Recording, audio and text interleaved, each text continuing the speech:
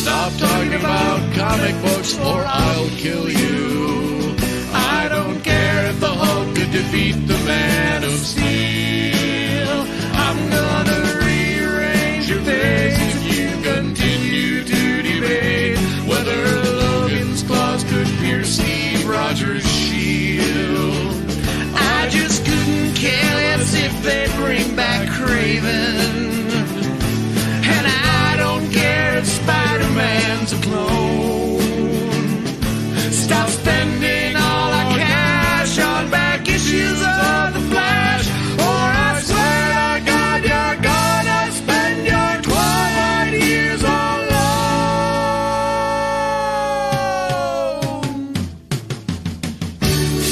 You can call them graphic novels. They're still just plain old comic books to me. And I don't see why you must always ceaselessly discuss the post-zero-hour continuity. For the last time, I won't read those curvy X-Men. You know that I prefer the work he did for DC. And if you don't want to die, you'll lose that old Street Price Guide, Comic Buyer's Guide, and Wizard Magazine. But please get the new Invisibles for me.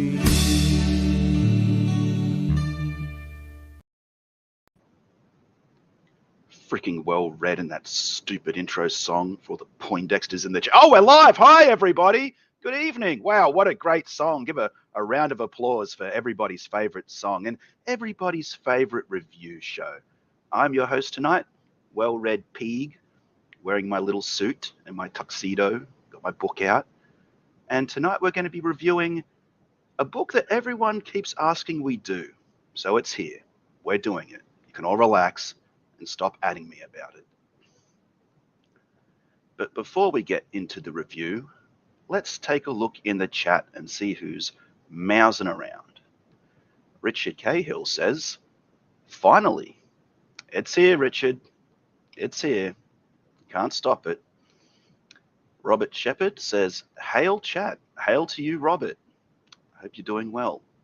Christopher John says, hello at F off well read. Christopher, this is the third time I've had to warn you. Stop being nice to well read. Tell him he's an idiot. Oh, and Robert, hail F. No, stop it. No being nice to well read. Wilberforce Wooster says, greetings. Hello, Wooster.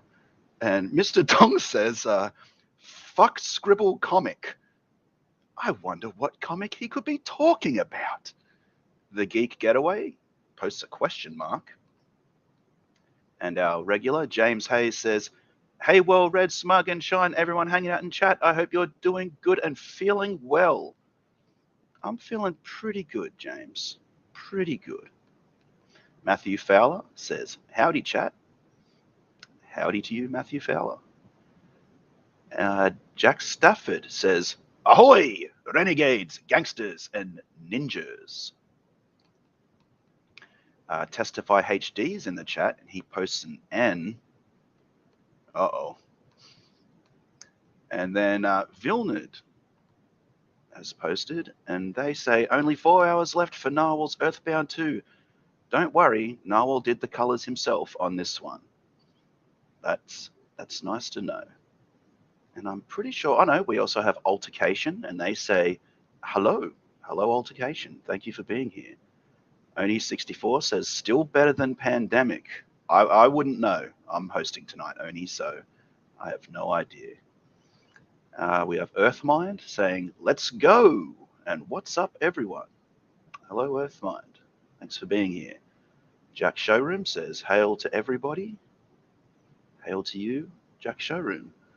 And finally, we have Spirit Scar saying, hey, Jack Showroom, long time, no see.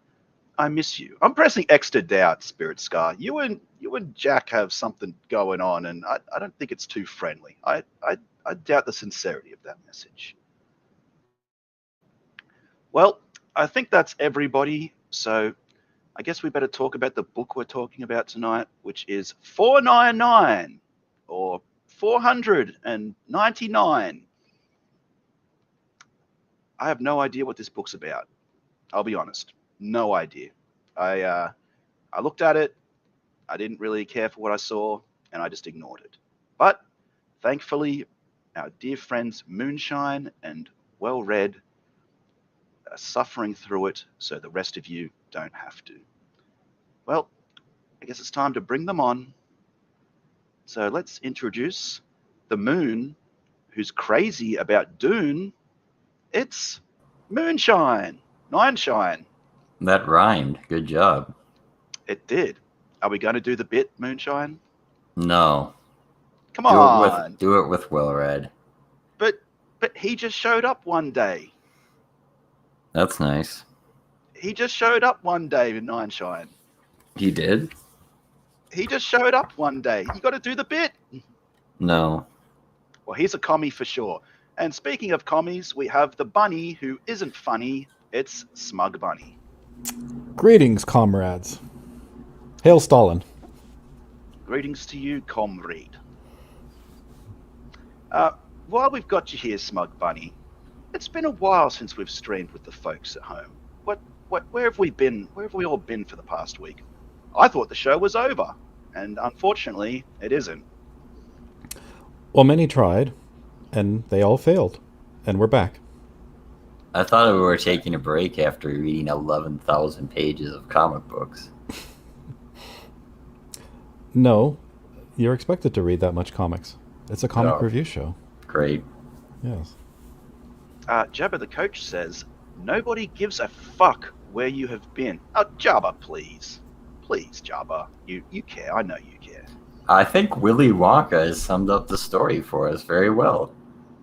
Willy Wonka says, 499 is about how a group of people will pay tens of thousands of dollars for crap merely because they want to support a homeless man who claims to be a veteran.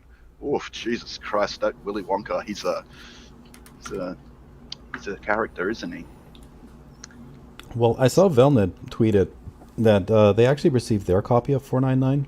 So I am curious if they'll be also contributing from the chat and letting us know whether or not they agree with our opinions or not. I believe Velnet likes watching entertaining shows like The Jack Show, which I believe is streaming right now, chat, so go over there. There you go, chat. You can't blame us. You always have other options. Anyway, Nineshine, did you see the last what was it we did last week? It wasn't Earthworm Jim. What did we do last? I thought it was Earthworm Jim. No, it was something else. Was it? Let me check. Beast Wars? No, not Beast Wars. Berserker 4. Berserker 4. Oh, right, yeah. And yeah. And did you see how Well Read treated all his guests at the end of that show? He talked for a 7-hour filibuster, you mean? Yeah, he just threw us all the fuck out. Oh, well, I approve of that. There was I me, disapprove of the previous 7 hours. There was me, there was Testify, there was Dean, there was Risey, there was... Okay, wait a minute. Mantra. Don't throw out Risey again, Will. Right? He What's threw wrong us with all you? out. Well, I Just mean, the rest threw is us out. fine. Just don't throw out Risey. Guys, Threw us out like trash onto the street, Well Read. you guys came over, all the cold cuts were eaten, all the box wine was drunk, there was not a speck of food left in the house, and you all overstayed your welcome, so it was time to go. This guy, you're a terrible host. This is why I'm hosting tonight. Yes, another 7-hour stream, hosted by Well Read Peak. No. No, it will not be. But speaking of a stream, I guess we had better get into it. Could you play a completely unrelated video clip first that has nothing to do with 499? Why not? I put it in private chat because I can't share audio with Firefox. Well, it would have been nice to have set it up before we started, but okay, let me readjust. Well, filibuster, the sneak peek. Oh, everyone knows what this show's like. Well Read, it's never professional. Stop pretending like this is something that's Yoda. Make sure you turn up the audio. Okay. There you go. And this will start fine. The word is tone. And for those of you who don't understand what I'm saying, tone is how a movie feels. Movies are either like comedies, or dramas, or action movies, or thrillers. If they waver on the tone, you don't know what it is and your brain starts to hurt. Typically, you should establish what your movie is in the first 10 minutes or so. Take Ghostbusters. You establish your characters. They're witty and funny, and your audience gets that this movie's going to be some kind of light-hearted comedy thing with ghosts in it. There isn't a violent rape on a pinball machine in the first 10 minutes of Ghostbusters. Nor is there a pie-in-the-face gag in the opening of Citizen Kane. In Revenge of the Sith, what appears to be a general space adventure film is punctuated by a brutal decapitation mixed with bizarre attempts at slapstick humor. This whole sequence from the beginning to the crash landing goes from an intense, confusing, and complicated space battle to awkward slapstick. Did you press the stop button? No, did you? No? Oh, it's you. Then suddenly it becomes dark and violent. Then back to awkward comedy. Archie. Then I don't know what the hell the tone is supposed to be here. If it's supposed to be funny or exciting or scary. I can't feel anything. There, yeah, perfect. It ended in the perfect spot. Well, that's great, because now I feel like watching Red Letter Media instead of being here. Thank you, Nine Shine. Well, that would be an improvement. They have an entertaining show. So I'm guessing there was a message behind that message? No, it's completely unrelated. Completely unrelated to 499. So you're not setting a tone. No, I see. just like Richard Meyer. Okay. Well, this is going to be a doozy, isn't it? So here's 499, folks. It crowdfunded early this year. It raised $86,005 from 1,472 backers. Quite good. You'll notice it's actually still in demand, but there's no tiers available. So I don't know what the story is behind that. But here you can see it's a 64-page color graphic novel set in an alternate history where the US fought a ground war with Russia that lasted for decades. Kind of an interesting plot. I guess the elephant in the room, which we'll just briefly mention, was it was originally colored different, and the coloring was changed to this Yes. during the campaign, which So those are the colors, and this is the back of the book. To the death, decades of war have turned America into a harsh, marital society like the Spartans of ancient Greece. As a group of seniors prepare to graduate and begin their mandatory military service, a mysterious figure known as 499 turns their entire culture upside down with his or her own brand of revolutionary activism. wow. Yeah. Look at that. Revolutionary activism. Yeah, I Oh, will say. look, Moonshine. It's the no. bit. It's the bit, Moonshine. He just showed up one day. Say the fucking line, Moonshine.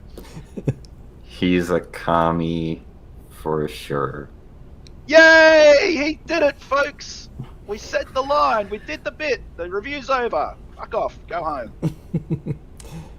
I will say that the description in the campaign is way off from the actual book. And I can actually point to a very specific example. If you scroll up, there's actually a section right under where they show the title in the back of the book. And it says, "At West Hill High."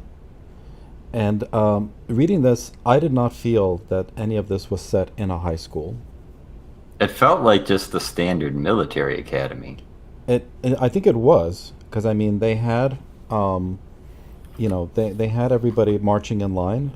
I mean, I think the point is that a regular high school is a military academy now, but so what?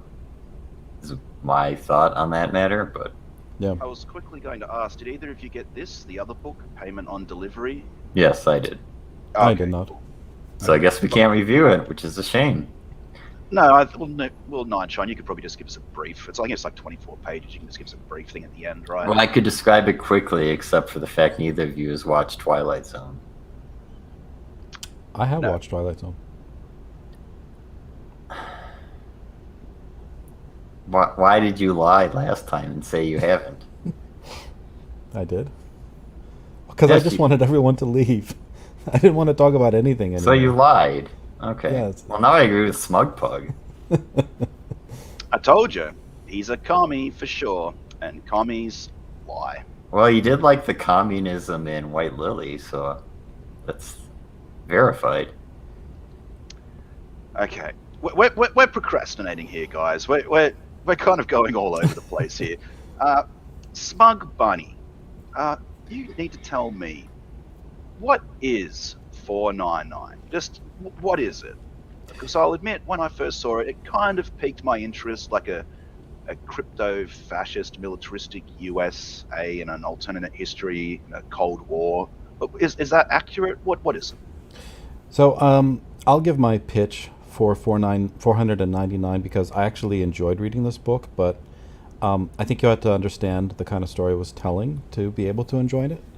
499 refers to when your drill sergeant comes up to you and says, do 500 push-ups. 499 says, no, I'm only going to do one less than what you asked of me because I'm going to retain just a shred of my individuality and humanity and not surrender it totally to the war machine that you're trying to mold me into. So that's what 499 is all about, preserving your humanity. Okay. Nine Shine. I'm reminded of a comment you sent on our previous Narwhal retrospective stream. You said, and I believe I'm paraphrasing or quoting you, it's fine, either one. But you said, I want everybody to remember all the nice things I said about Foreign Agent Earthbound in preparation for the review on 499. Would you like to explain and expand upon that? Sure. So I read you the back of the book, and I think would be a rather interesting concept. You have, and more specifically, the Soviet Union and America have been fighting ground wars for 2 decades or something. And then the question is, what would that do to those that fought, and what would that do to their children? I think that's a fine question. And once you have that, you design your world, you build a structure, and then with that structure, you tell a story. The problem with this book is the structure is completely faulty, and there is a story that has almost nothing to do with what the concept's supposed to be about. Really? Yes. Because I will admit, like I said, the concept sounded interesting to me. The concept's great. Oh, the concept's great. Yeah. So, I don't know. Would you like to explain what you felt didn't work about the concept? Well, first of all, you do have the colors, which relates back to that unrelated video that we watched. If you set a tone with these colors, and then with the backstory, you don't know how to feel as you read through this book. There's like the characters, which are mostly like the high school students, they don't seem to care or barely even seem oppressed by this society. So it's like, well, if they don't care, why should I care? It just seems like a normal military academy to me. It's like there doesn't seem to be the differences that you would expect. Yeah, we can go into the ending of the book, which that'll actually give some compliments to. But before that, this is just nothing. I'm reading nothing. I don't know how to feel about any of this. It doesn't connect at all, and the story is meaningless. Okay, well, we have a few comments in the chat. I'll just briefly mention. James Hayes says, I have seen better art and colors in an SJW comic, and the story synopsis sounds entirely too and doesn't finish. His kind of leaves it hanging there. Willy Wonka says 499 is not used by anyone in the military in the last 25 years. Believe me, I know. I was actually in the military, unlike Richard C. Dickhole. Don't believe everyone who flashes dollar medals. Well, I don't know about that, Willy Wonka. And Amit Rayner says, this book's like it was done by a 10-year-old. So I guess that's the elephant in the room, isn't it?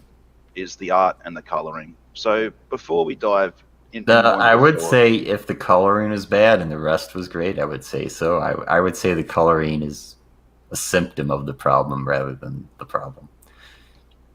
well, when we did our Narwhal retrospective, you and Smug Bunny both gave Narwhal's previous books like high praise. You both said you actually enjoy his art style, so it's not like you're picking on him.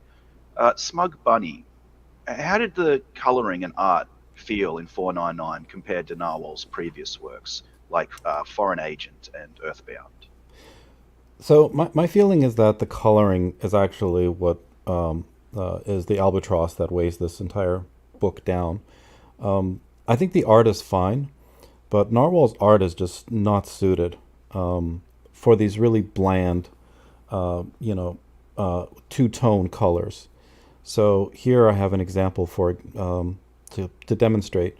The entire background is the same color as the characters, and usually Narwhal's art has a degree of expression, but I really feel like it's brought out mostly by the colors, and the colors are really an important part of Narwhal's art. I would say the colors make even. I mean, yeah, I agree with you with the lighting and the coloring, even if he does grayscale. But it's sometimes like here when a person's all green and there's very little shading, it like ruins even the line art. So you just see it as a silhouette, so you're not looking at the faces, which is always crucial for Narwhal's art because a lot of the story is looking at the people and knowing how they're interacting, even if they're not saying words. But with these colors, it's almost like intuitively makes you not look at the face. It makes you look at the silhouette because they're all the same color. It's like somebody took a big rolling pin and just painted across all of the details that could have been expressed there with much better coloring. All right. Just quickly, Nine Shine, as a backer, how did you feel about the change of colors when it was announced? I didn't like it. But frankly, at this point, I don't even care about the colors. I think the bigger flaws are actually in the story. Oh, The coloring is bad, don't get me wrong, but if it was just bad coloring, good art, and a great story, it could still stand. But the problem with the coloring is like you could pick a very radical coloring style, but there is no rhyme or reason to any of these colors. Characters constantly change color for no reason whatsoever. If there was like a tone being set with the colors, I could see it mattering a little bit. The only time I think the coloring was starting to do some storytelling, let me share this if I can find it, is at the end. This won't spoil anything right away. So, yeah, okay. Yeah, so if you show this, I mean, it's still very simplistic colors, but here they're going into a forest and you start seeing dapples of the leaves and the moonlight on them.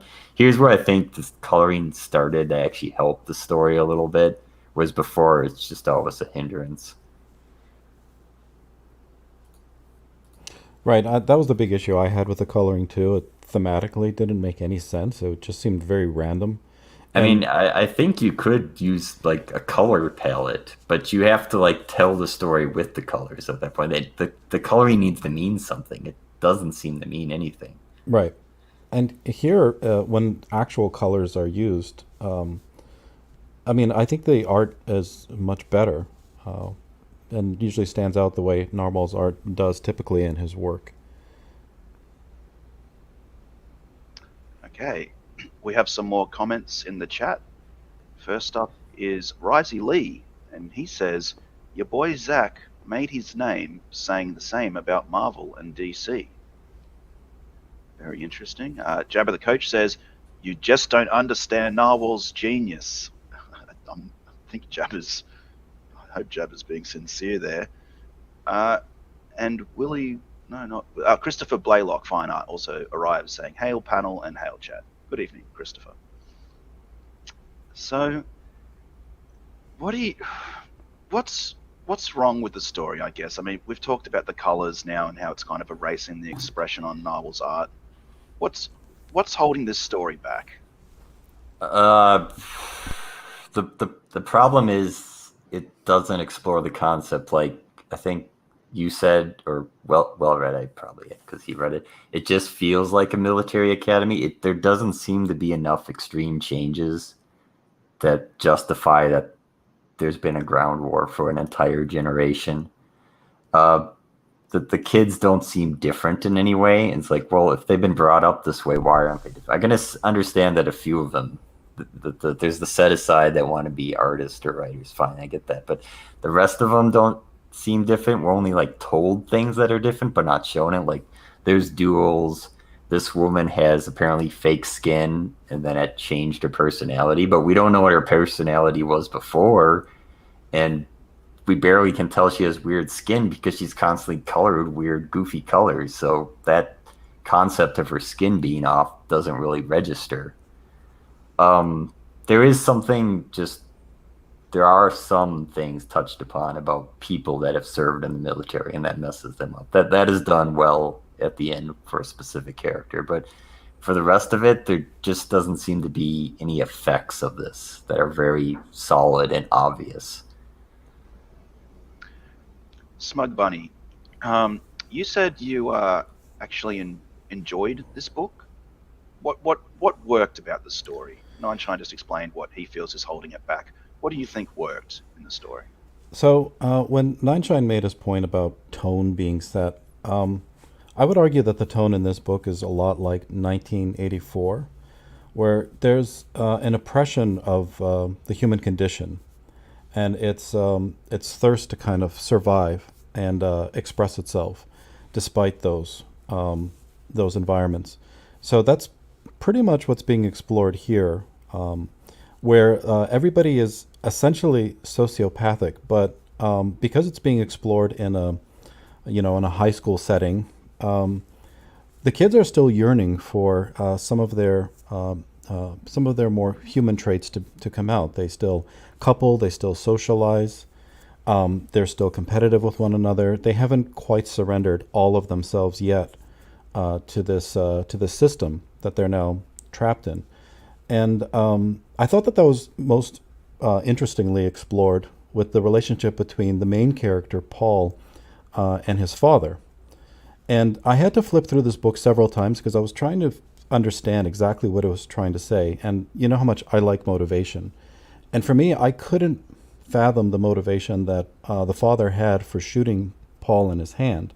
You can see here, it becomes a very poignant plot point where this son, who was a quarterback, easily could have fit into this system that he's a part of, was cut down and forced to face his vulnerability and his humanity by his own father, who weakened him in this environment where otherwise he should have found strength and met every expectation set for him. So this was really, I think, a turning point in the book that kind of helped me understand exactly the kind of story that Narwhal and Richard Meyer are trying to tell here. Well, now I'm feeling like you and that I don't understand the motivation. Why did this father shoot his star quarterback son in the hand and like potentially ruin his future? Because he's nuts. See? Oh, he's a crazy guy. Okay, well, I guess that works. I mean, there's a more mundane reason. So his son and his former best friend, although that's not really said in the book, that's more of the notes. His what's his name? Von Sykes. So he used to be the quarterback. He had the hot girl, and then he had a conflict with his friend. So in this society, you're allowed to duel with guns. Now it's set up that you're not actually supposed to kill the person, but you shoot them with Kevlar and you hurt them. So when he was going to have this duel, essentially his father has shot him, so he cannot participate in this duel. So that's like the base reasoning why his father shot him. Well, wouldn't that be like dishonorable? Because then, like, if this dueling method is like an honorable way of resolving conflicts. Didn't his father essentially shame his own son by? Yes. But it's revealed at the end his father was in a similar duel and he killed his opponent. So there's this thing, is he worried about his son's life? Is he worried about what this duel will do to his son? I mean, this isn't a bad concept. Although I will say you don't need this universe for this concept. I mean, you can't have the duel with the universe. But one of the ways I would fix this book is it should just be this conflict between the father and the son, and he's come back from Afghanistan or something. You don't need this crazy 20-year war to have this. You can have just the normal military father who came back from Afghanistan. It's been about 18 years. You could have a near adult son, and there's just something off about him. So he stops him from going to a dance or something. You can't obviously have a duel, but that concept's fine. It's just the universe it's set in isn't necessary for it. That's the way I feel about it, but I guess Well Read can explain what he liked about it some more. Well, I mean, I agree. The pitch for this book is completely off. I mean, what was pitched is not what was delivered. This is strictly a story in a military academy where everybody is just conditioned towards patriotism and to honor their drill sergeant's commands, to not think for themselves whatsoever. And the father is a war hero, but a complete sociopath who lost himself. And I think he's sparing his son that same trajectory. So he cripples his son, forces him to face his own humanity, and this injury is what leads him to discover the group, the 499. Now, the 499 is this social club where people go to still couple and explore their interests outside of serving their country. And it's the part of their humanity that they're preserving. It's the one push-up that they refuse to do when they're instructed to do 500, and they only do 499. I will say there's technically two 499 clubs, but I will say the one that we're presented with in this story is completely irrelevant. They don't do anything. I know why they're there. They're there because you're supposed to have all these characters like who done it. There's a who done it portion of the story, which is another way you could rewrite it, but that would need serious fixes. But they don't do anything. The only important part of the 499 club is when he interacts with his ex-girlfriend watching a movie, which you don't need the club to do that. As far as I can tell, the characters are just there to be misdirection, but they're the character version of Chekhov's gun. They're there, but they never do anything. They have no point to the story. Now, the concept of 499, which his father was part of earlier, does, but the club in this iteration just doesn't matter to the story. So I was actually going to ask about characters. You mentioned Paul and the journey he goes through. So I'm assuming that he ends up joining this club 499. Who are the other characters? What other themes are running with the other characters? Well, there's 5 important characters. Paul, there's his father, there's his ex-best friend Yvonne, there's his girlfriend Missy, who's now the girlfriend of Yvonne, and then Coach Nix is kind of involved. He's like the hoorah coach, kind of gung-ho guy. Those are the 5 characters that matter. There's also like a friend, but he doesn't matter. He's just like 499. He's there, but he doesn't matter. Really, I think another way you could have fixed the story is just had those 5 characters. There's so many extraneous characters that have no relevancy and are just there taking up space. If you just had this focused on 5 characters, it would have been vastly superior as well. Since the coloring is the way it is, was it ever hard to differentiate between the main cast of characters and these extras? Did you ever struggle? That is the one benefit of Narwhal's art style. He draws everything with such exaggerated features. It's relatively easy to tell who is who, even with the bizarro coloring. Okay. Oh, excuse me. Apparently Chekhov used a phaser and not a gun. I'm sorry, Willie. How dare you? Okay. And Mr. Dong says, no refunds. Ha ha ha ha. Well, yes. I mean, Well Red can go into what he thinks of the characters. I mean, we have pretty much diametrically opposed opinions on this book, so you might as well have him answer the same questions I answer. All right. Well, Red, what did you think of the characters? Do you agree with Nine Shine's assessment that some of these extras were, I guess, superfluous? They didn't need to be there. They were just tacked on. I didn't think it explored the other characters at the depth that Nine Shine is suggesting. I thought that their purpose was to demonstrate that there was this social environment. There were these people that still were exploring their own interests. They were involved in romantic relationships. But the way everything was treated was with this detachment.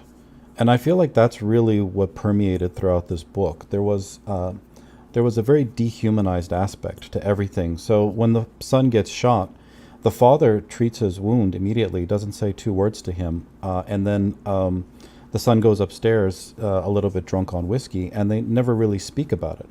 So every character experiences all of these very intense life situations very far removed from the experience itself. And I thought that that's what was reflected in the 499 Club.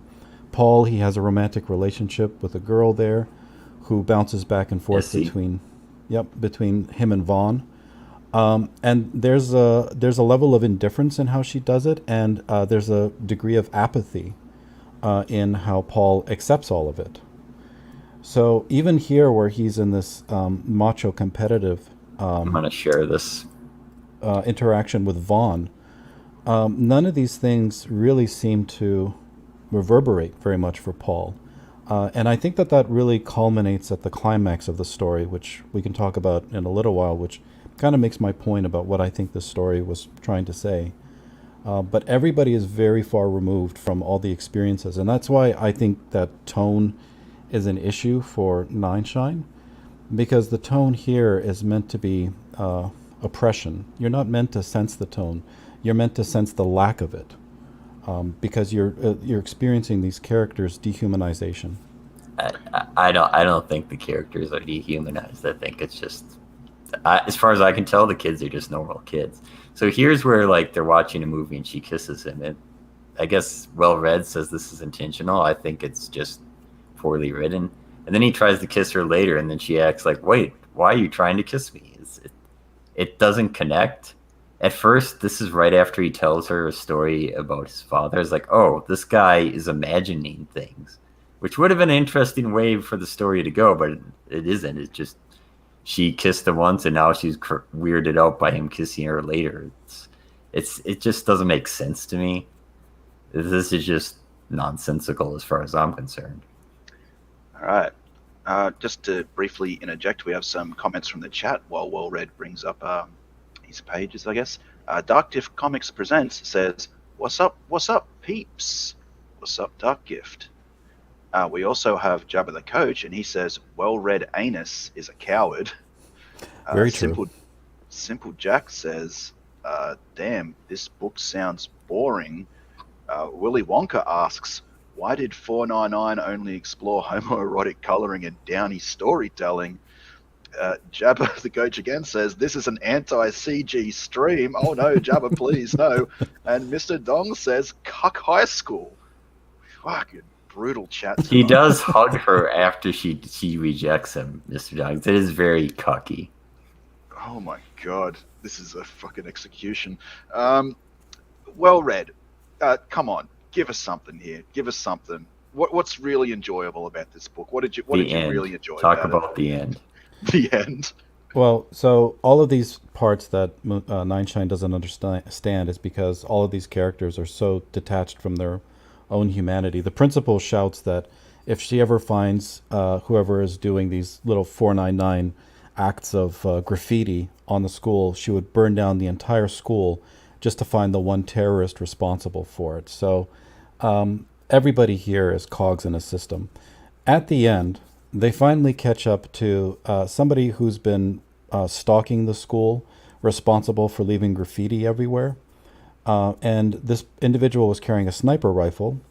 He was sniped by one of the guards in the school. Coach Nix. And runs out to the forest where Paul and his friends chase after him. Paul ends up being the one that shoots and kills this individual.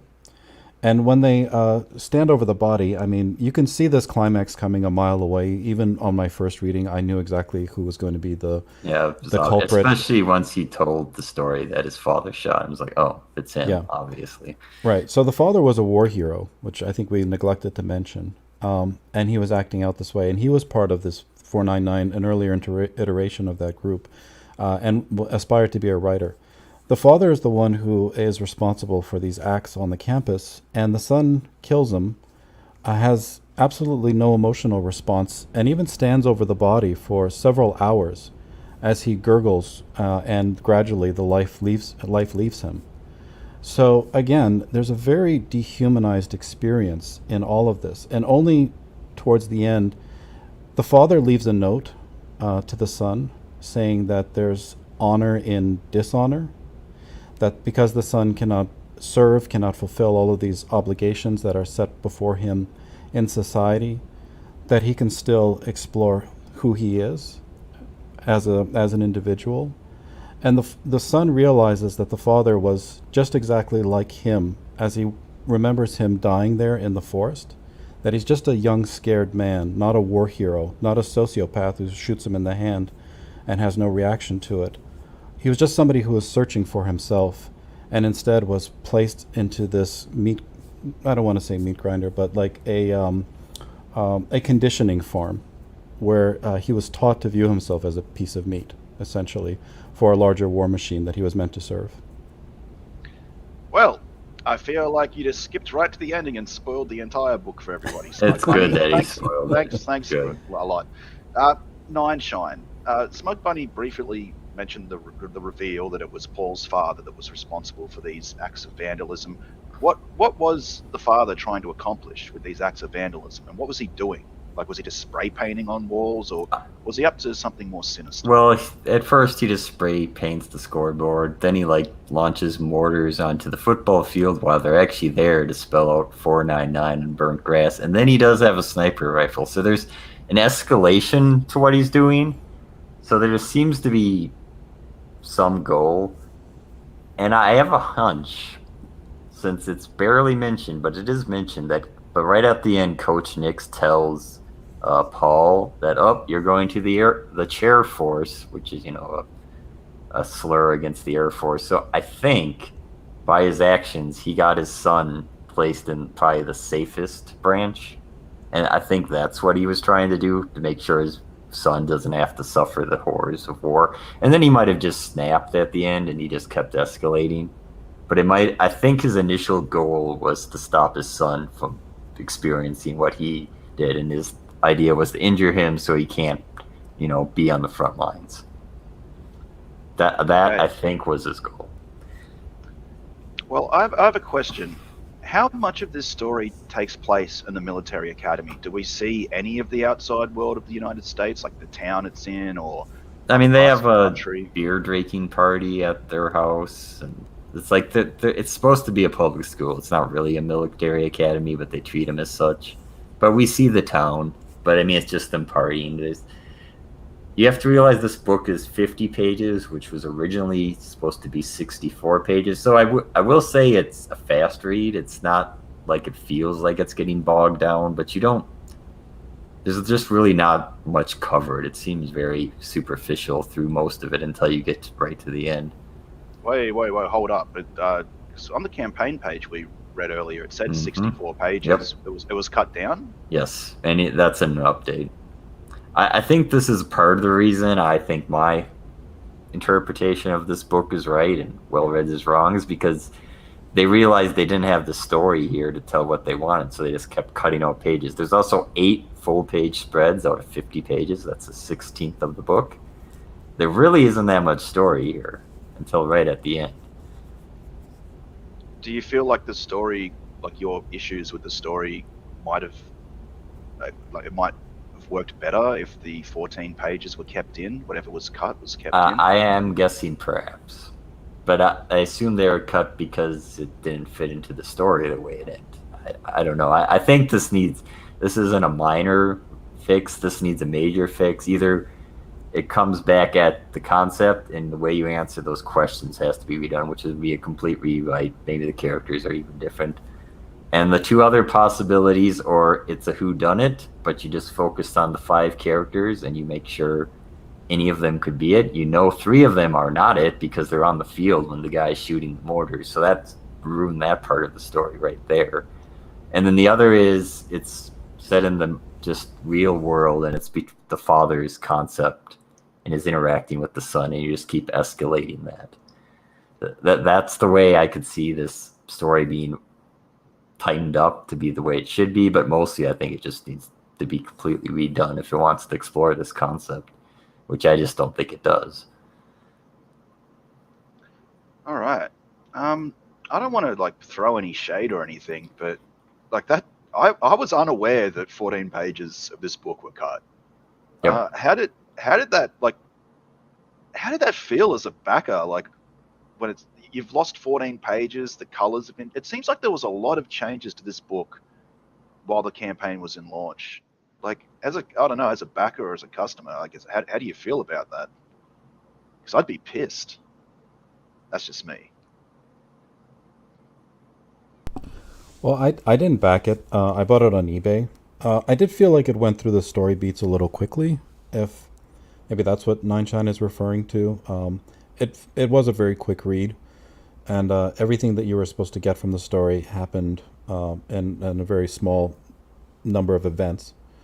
So it might have been a little bit more satisfying with a few more pages, but to me, I really felt like it was stifled mainly by the coloring.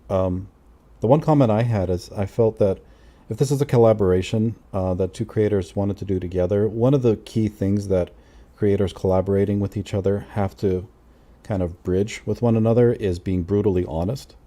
And if something's not working, you have to bring it up in pre-production and not be polite all the way up to fulfillment and then hear it online on reviews like this one that the colors just weren't working the entire time. Yeah, I just can't see if you have an understanding of color. You look at 5 pages and say this works. I just can't see anyone thinking this works. The coloring just doesn't work. I can see trying a weird palette, fine, but then you got to do something with it. And this book just randomly colors things. I found no rhyme or reason to the colors. The basis of this. Sorry.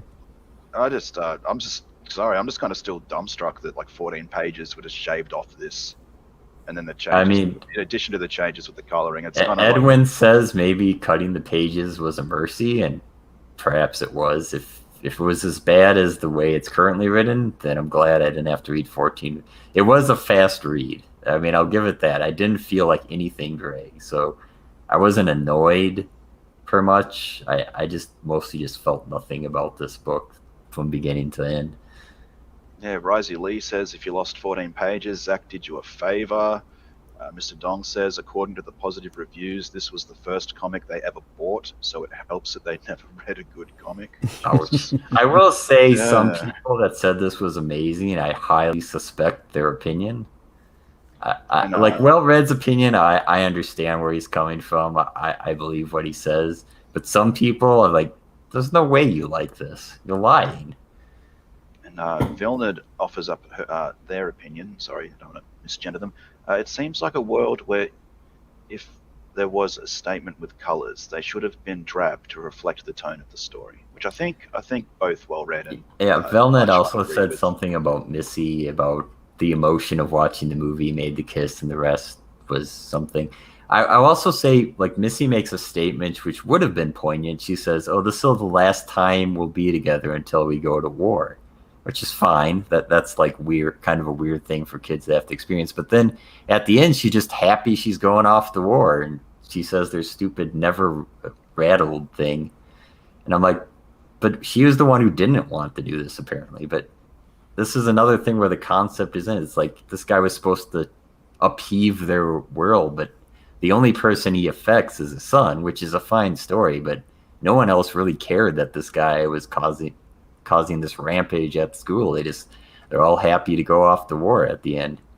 Well, all of these characters are conflicted, particularly Missy, who's jumping around in these relationships. I think that was reflected in the way that she was still trying to console Paul. but was already in a relationship with somebody else, even though they had a prior relationship that he assumed was still active. So everybody here does not understand who they are as people because they're all being conditioned to serve a war machine. I don't think it's any different than a standard teenager not understanding themselves, which is true of most teenagers. I didn't see anything different than you would see in like a 90s high school, like 90210 or Dawson's Creek type stuff. I'd agree if not for the undertones of paranoia.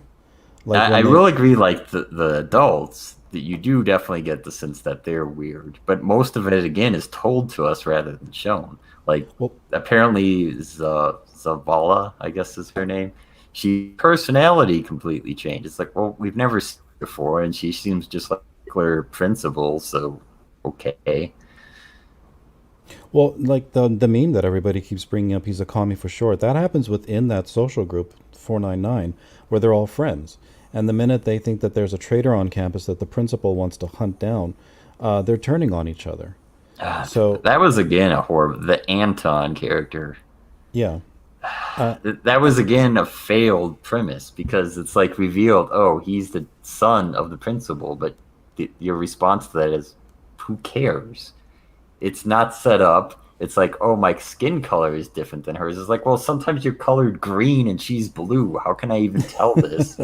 Secondly, it doesn't really matter because we're not introduced to him. He's just the guy sitting there, and then it's like, oh, I was asking her what we're having for dinner. It just doesn't connect. This is, again, where maybe the 14 pages that are gone might have helped this. But as it is, he's not needed in the story. There's nothing lost if he's gone. Well, I thought the paranoia was the point, and then also the emotional detachment that everybody seemed to display once the father, the war hero, was killed. Particularly the son, who only really shows any feeling towards the death of his father when he's on the bus and reading that letter that the father. But left I mean, behind. for example, his friend is like, "Hey, don't." After Paul shoots him, he's like, "No, don't come here. You don't want to see this." That was a normal reaction. It was, and then he came over there and he stood over him for an hour and just. You said it seemed like hours. I assume it was just minutes, but it's like because he was gurgling and dying. It was a normal reaction. Like if you saw someone you care about die in front of your eyes, it would seem like it took for hours, even if it was like 2 minutes. Well, that's how I took it. Right. I don't know if it did say seem, but in any case, it wasn't a gut wrenching reaction. It wasn't go out and get help. It was let's stand here and watch this body slowly die. Okay. Well, we have a question from the chat. Jack Stafford, he asks, no inspiration from Starship Troopers here, which I think is an interesting question because really. That's what would have probably been a better story if they did if this was done, but it really wasn't. It's really more 1984 than Starship Troopers. I disagree with that too. And Seven says, I would have been so pissed off if I had bought this book. Seven, just listening to this, I'm so glad I did not back 499 because I think my review of Pandemic would have been like tame. I so wish you back this book because I just don't. I like if we reviewed this book the day after I read it, maybe I could match you. But now after a month of reading it, I mean I've reread it, but it's just I don't have the emotional just disgust after ending this book and like just. It's there's like movies you watch, like you watch movies that feel fear, and there's some movies that more artsy type movie to feel sad. This is the type you book like if you're like I haven't felt disappointment. I want to know the pure essence of disappointment. Then you would read this book, you could feel it. So if the goal of this book was to make the audience disappointed, it succeeded with flowers. I'm disappointed in your opinions, Nineshine. Good. I don't know. I think I'm understanding exactly what Nineshine's saying this entire review, but you, Well-Read, I think you're an apologist. I will say Well-Read's foil to my opinion. He seems to strengthen my opinion. Like, oh, this is Well-Read's book. It must be bad. All right. Well, Red, was there anything you'd like to say? Because we're at the hour mark now. Is there anything you'd like to say about 499 before Nine Shine briefly tells us about payment on delivery, and then we go into production quality and final thoughts? I thought the last thing was that I didn't like some of the military jargon getting explicit definitions, and I'm pretty sure that that's something Richard probably wanted put in. I He thought think it's a callback to G.I. Joe type stuff, right? it just felt really unnecessary, out of place. It took me a bit out of the story to have that there. I have to say again, I hate this club because it's constantly colored in these flat panels. Like, are things drawn on the wall or are these things actually present with them? You can never tell, and it's a shame because Narwhal uses depth. This almost looks like it's two-dimensional or something. Ugh. Well, I think the book could definitely use a recoloring if they ever wanted to do like a redux. Maybe add those pages back in that they took out and change the colors. I think they would get a much better overall product, much better received anyway. No, I would still dislike.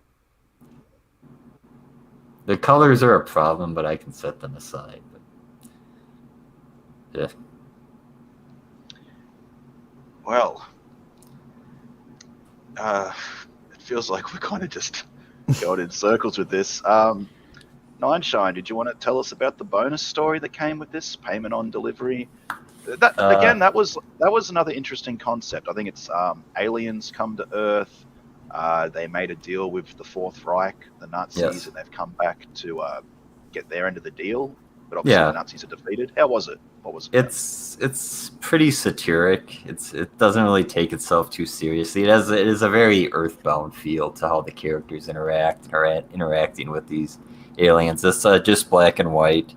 I wouldn't even think it rises quite to the level of Foreign Agent, which I wouldn't say is black and white. I think it was more grayscale, but it's fine. It doesn't have bizarro coloring. It's very much like, I think this is a Twilight Zone, the episode where the aliens come down and it's like, oh, they're helping us. And then right at the end, it's revealed, oh no, they're going to eat us. So that's pretty much what this is. I guess I don't have to spoil what the twist at the end is. No, you can spoil it. No one's So gonna the help twist find it. is the deal that the Nazis made with the aliens, since it took it so long, those people are defeated by these aliens, and these aliens are coming back. It's like, oh, we don't want to be a deal with this violent race that made a deal with them. So they're just checking to see if they're still violent. The Earth people think, oh, they think we're the Fourth Reich, so they pretend to be Nazis, and the result is the entire planet gets blown up. So that I actually found that fun and clever. It's silly, but it's kind of the Narwhal story I like. Kind of sounds a bit like Doctor Strangelove with aliens. Yeah, that's another way to describe it. Yeah.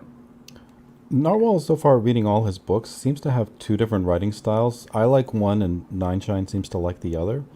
Earthbound kind of delved more into that, what you just described with this payment on delivery story of random, situations and characters and unpredictability. You seem to enjoy that. The ones that are a bit more nuanced and psychological, kind of like Foreign Agent and this one, don't seem to be quite your cup of tea. This one being more poorly executed.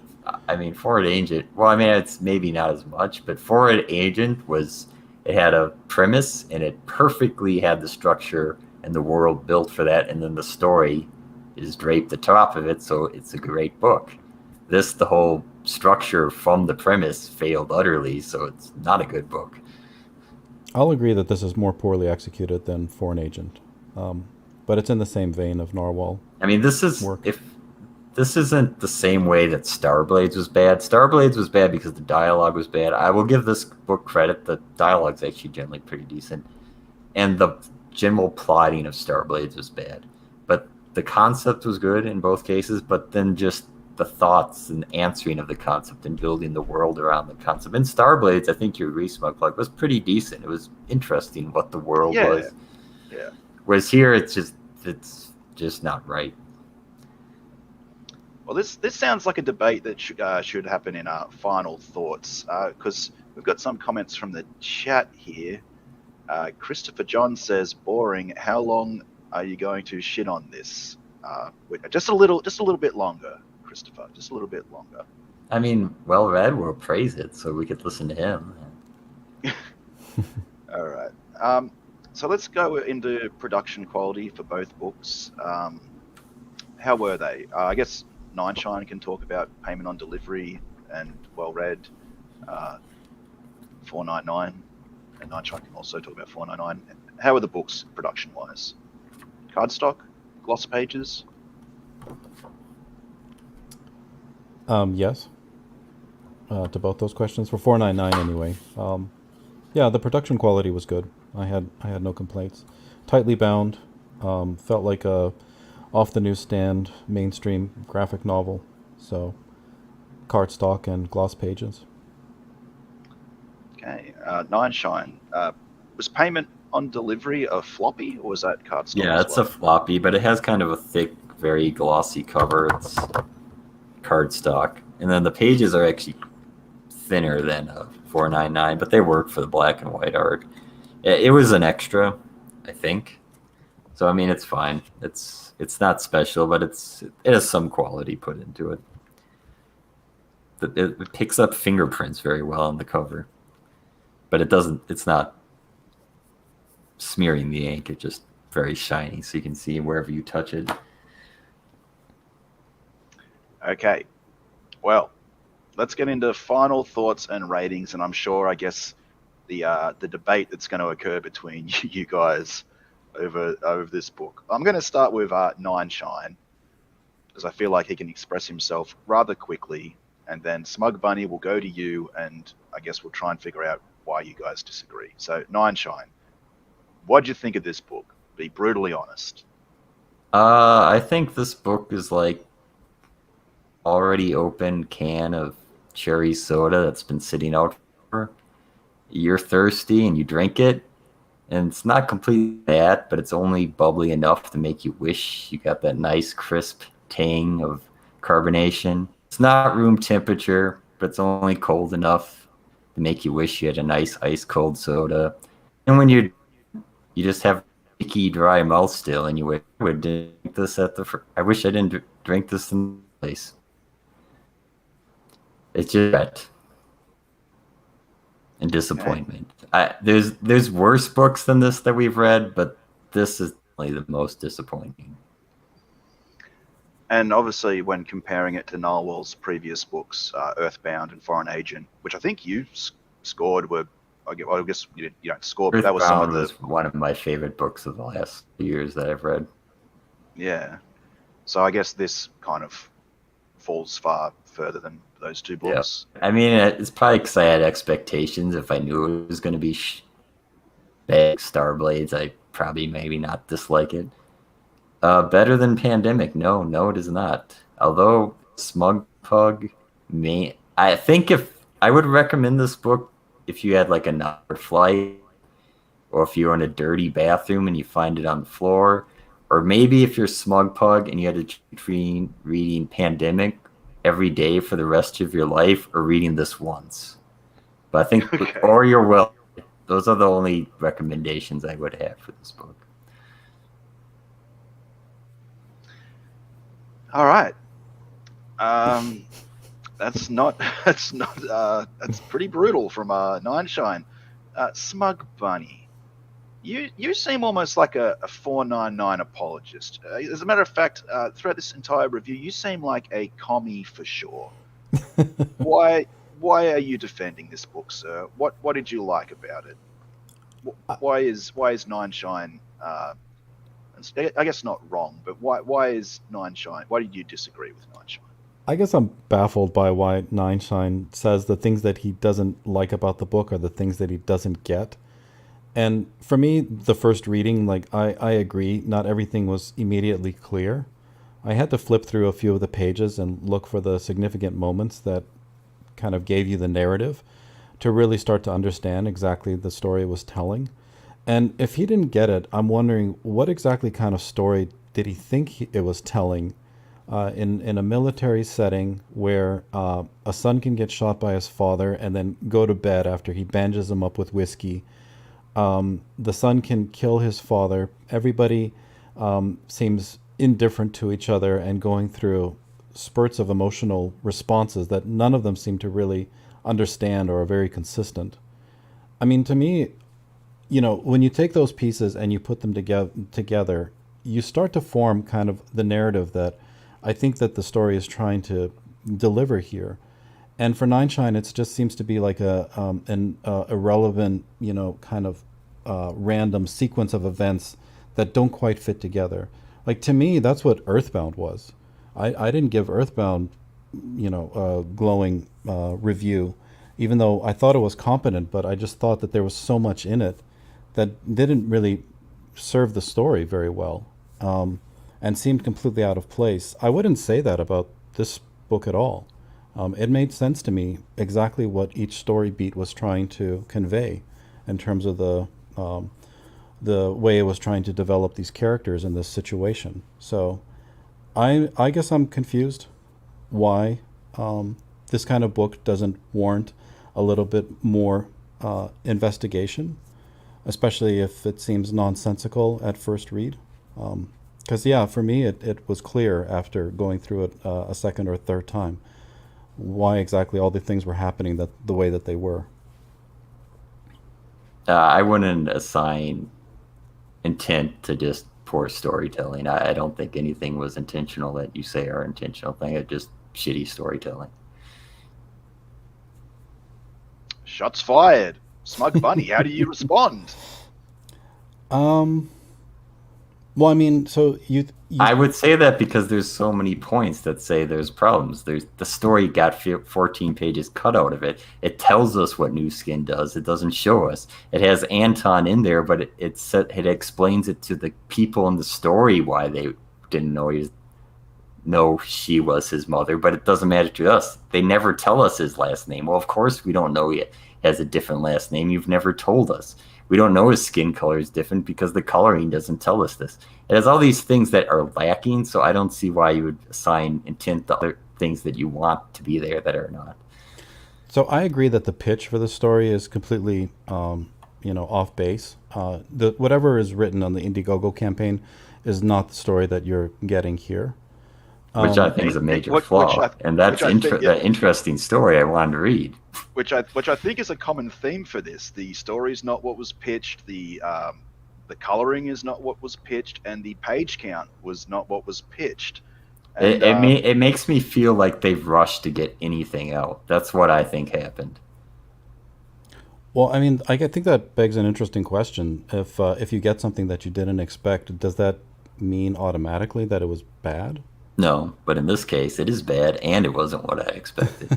And your criticisms are nitpicky. Nitpicky? Why are they using? Why are you apologizing for what's clearly an abomination? This is only 50 pages, and there's still extraneous characters in it. Why would you do that? That's not nitpicky. Why are you focused on this whole thing with Anton? That's the whole point. His mother is one of the main characters, and she doesn't matter. These are characters with names, and they don't matter. His friend, Doug, doesn't matter. Why are they in the story if they don't matter? These people socialize with each other. They're randomly, romantically involved with each other, and it's not random. They don't know each other. The relationship he had with the girl. That is developed. That makes sense to me. It doesn't. I don't know why you don't think it makes sense. No, it doesn't, because clearly he's surprised by how the relationship has changed completely under his nose. There's no development in that relationship. I agree with Twitless. Stop nitpicking the core foundations of the story. The core foundations is that everybody is conditioned there to serve the war machine. They're not. But they're not. None of the students seem like they care that much about the war machine. They're just students. That's the problem. They're not different. They're just normal kids. They get worked up the minute that the principal is announcing that there's a traitor in the school. Yeah, because they have to sleep in the bunks every night. That's standard. That's standard military. Oh, I don't want to sleep in these bunks. I want to be home. Get the traitors so I don't have to do this shit anymore. But they're suspicious of their own as well. Well, that's because the guy wrote 499 on the board. They're the 499 club. Of course they think it's one of them. But they immediately turn the minute they're conditioned to do so by by the administration. No. Anyway. So, Smug I Bunny. mean, the story you're telling sounds interesting, but it's not what I read. Why did I read that story and you didn't? I don't know. I don't Maybe know the either. one you got on eBay is different than mine. So is Smug Bunny taking a few liberties here, Nine Shine? Is he reading too much into the Why- story? why am I trying the to fill one- in the gaps. I- that Why are am I the think- one wrong here? I think you have to get this book, Smug Pug, and you tell us who's right. Smug Oh, Pug I- will read it through once and agree with you. I've got a feeling I know who's right.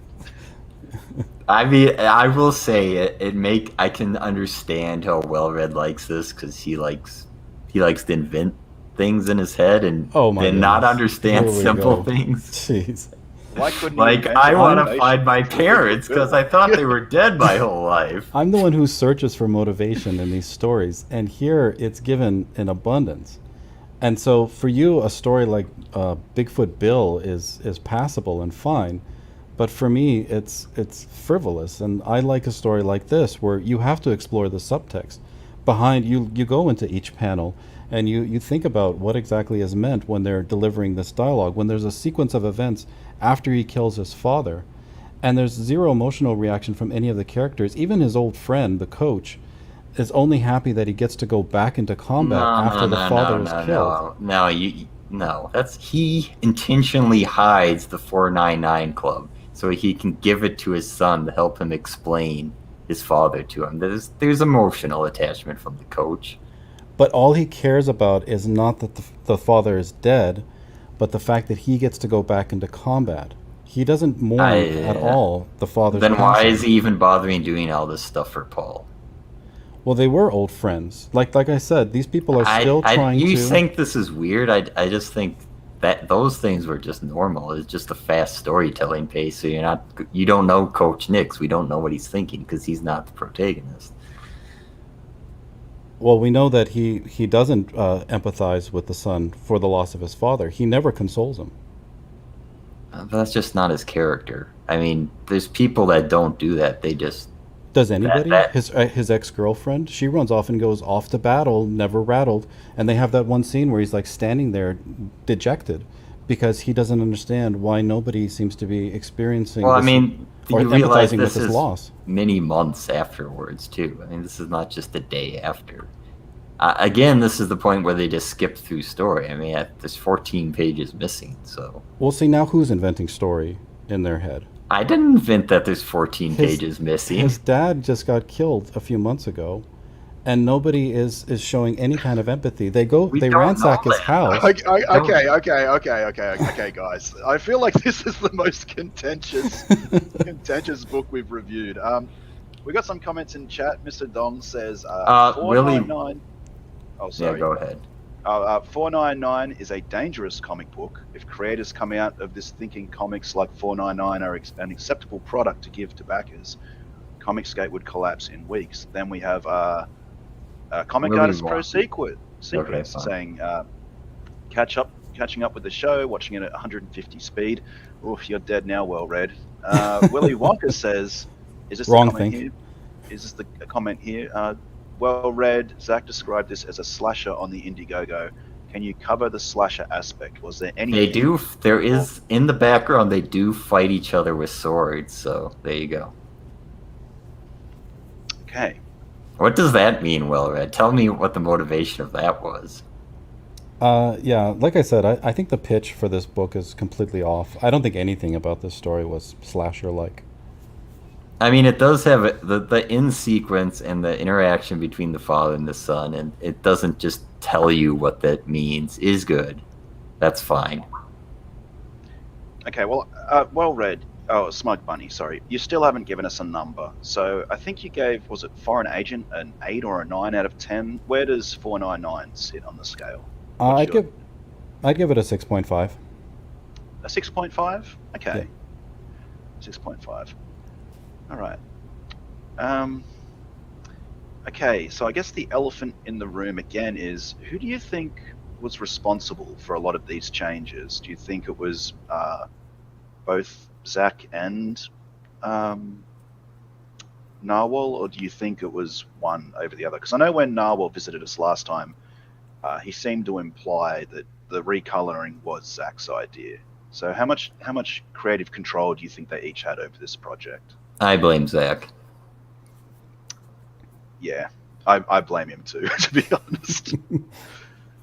I will Anyway. say payment on delivery feels, I think it was originally Zach's book, but it feels very Narwhal-like. It has his fingerprints all over it. Okay. Well, I guess that's that time of the show where we drop the StreamYard link and you guys can come on and tell us what you thought. Did you read 499? Do you think Well Red's a commie for sure? Is Moonshine right? Of course he is, so join us and tell us. But I'm going to go AFK to have a cigarette because, God, this was a painful one. So I'll be back. Leaving us here together, Nineshine, for awkward silence. Yeah, we'll just keep arguing with each other. Keep arguing with each other until somebody comes on. What a wonderful host you are.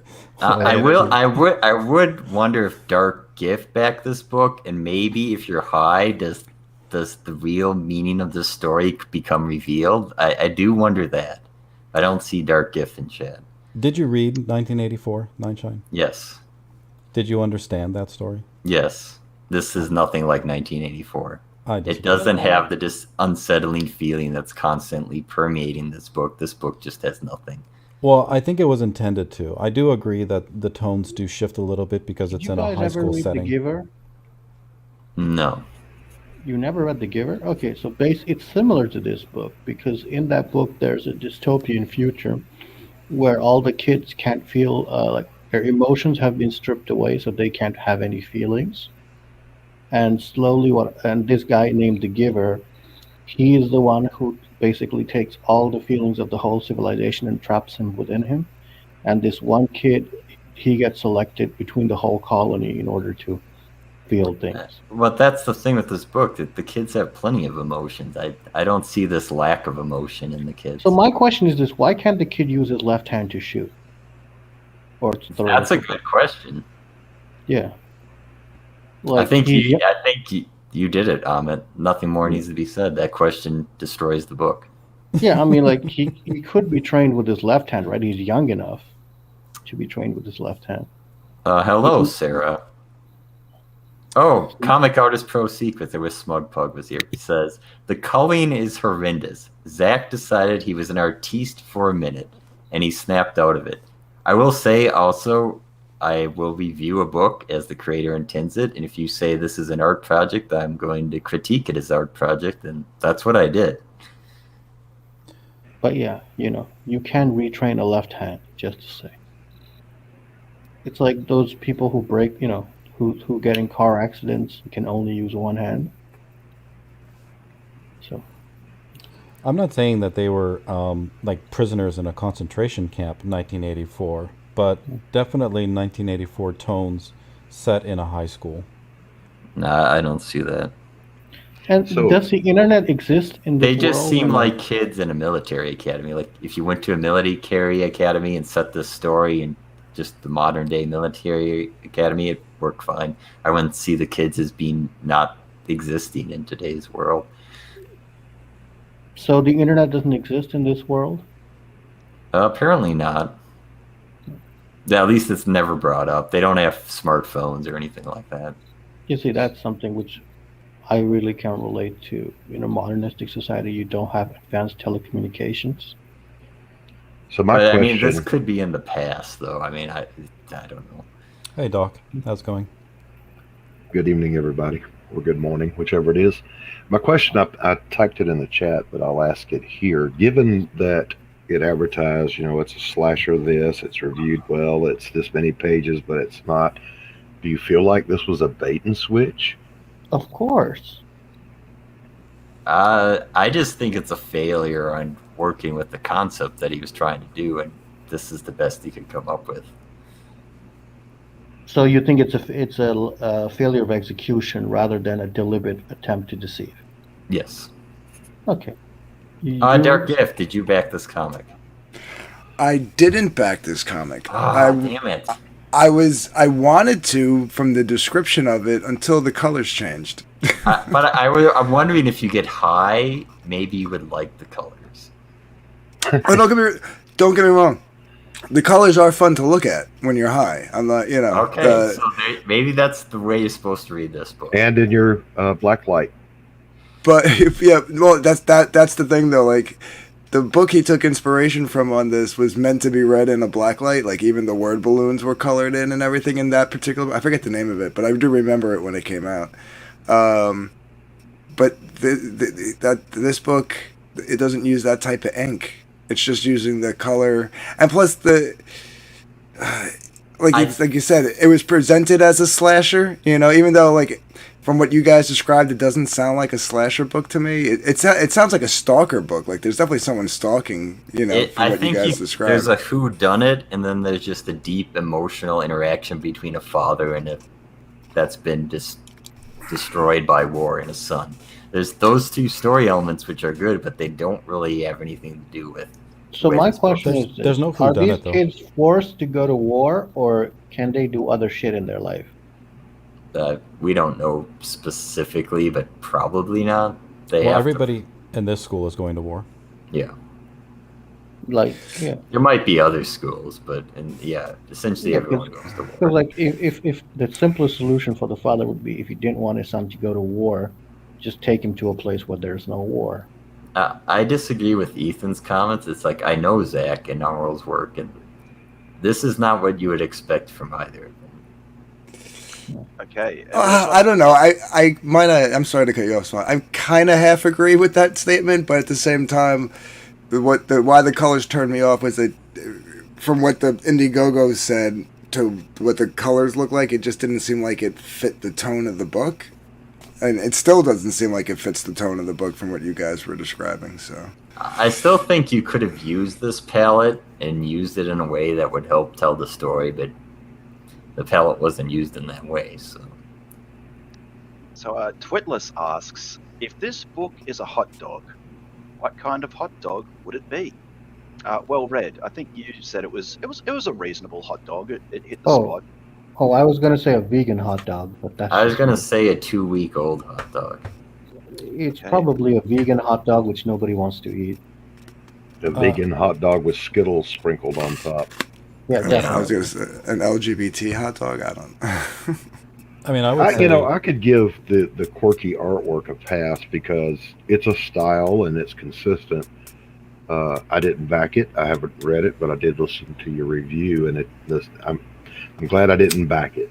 My expectations were not subverted. I'm just saying that everyone heard well read in my opinion, and they said, I'm glad I didn't back it. So I'm just saying. I think that's why, like, what's so curious to me is because during the Narwhal retrospective, like, both you and Well Read and Krieger, our guest reviewer, you were all kind of unanimous in that, like, Narwhal's Earthbound and Foreign Agent were, like, decent. Decent yes, we to were. Very good. Like, everyone agreed Foreign there Agent was some good. slight disagreement between you liked Foreign Agent more, but I didn't like Earthbound nearly as much as either you or Krieger. Like, I gave it a 5. That's the word more I used. Right, which is on my lower scale of reviewed books. Like, I wasn't a big fan of I the first Earthbound think story. you gave Xenotype a higher score. I didn't review Xenotype. I like Narwhal's art. I do. I'm probably one of those guys. I don't run around thinking he's a genius. I just think I like his style. I like. I don't know. I just like it. It's different, So I'm used to that. It was the colors that just threw me off, man. I was like, unless I'm going to read this book in a black light, it just threw me off. Okay. Well, if the conversation's moved away from 499, I have some lightning round topics. Oh yeah, I love these. Lightning round topics, Killing everybody. Would you like to go into the lightning round topics, Smug Pug? No. Yes. Yeah, don't start with Smug Pug because he will slow down everything. So start with everybody Smug else. Bunny, you mean? Okay. Well, our first lightning round topic, I guess, is Matthew Fowler, who's a friend of the show. He's very active in the chat. He's a really good guy. He's just launched an online store for his products. You can see here, you can get his old books, you can get Dixie Rose, and you can also join mailing lists and sign up.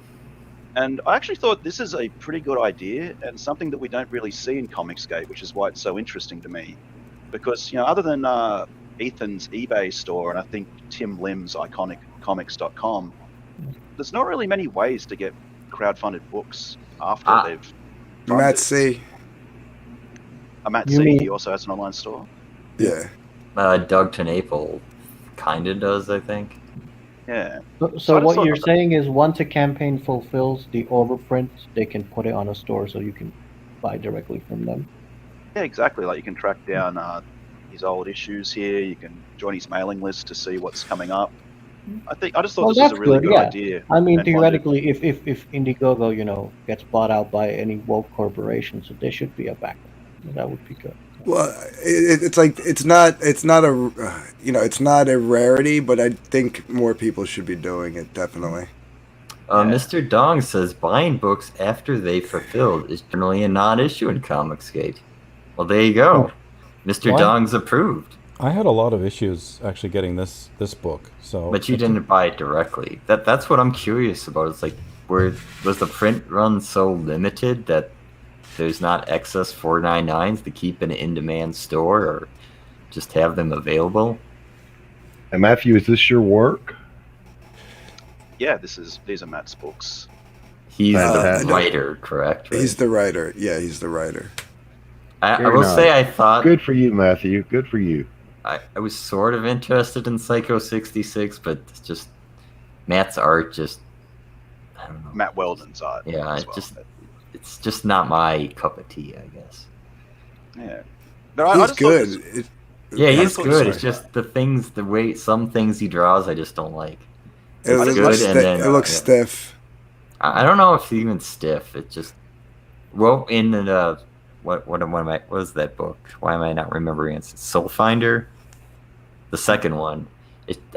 I like the drawing. It's just all the men's faces were just a bit too feminine. Oh, Soul Finder. That's Soul Finder, yeah. That's Smug Pug's favorite book, isn't it? Soul It is Finder? it is Yeah. my favorite book actually. Soul Yeah. Finder 2. Like it's my favorite book by quite a country mile. See, I remember what you like. I missed the second thank you, one. Sauce says, "Hey guys, what did I miss? Not a Every- thing, Sauce. Everything Not Sauce. Everything." a thing. So I just thought this was interesting because I think it's a step in the right direction for a lot of creators. Like I'd like to see more guys doing this, to be honest. Like Malin having his store and Zach, and you could go back and track down like issues you may have missed. I will say, Zach, at least his current campaign for Knife Hand, you can buy all the back issues of Jawbreakers, which generally should have been done a while back. I've heard a lot of people saying, "Oh, I want to buy this Jawbreakers book, but I can't get the original Soul Yes. Lost This is Souls." weird because I sent him an email 3 months ago asking to buy the back issues, and he said there was no way to do it. I said I'm willing to pay $150 per copy, and he still said no. So whatever. For which one? For the first one, for the first book, which is 50%. Jawbreakers. Why are we looking at tchotchkes? Well, the other big news of the week was that the first wave Cyberfrog action figures were funded in the first Oh. 30 days. So Good all job. all the naysayers who said it wasn't going to happen, guess what? It happened. Yep, and it So- looks like he's might. Are your comments directed towards Az? Maybe I don't know. Maybe. I just know there was a lot of people that I think were counting on this to fail. Like I such high wasn't goal. counting on it was to fail, but I was curious if it was actually going to get funded in the first month. We have a lot of chair coming through on somebody's mic. They That can might try have been to- me. Sorry. No worries. Yeah, so Oh my congratulations to Ethan. It's another Smug Bunny 28 telling days to people go. about audio problems. That's rich. Yeah, we're trying. Yeah, the toys look incredible, and congratulations, Ethan. I've been meaning to ask: is Cyberfrog the most articulated action figure ever? I know he added a whole bunch of new things like a head pivot and like wrist swivels and forearm swivels. So it is pretty. I like dabbling Each in action toe? figures. Yeah, each toe. Yeah, so.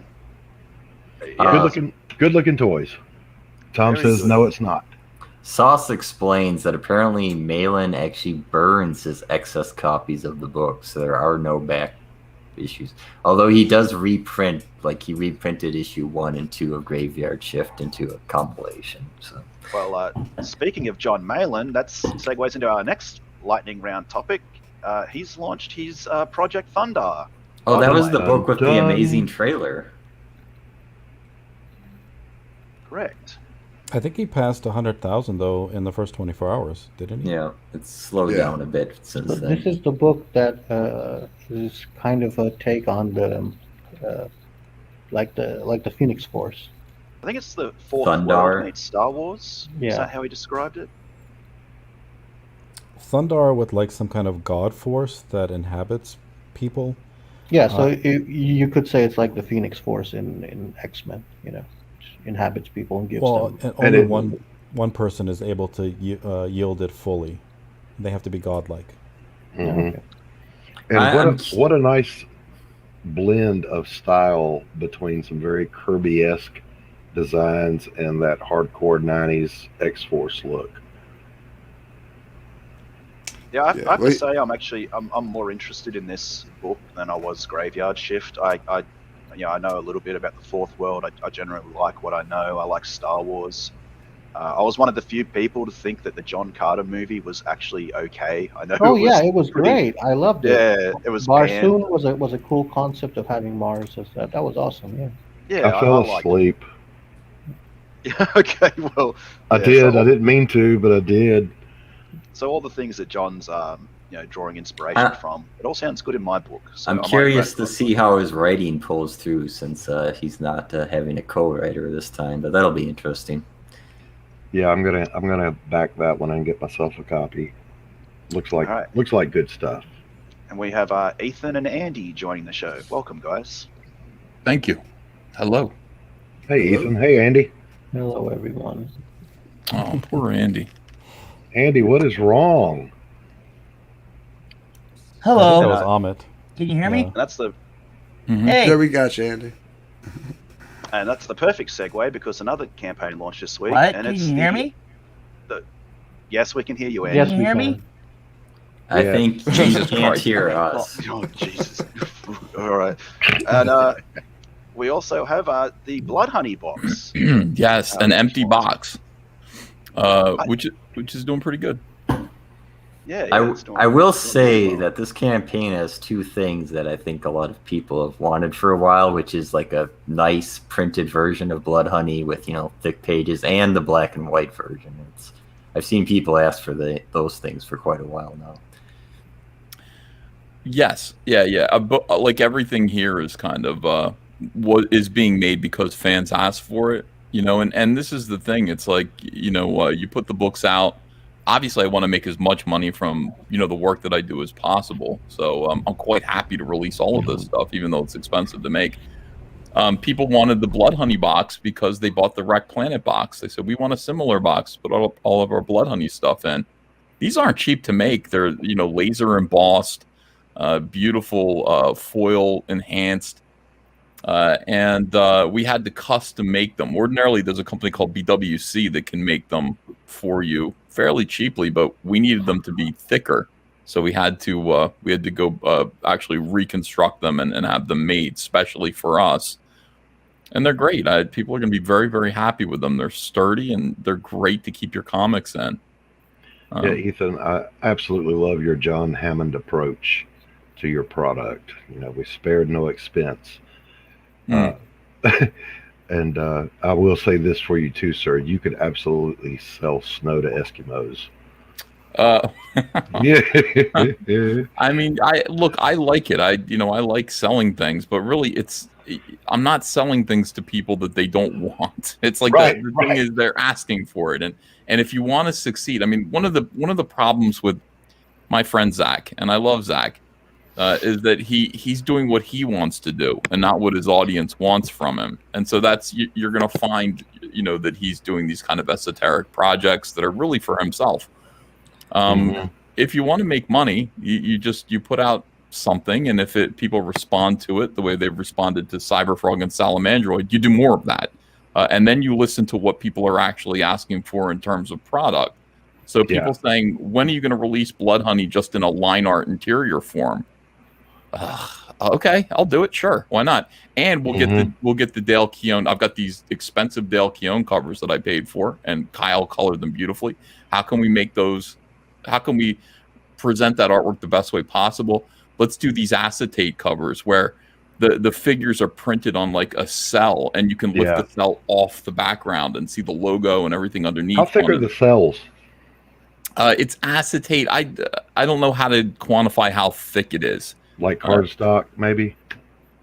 Well, it's plastic. I know, but about the weight of, as opposed to what Tucci showed us on the live stream that I saw back in high school, with those cheap flimsies. And then we're going to go, it's going to be sturdy. Like I want to make product that you guys are going to fund, and then other people, you're going to buy it, you're going to get it, and other people are going to envy it and want to buy it from us. That's my entire strategy, is to create stuff that is actually so high quality that we can overprint it and then sell it in perpetuity to newcomers.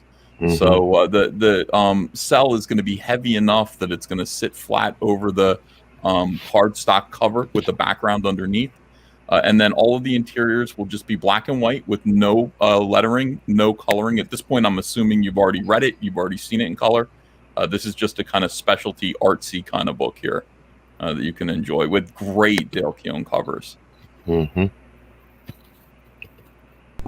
we're making trading cards again too, which is good. I mean, people are collecting our cards, I think, more than any other thing. But yeah, I got to say that P4, P5 thing threw me off.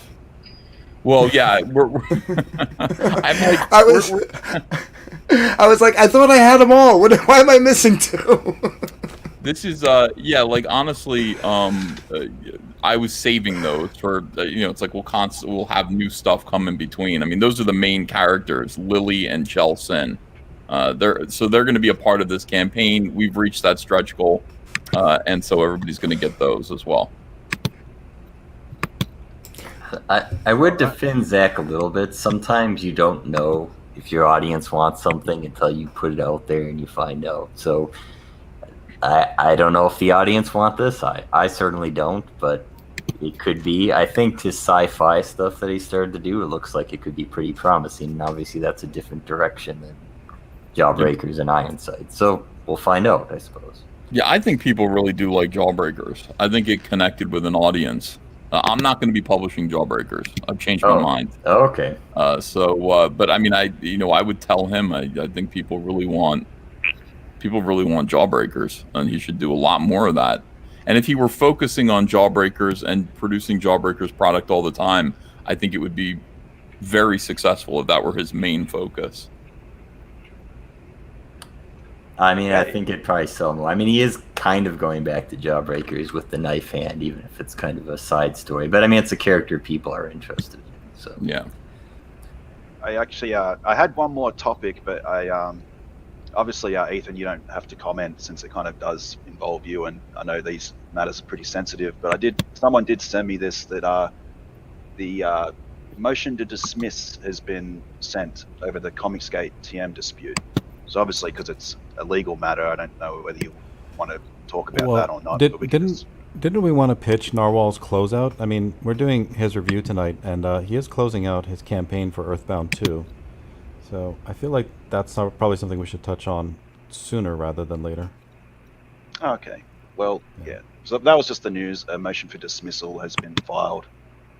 And I think if you want to hear a lot about it, there's a Nick Rekieta stream you did a few days ago, which you can hear a lot about the lawsuit, I guess. Yeah, but let's get people should know about Earthbound too, if you don't mind. It's closing up. Sauce isn't a fan of my directing. Sorry, Sauce. Smug Pug, tell us about Earthbound 2. Well, you're the host tonight. I was the host for the review, and what I can do is I can change it from Australian monopoly money to the proper dollar. Perfect.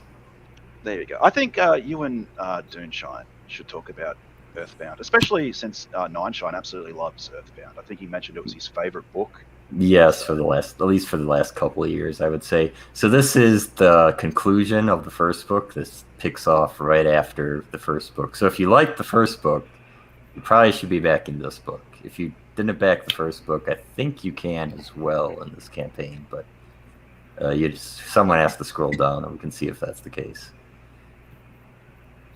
Yes, there you go. $50. You can get both parts, and that's not 48 pages. That's over 100 pages a piece, I believe. So that's quite a bit of story for $50. I think there's a tier to get all of Narwhal's early work. At the very bottom, probably. Except for 499. It's conspicuously absent from it. But Yep, that's Foreign Agent, Earthbound, and I think he's also added his original 2 sketchbooks with that short stories and things he's drawn, if that interests you. yeah. Well, it's And another. our review of Earthbound Part 1 was pretty favorable. Yeah. Krieger, Didn't you? You gave it quite high scores. I think it was ranked higher than Xenotype. Yeah, well, Krieger and Nineshine really loved both books, but I think they both agreed that they liked Earthbound more, whereas Smug Bunny thought Earthbound was okay, but not to his taste, but really seemed to resonate with Foreign Agent. I don't think we've ever had panels agree on books so much before. Well, I think all of you liked Tim Lim's book, didn't you? Not I Nineshine, can not see so its much. merit, but it's not really for me.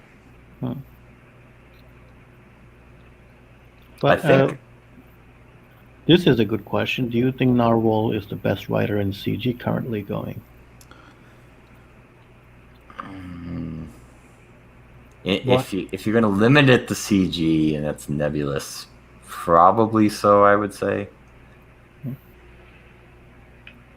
What would you say, Well Read? I haven't read the other good writers in CG, so he's been my favorite.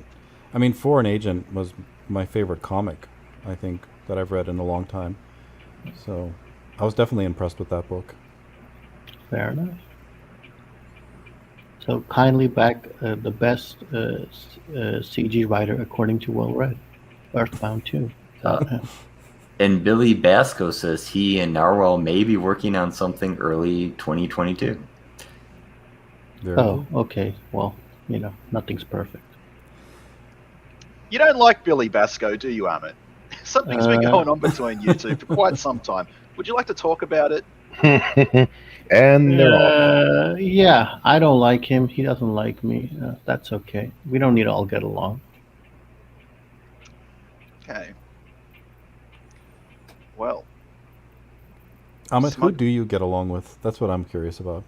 Oh, who do I get along with? Nobody, but that's okay. Okay. Well, as long as you're consistent. Yeah, I mean, I consistently hate everybody. There you go. Okay. Very good. Yeah. So that's Narwhal's closeout tonight. And I think he's on the Jack Show right now talking about the book. I hope he gets to 70,000. I am glad that he got to 60,000 because that unlocked a continuation of the Naked Samurai story, which is actually kind of quite a clever little story he's writing up in parts. And there's only 2 hours left, so you're on the clock, people. Yeah, this is really good. I mean, it speaks to no matter how you feel about Narwhal, objectively, this is his 4th book. His first one raised 14,000, and we were looking at this the other day. His second one was something like 22. His third one was like 40, and now 63,748 with 2 hours to go. You'll get to 65,000 probably. That's great. I mean, that's just a really, really good increase in support as people get his product, are satisfied with it, or word of mouth spreads, and he does better and better every time. So it's pretty neat. Yeah, and that quirky art I mentioned when looking at $4.99 here with this color palette works so much better. Yes. I haven't read this, but the art, I like the artwork. I like it. I don't know a thing about the writing. I've never read any of it. That link I posted is a gift from Mr. Dogs. Oh, well. Well, Mr. Dongs is the gift that keeps on giving. So let's take a quick look. $24.99 club, and it's all of us painted in the Narwhal and the NARZACK color palette. I didn't Wonderful. know. I didn't know I Mr. love the Donks was colors. an artist. I love the colors. Mr. Dong says it's a gift from Narwhal, not him. Okay. I think Mr. Donks is being a little facetious there. Did we want to talk about Mr. Dong's appearance recently on Dean and Vicky's show? Oh yeah, I forgot about that. You mean the one where he didn't speak? Yes, that one. That might have been why I forgot about it. Well read. I think Smug Pug, I think you have a lot to say on this, don't you? Oh, I think I said enough about it. Maybe a little too much. He was supposed to speak about the numbers between Kickstarter and Indiegogo. That was the purpose of his appearance there, correct? Yeah, I think so. I like to point out I don't blame Mr. Dongs for this. Yeah. He's not too happy with the appearance either. But there has been a lot of discussion, I guess, about the value of Kickstarter. And I think what gets lost in a lot of that argument is CG was started as a movement against cancel culture, which Kickstarter participated in with great fervor, canceling Richard Meyer and John Malin for no reason. So running back to them now because there's money in the trough there seems to be a little bit against the CG founding principles. But I don't know, that was a topic that Dean and Vicky went over with Mr. Dongs, who seems to argue that there's money on both sides. Any thoughts? I'm sure there is, if you find the right audience, I'm sure you can make money on both sides. I think the thing is, there are some people on either side of the aisle that will only back one product. Like if you're Indiegogo, they will only back Indiegogo projects, or if they're Kickstarter, they might only want to back exclusively Kickstarter projects. So don't alienate one audience in search of another. That's the only thing I would say. But if you can thread that needle, I'm sure you can make more money. Well, and Dean and Vicky, I think, were also making the argument that people on Indiegogo who are Comicsgate don't put Comicsgate in their campaigns. And apparently that's a requirement to advertise on Indiegogo, that you're also part of Comicsgate if you're going to be supporting just that platform. But, wait, what? Say that again? I don't think so. I mean, there are plenty of comics on Indiegogo that don't have the CG name on it. What do you think about that, Dark Gift? That criticism? That criticism that they don't put Comicsgate in the... because somebody actually mentioned that they brought that up, and I was like, I don't know if that's in mine.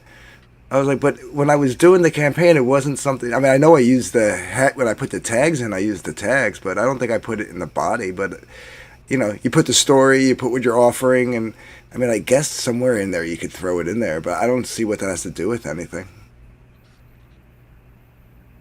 I mean, they don't issue union cards. Yeah. Right? Yeah. What? Show me your Comicsgate ID right now, young man. I mean, as far as the actual argument, like, I don't know, I get the principle of not going to Kickstarter. I probably wouldn't use Kickstarter for that same reason, but I don't know. I'm not gonna bash someone if they do. I guess that's my thing. It's like whatever. Just do what works for you. I guess it's not my business what you do.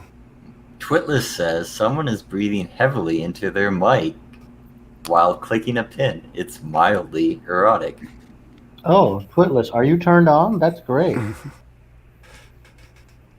I'm also halfway there myself.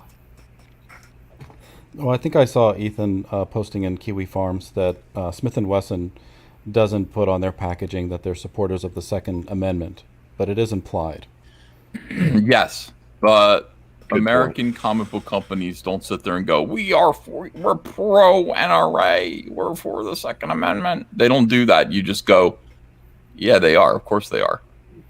And at the same time, I like Comicsgate. Why not put the Comicsgate brand on Cyberfrog? If I had a logo, I kind of do have a little kind of logo that's on my current all caps comics hat that says Comicsgate. But yeah, I just never thought of it. Oh, I did actually. I put hashtag Comicsgate in the new campaign that's up right now.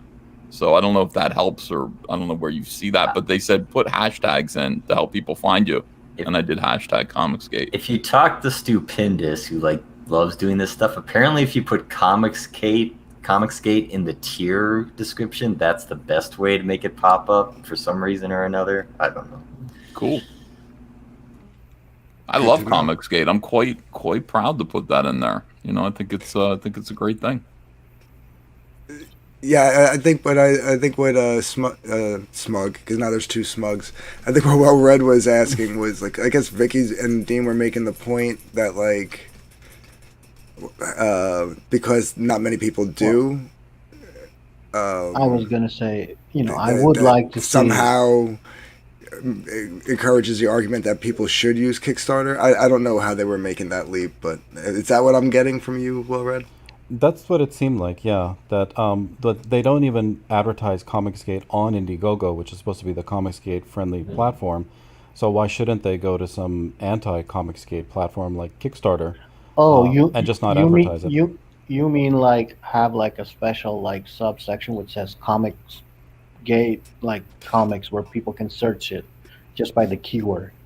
I think the real issue is like cost benefit analysis. Like, how many customers will you lose by going to Kickstarter, and how many could you potentially gain? If you're sneaky about it, you finish your campaign and then you go over. Technically, none. Well, that's that's sneaky, Amit. That is underhanded. But the whole idea about, like, putting in. I mean, if you start typing Comicsgate when you're putting the meta tags in your campaign, and you start typing Comicsgate, it pops up. So it's been used. People use it. I used it. But I think what they're saying is putting it in the body of the campaign, and like I just never thought of putting it in there. Like, it was just something. I didn't good think idea. of it. I think a lot of the smaller campaigns should probably do it as well, because I hear from people all the time who are like, I want to support Comicsgate. Where's a list of Comicsgate books? And it's like, that's kind of not really how it is. It's not like there's a Comicsgate listing. Although, having said that, there is. I mean, there's Comicsgate.org, there's CG Tracker 2020, there's all these other websites that do keep track of Comicsgate Indiegogo things. But it's more of like kind of a loose association based around a sense of personal ethics rather than a publishing house. So, right. I mean, if people want to say, look, I align with other people who align with Comicsgate, you put that in your campaign. That's cool. That makes sense. Yeah, and what Well Read. Niobe. Get Niobe in here. I want to talk to Niobe so bad. Honestly, I thought Comicsgate was against gatekeeping. No, it isn't. It's pro gatekeeping, Niobe. I thought Comicsgate was about free speech. No, it isn't. It isn't about free speech. It's about, keeping your mouth shut. Well, this is Larry's cue, because he's the same guy who went on Finatra's show and shit all over Comicsgate and then says, why aren't people backing my book? Interesting, isn't it, Larry? I will back the book. I back every book that I see. I try to. Mr. Yanni Fui says, who the hell has the Comicsgate trademark? If I use it, someone is going to sue me? I have I believe. It's not a matter of registered at this point. It's just a matter of common law. I believe I have the Comicsgate trademark. But, I'm not out to sue anyone. I think as long as you use it in good faith, it's cool. I have to protect it. But from certain individuals who I think have bad intentions with it. But other than that, if you want to be like Stupendous and those guys and make Comicsgate bumper stickers and stuff like that, go ahead, do it. I freely license it to you. Yeah, I fell down that rabbit hole, Ethan, of looking up the those who would abuse the Comicsgate name, and I'm not going to name anyone. Sweet Jesus, I had no idea what kind of freak. I mean, people are crazy. Was that out loud? There's something about Comicsgate that invites a certain kind of anti-Comicsgater, somebody who cannot cope with what Comicsgate is, or, you know, I don't know. You get some real fucking weird stalkers. It's one of the reasons why your boy Zach is kind of drifting away. He's had enough of this shit. He's like, it drains me. He's like, you are energized by it. I am. When I see people like Seven in the chat, I glow like a light bulb. I shine. I love it. Fucking love these retards. But, you know, Zach doesn't like it. Zach kind of says, I'm sick of the stalkers. I'm sick of the weirdos. So he's like, I'm doing less of this and more gardening and more personal finance channels, things like that. But I do enjoy it. I love Comicsgate. Best thing that's ever happened to me. Matthew Fowler says the CG Prism sticker actually looks cool. I do agree. I was sent one, and thank you for that, because I'll probably put it on. Will I put it on my car? I should put it on my Sprinter van. Seven says the best hashtag Comicsgate comic will be a free ongoing webcomic, and it will be a Lone Star fan comic for the love of comics. Okay. The first sentence could be true, and the second sentence makes the first sentence impossible. Thank you. Well, I thought for a moment he was referring to Tomahawk Angel, but I don't know if Odie specifically denotes that as Comicsgate. So, yeah, I find Seven to be a fascinating individual, because his allegiances just kind of go all over the place. One minute he's loving Ethan and he's kind of like giving Mike grief about it, and next minute he loves Mike and he's giving Ethan grief about it. I never know where his head is at. It's something. Well, he's a retard and a stalker, and I mean, he's already like right on the edge of becoming a stalker. Like he's kind of been like Preston Poulter and publicly declared himself my enemy. I will bring him down. I will cause him pain.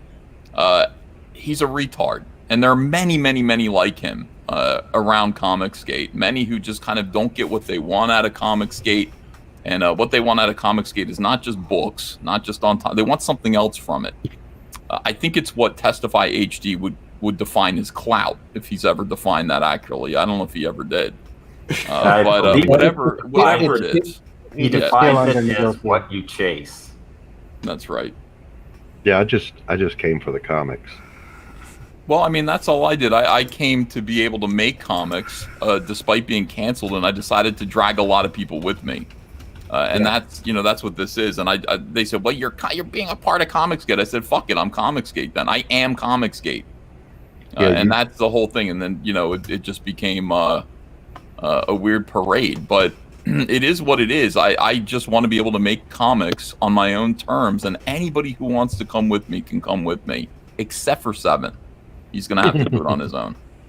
Yeah, you drug me in when you reviewed my fine art, and your offhand comment was, well, you should just make comics. And I made comics in the early 90s, and so now I'm on page 6, just started page 6. And cool.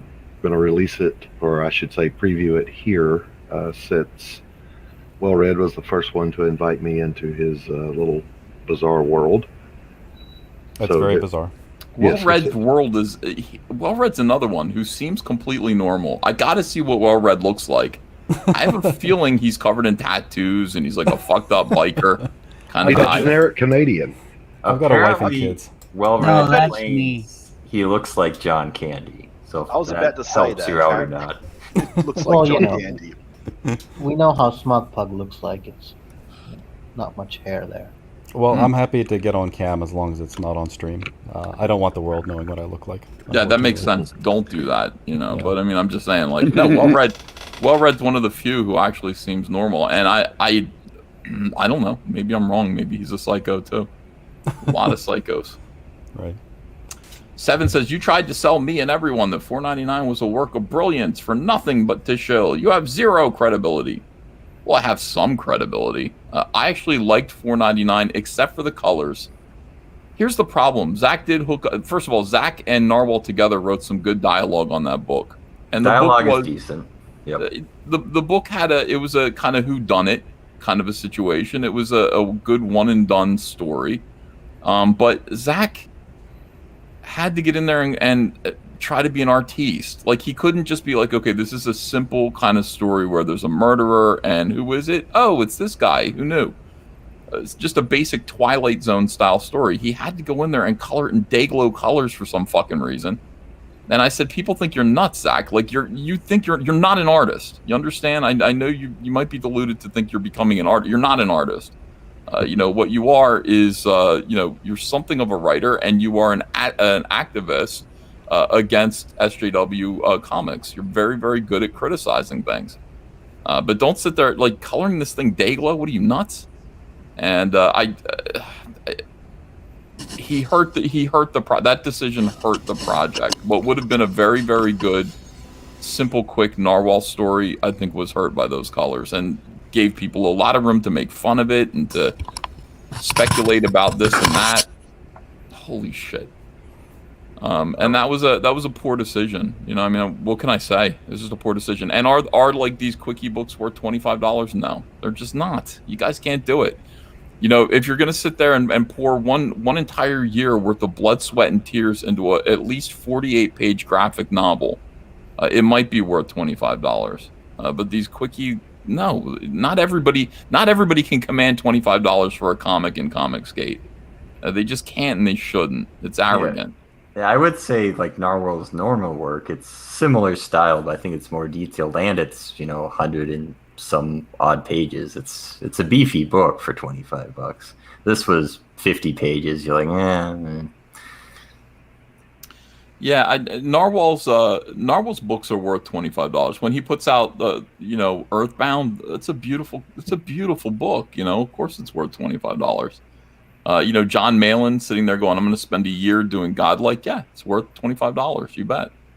But I mean, we can't just make that the baseline and then just pump stuff out. I mean, people in the chat are like, "You're not doing enough books." No, I'm doing installments of Cyberfrog. I am making sure they're exactly what I want them to be, so that the larger story is something I'm happy with when it's all put together. I could probably shed out 20-page Cyberfrog monthlies, bi-monthlies if I wanted to. That would look like my DC work, but I don't want to. It's just as simple as that. I just don't want to do that in my waning twilight years. I'm 47 years old. I'm on my way out, Doc Blaylock. I'm 1 foot in the grave. Years old. How old are you? I'm 57. Oh shit! I would ask one question. Have you ever thought of doing pre-orders for your comic? Pre-orders? Yeah. That's what this is. I mean, that's pretty much what it is. That's how I see Indiegogo. It's like you're basically, the whole thing about crowdfunding is that we're saying, look, I want to spend a year on this comic. I want to really, put my heart into making something good. Are you guys willing to put the money up front so that I can do that? And that's what the entire purpose of crowdfunding is. If I get enough money in the bank where I can just go, hey, I'm independently wealthy, and I can just sit back and do a comic book and sell it when it comes out. I mean, I guess I could do that too. I'm not there yet. I know it might seem that I am. I'm not there yet. I'm actively building a business and working on making things and building an IP. It'll be a while before I just say, hey, you haven't heard from me in a while, and that's because for a year I've disappeared working on Cyberfrog, and now here it is. You can buy it right now. I mean, I guess that would be good for some people.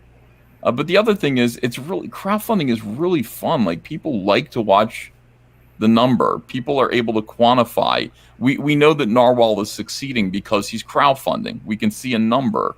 We can see that his first book was only 25% or less than that. I'm sorry, 20% of his current book, which means he's doing better.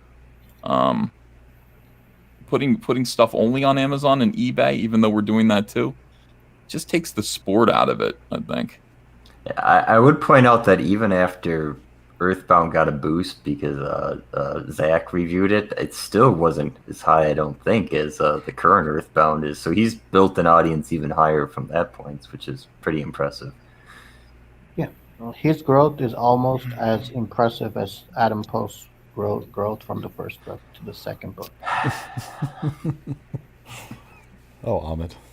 Well, just numbers. Seven, you can come in here anytime you want. You're allowed. You have a lot to say. I'm going to completely finish this book before I go to funding on it, just because I don't have a comic book artist reputation like Ethan or John Malin or some of these other guys, where you can get a lot of faith backing. I know this guy puts out a good product, so I'm going to back this upcoming project. I don't have that yet. So for the first one, at least, I'm going to so your comic will be finished and 100% ready to go, and then you'll start ready to ship out the door. That's I'll pay for all the printing and everything, and it'll just be ready to go. That's good. I think that would put a lot of faith in people to back it. Yeah. I just got to figure out all the actual nuts and bolts mechanics of that process, because, of course, Ethan, you would remember too. Back in the day, it was all FedEx. Mm-hmm. There was no internet. There was no scan it and do this. If you screwed up a page, you could cut out a piece of Bristol, or you just trash the page and start over. So I need some guidance along those lines, and I keep asking old Dark Gift over there, but he'll never get with me. Well, is the benefit of Comicsgate. There's a lot of people doing this that probably be more than happy to help you out with questions like that. Yep. Like, what's a normal price to go get your 11x17 scanned into TIFFs? Geez, get a scanner. Why don't you purchase? I can't find one that's 11x17. Well, they exist. Giant flatbed scanners. Plus Tech is a good brand. Plus Tech, PLUSTEK. Gotcha. And they're about $300 to $500, and it's a necessary investment. So my car cost $500, Ethan. Well, I understand. I mean, look. It's a joke. Yeah, I mean, it's work. It's all of this stuff is a work expense. Yeah. Weren't you excited about Well Read and I yelling about 499 Java? Apparently not. He wants blood sports, not debate over comic books. Oh, yeah. I mean, who would? Yeah. God, it's so fucking tiresome. Niobe, the thing with me is I am a lone wolf. I don't like the idea of all the tribalism I see happening. Every single comic is made an individual business. Everyone can make a book and still have customer service. Make a good book without labels. These ideas are easy to follow. How's your book doing? It's like the entire purpose of Comicsgate is that indie creators like you work together as a network to promote each other so that they don't languish in obscurity. You have no promotional battery. You have no engine behind you to get your book seen.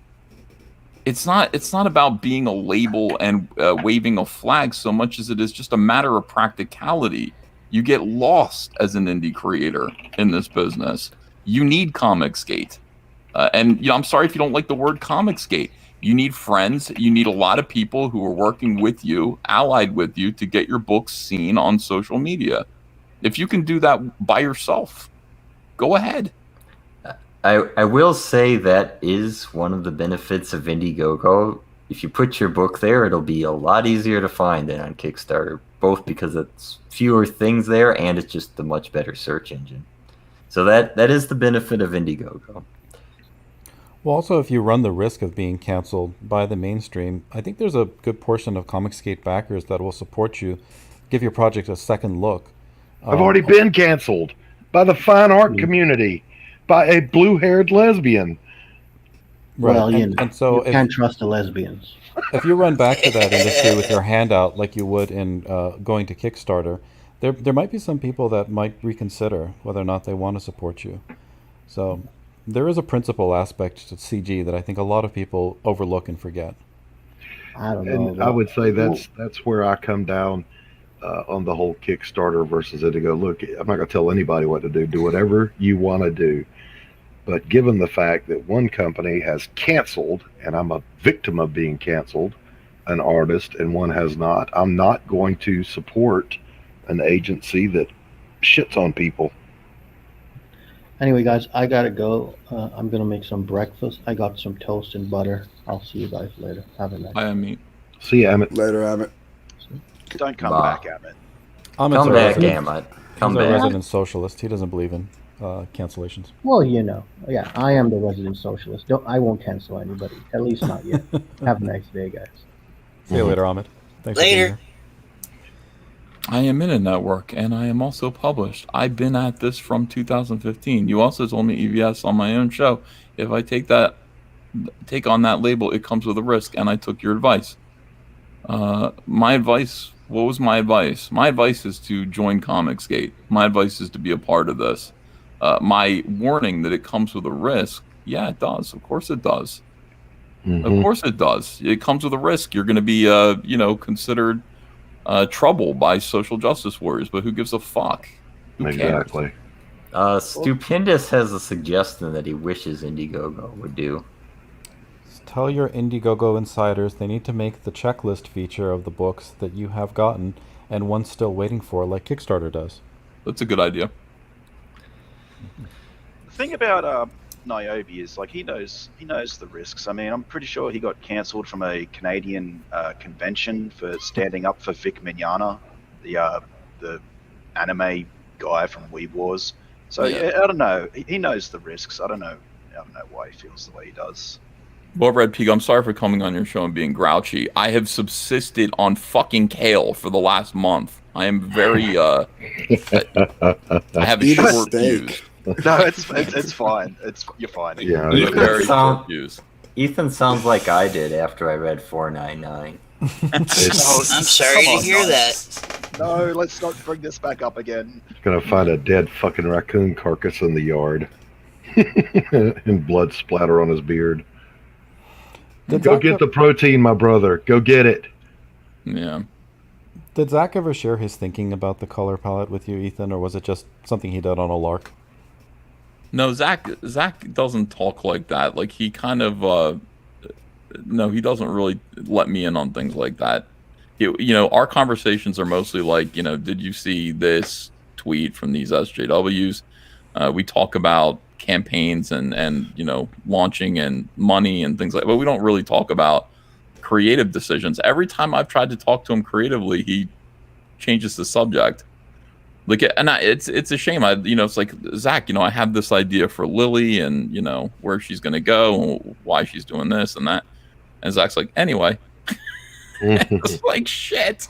Ethan, how do you feel about cabbage, sir? What? How do you feel about cabbage?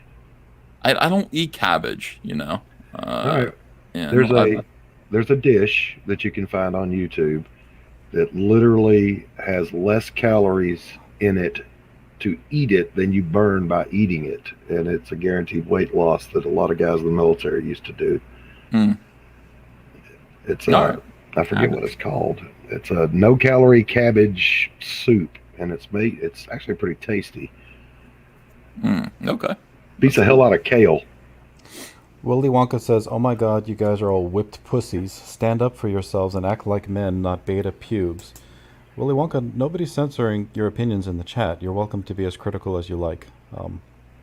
We're just having a conversation. You're welcome to be a complete dickhead in the chat. You're welcome to. You're allowed to. These gentlemen are permitting you. Yeah, they encourage you to do that. I encourage it because I get to read it when well-read's boring, so it gives me something to do. The chat is whatever. Everybody on this show is reading the chat, and that's pretty much it. Sure, absolutely. Sauce says cabbage gives you serious gas.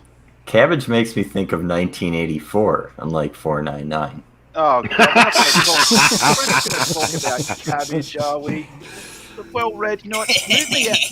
Move me out of the host position, Well, Red. I don't want to be associated with this anymore. Move me down some. Yeah, thank you. Down further.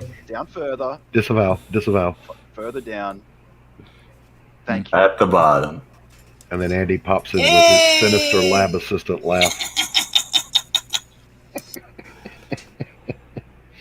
Java the Cuck's right. Somebody roll Ethan out of here. I better go. I am grouchy, and I got to get to work. But anyway, No, stay. I'll go back and watch the rest because I got like about 45 minutes into the review of 499 and was digging it. It was pretty funny, but the chat was even funnier during that. You missed us really getting into an argument with each other. What did I miss? What was the crux of the argument about 499? Intent. Yes, I don't think there's intent. Well, Red thinks it was intentional. What was intentional? What? The lack of characterization of many of the side characters, the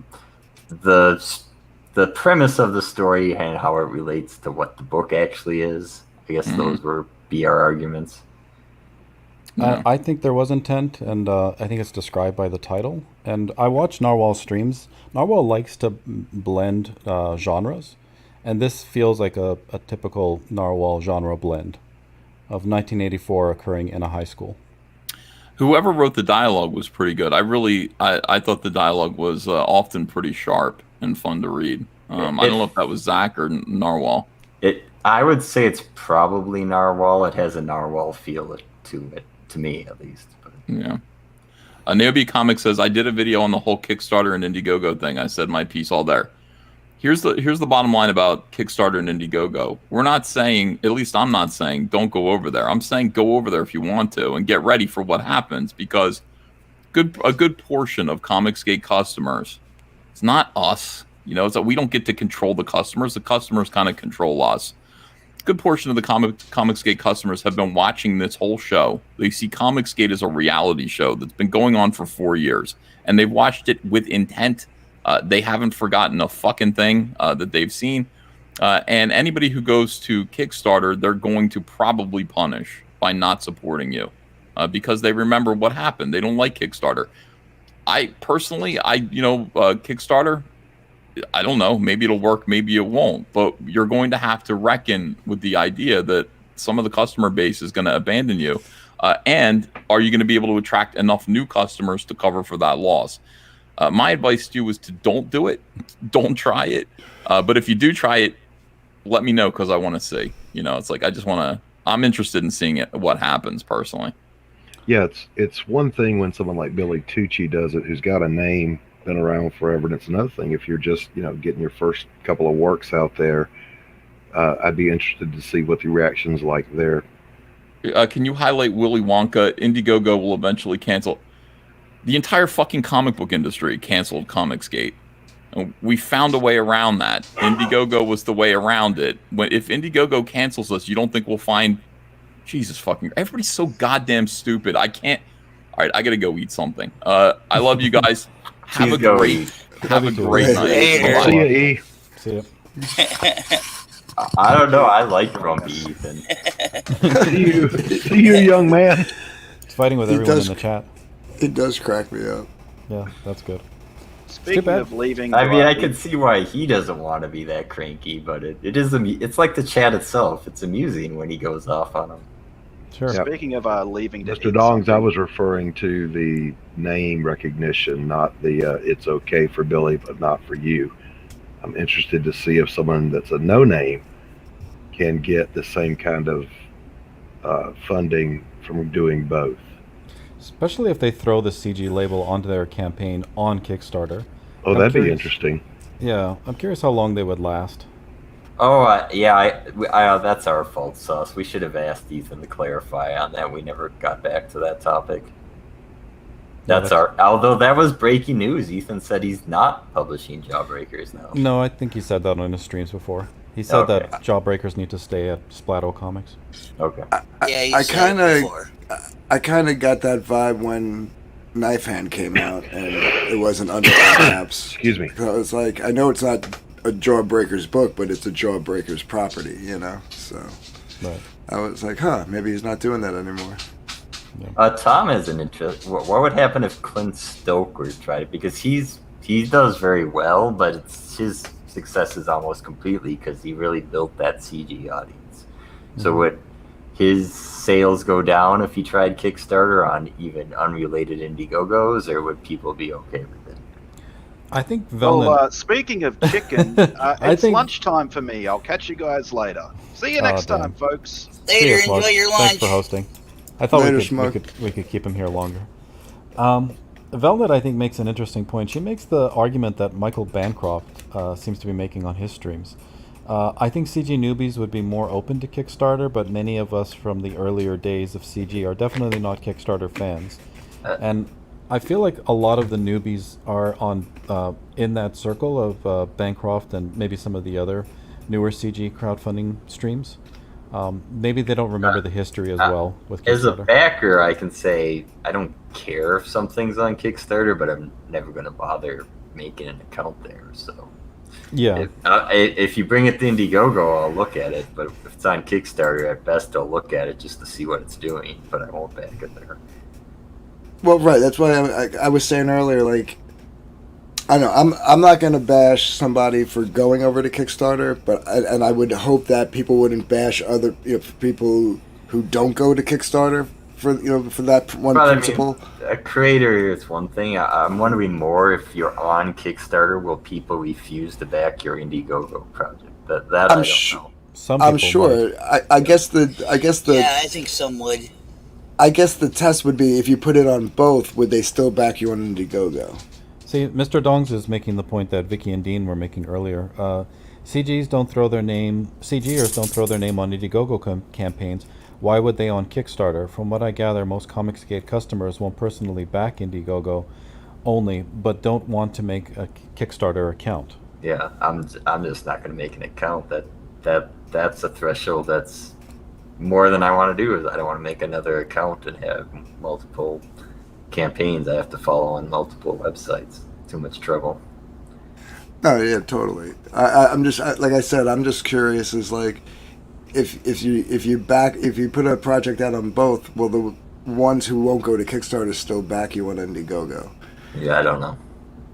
Yeah, I could see maybe, but I don't know why you would care too much. But I'm just curious because because I'm curious because like I guess the thing would be like if you're going to Kickstarter for more customers, like to get new customers, and you lose customers, even if you put a book on Indiegogo and they're like, well, you put a book on Kickstarter, so I'm not backing you now, and you lose customers. If you just make up the difference and you break even, what was the point? You would literally need to make more customers to make it like a worthwhile endeavor. You know what I mean? Like I don't know if I'm explaining it right. She is on Kickstarter, but I think we were mentioning earlier she's kind of an established property, so people are going to back that mainly on the name of the character and of the creator, whereas the newer properties that are under the CG banner might not get the same deference. I would suggest what Ethan did is like throw Comicsgate on your campaign if you want that audience in Indiegogo, because people can search for that. So if they're searching for Comicsgate, your book will pop up, and right now not many people are doing it. So that is a in, which Stupendous himself really likes using. Yeah, I thought people were doing that already. I'm surprised that more campaigns Not really, aren't. apparently.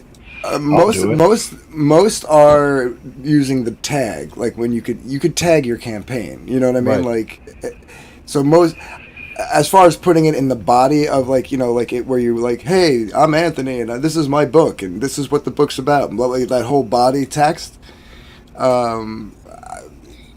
I mean, if you're using the tag, it's basically the same thing as if you put it in there. I guess the only thing is you're making it public. You know what I mean? I'll put it on the freaking cover. Kind of like you did inside your comic book sketchbook thing there, Dark Gift. Yeah.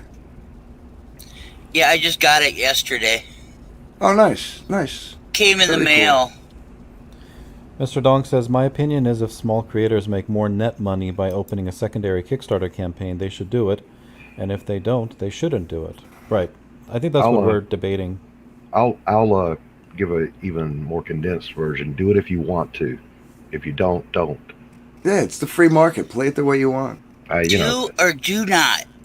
Well, I think JDA made the point that he opened up a Kickstarter campaign like on one of these streams, and he made a couple $1,000 that's on not his bad. project.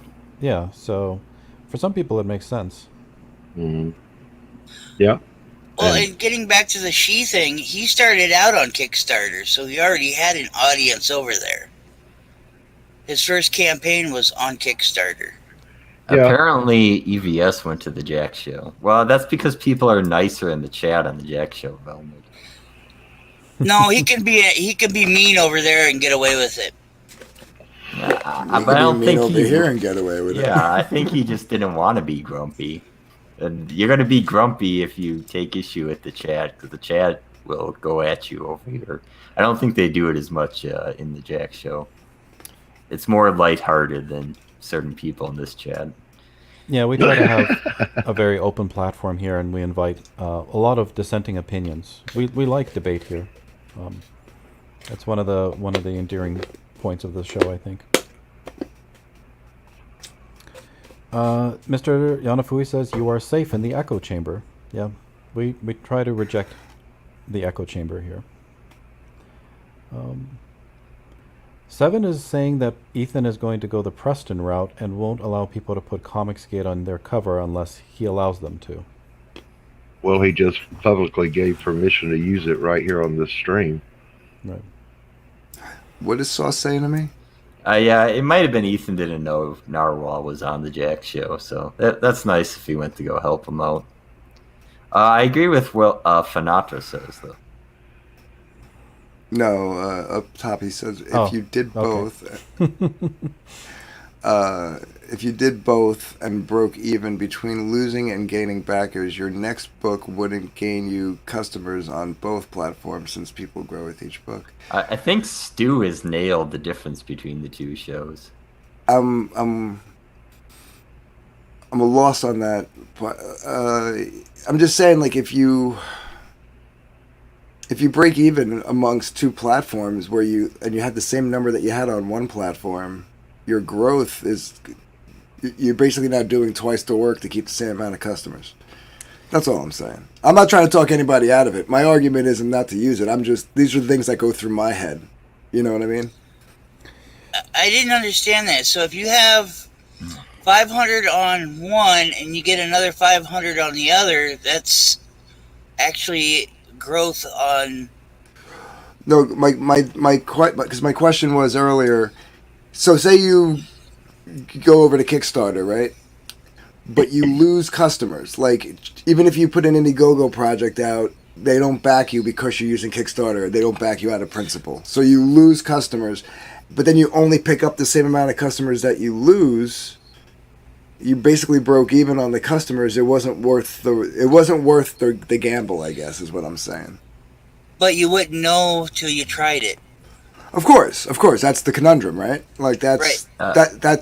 I'm basically sometimes I'm just thinking out loud.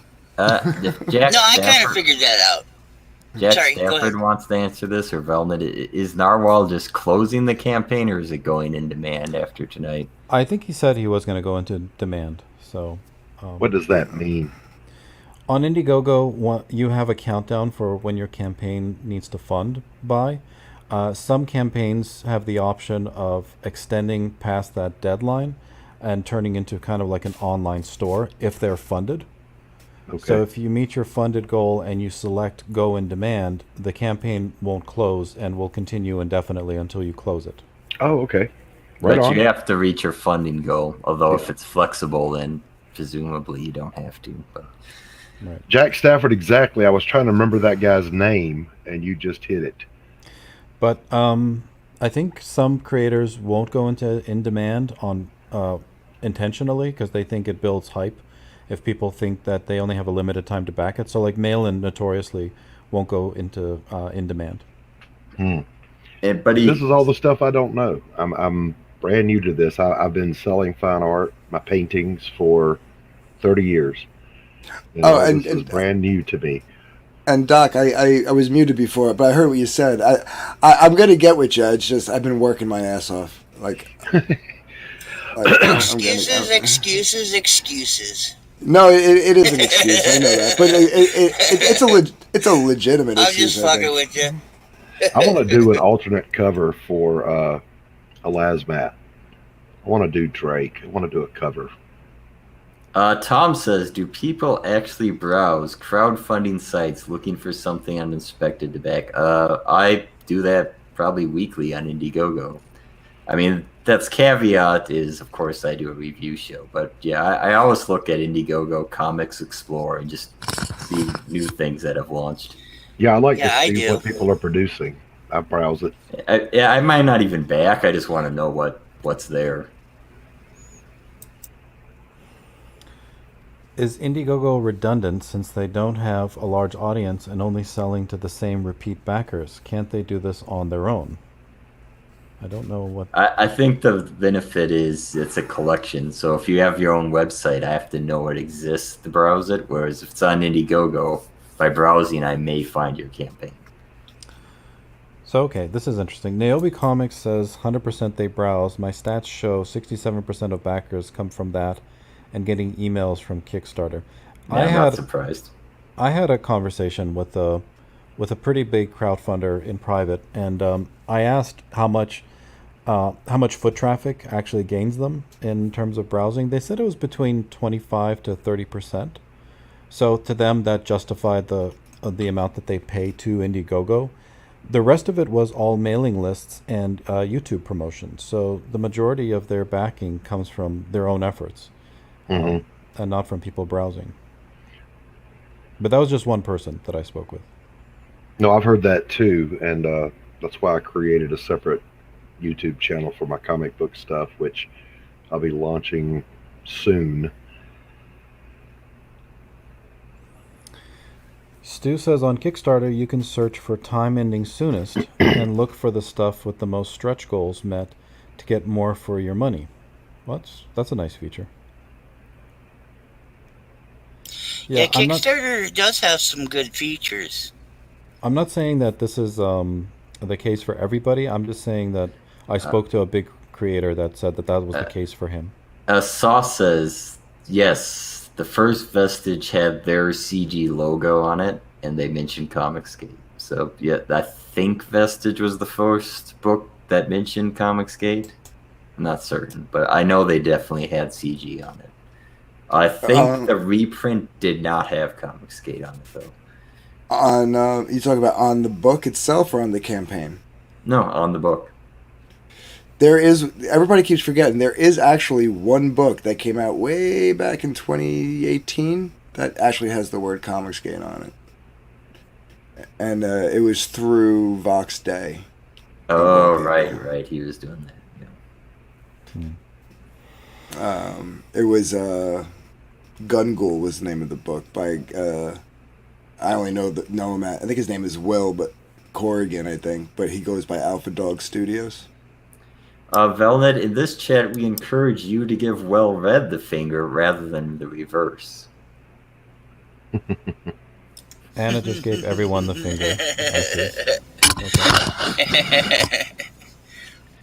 Wait, she gave all of us the finger? What do we do? No, she gave the chat on the show the finger. Oh. Yeah. Oh, apparently Kyung Lee's Battle Maiden had a CG trade dress. I didn't get the original version. I got the reprint, I think. That was back in 2018. Yeah, I couldn't remember if it was the end of 2017 or... Oh, he's talking about Kung Lei. Yeah. Yeah, that was 2018. Oh, I'm wrong again. Willy Wonka says apparently it was trademarked years ago and used for cum gankers. Oh. The web porn show. Okay. Oh, well, you were saying that the initials were trademarked. Well, there you go. Yeah. Can you trademark initials? You probably can trademark initials in a design. Like DC did, yeah. Yeah. I have no idea. So I think War Campaign could have probably trademarked their CG design, but I guess they didn't care to. So no, because then you still gotta. That's the thing I learned the hard way when I tried to do my logo and then I kind of got swept up in that, and I just kind of let it die. was even if it's in the logo, you still have to trademark the words that are in the logo. So DC gets away from it because it's Detective Comics. Is that how they get around that? Probably, yeah. No, I think their logo, even though it is DC, it's Detective Comics is the actual trademark name, I think. I feel like someone just said that.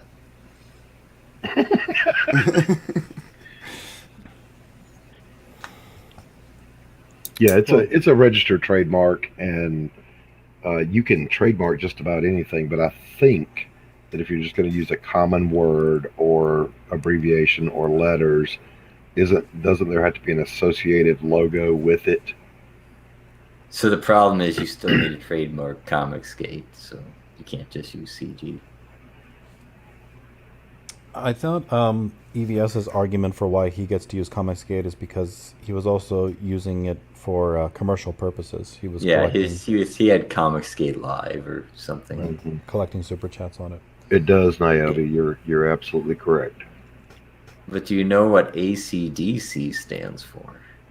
Yes. I'm sure Well-Read knows too. He goes both ways. Well, I don't know what the band stands for. I just know AC stands for alternating current. No, well, there's what writing both of those initials together means. Only Testify truly knows that. I'm not hip to all this stuff. Be thankful. Yeah. Dark Gift knows. I'm sure he knows. Earthmind told me, what did you say, Earthmind? I was already as good as dead or something? I wasn't paying attention. What do I know? You know what ACDC means. What, for the band? No, in general. They took that name, but... Oh, yeah, alternate current and direct current. He's referring to something else. If you call someone an ACDC. Well, if I call Willy Wonka says ass clown dick cars. Yeah, that might work, you know. I'm surprised no one else knows this. We're surprised well, you out with it then. No, if you don't know, that's your fault. Okay. Vic says it means bisexual. Yeah, there you go. You go both ways. That's no. I did know that, but it's been since high school since I heard that. Yeah. Well, yeah. Why don't you just say bisexual? Nineshine just heard it yesterday. So listen, there were only 7 letters in the alphabet when I was in school, so I would never know it. Were you reading them off of stone tablets? Absolutely. See, our chat serves a purpose. They prove that I'm not insane. What did I just get age restricted on? Oh no. I just saw the email notification. I thought you age limited your channel anyway.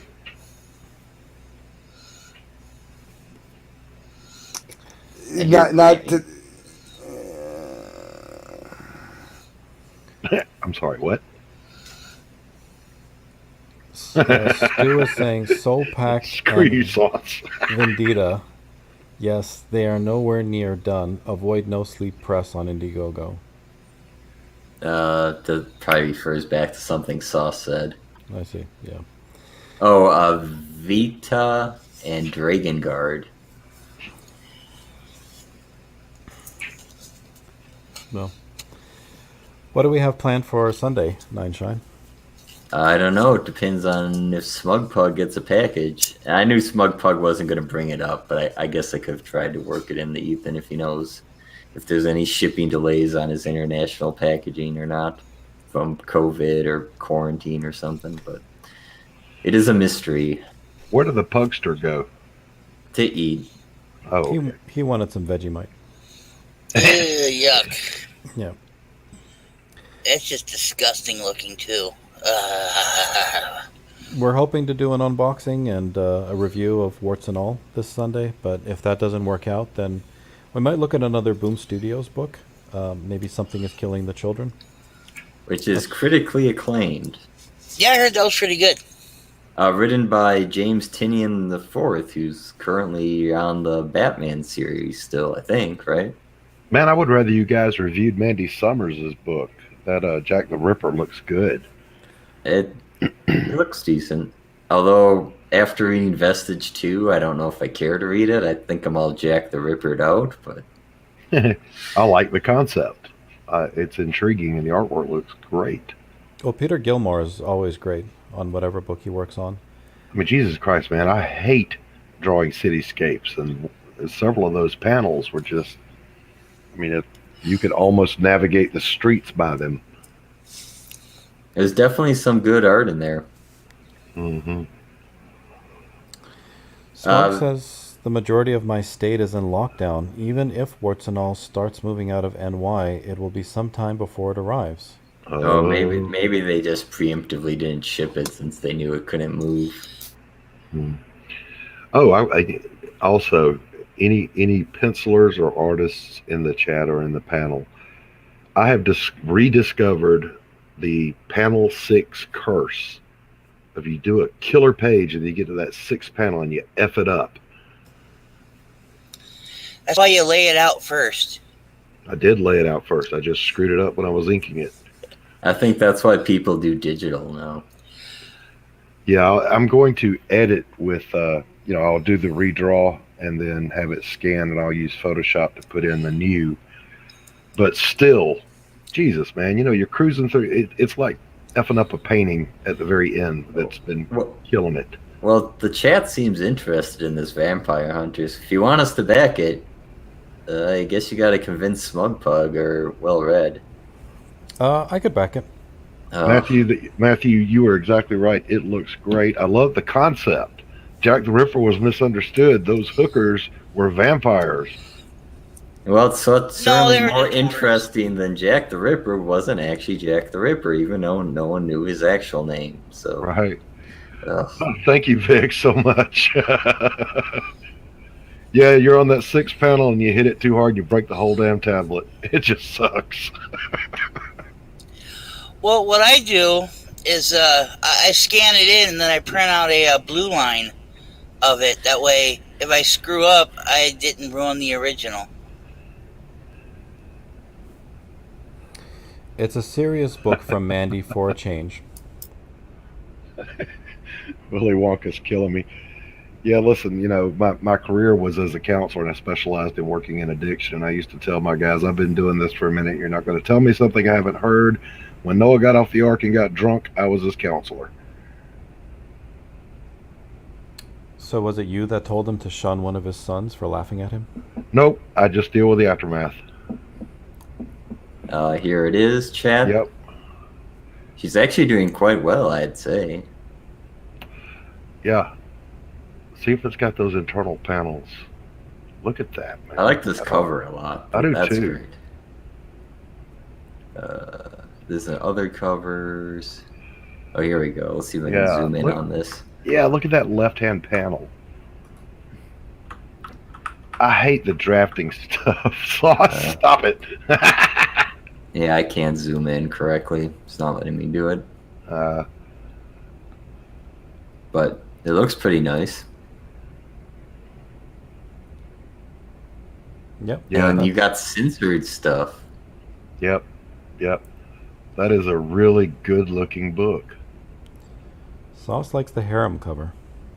See, that's a quality book you need to do a review on. That's just my opinion. Chat, what do you think? I have to say I like that they're going black and white. I think we've seen lately that black and white actually sometimes is superior than coloring it. Yeah, I'm going to keep mine black and white.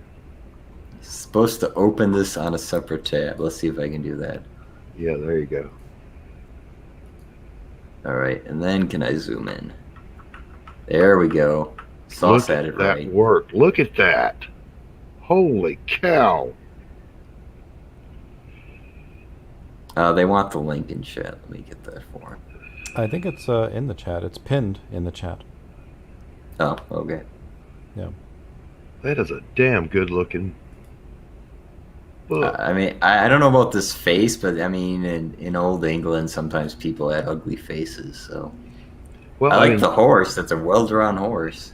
Yeah, but not everybody can be beautiful. That's true. Definitely above Super Dead. I agree. I did not like the way Super Dead looked. Yeah, James, but I kind of have a soft spot for grumpy old codgers. I like this. I mean, it's the same face, but I like the way it's drawn down here. It's good emotion on that face. Yeah. Oh, Smug is pointing out that we're idiots and that they want the link for the book. Well, you just told me it was in the chat. I didn't put it in there because you told me it was there. I said it was pinned. What did you think I was talking about? I don't know.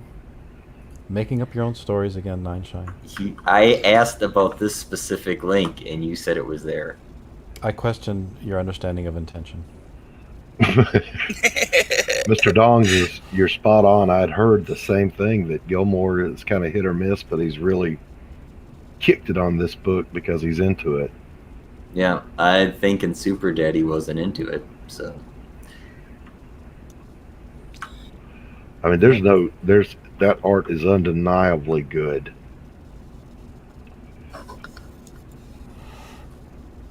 What did he do? He worked with Nasser before, didn't he? Peter Gilmore? I don't know that. He was working with Gat Hanzo on one of the Comicscape Jumpstart projects. That actually looked rather good, too.